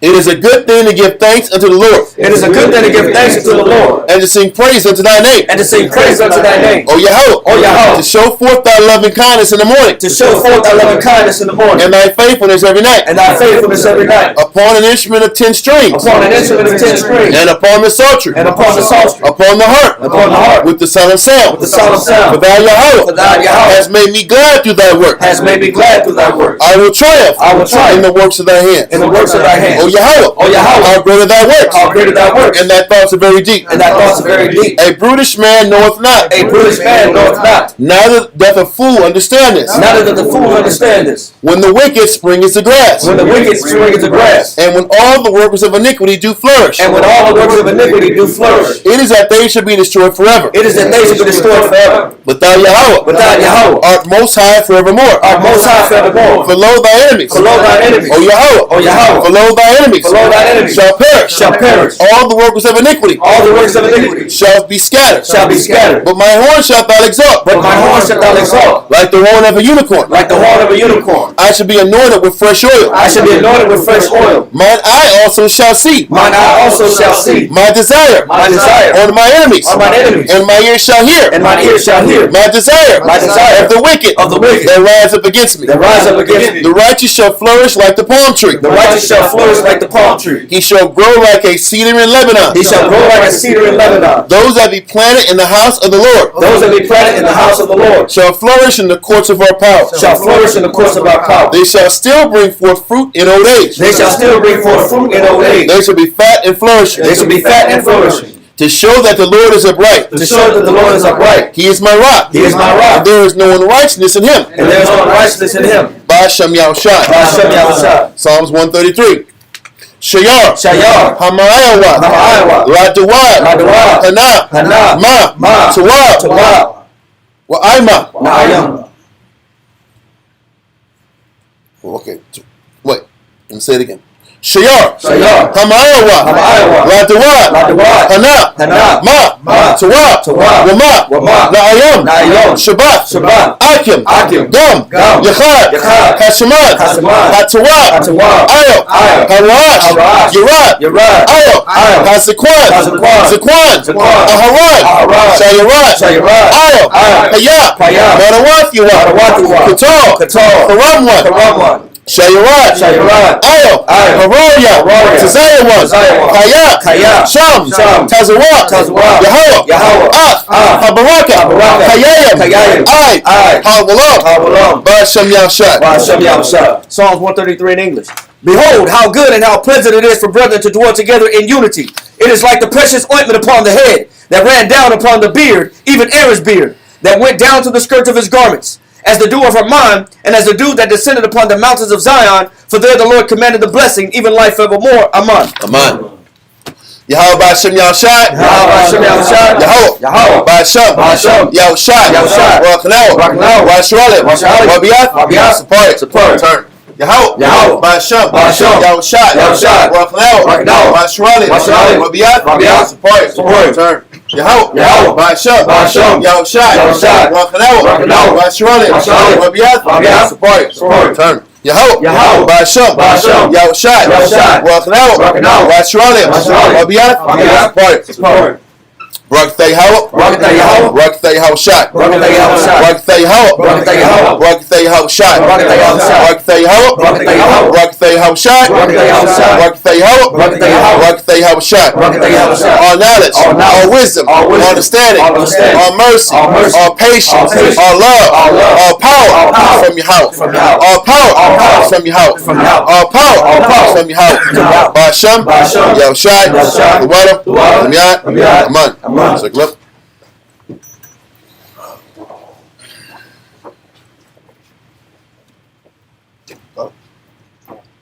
Saluting out in the heavenly order. Yahweh. Warrior Shai. Walker Yasha'ah. Men of Israel. Masha. Barak.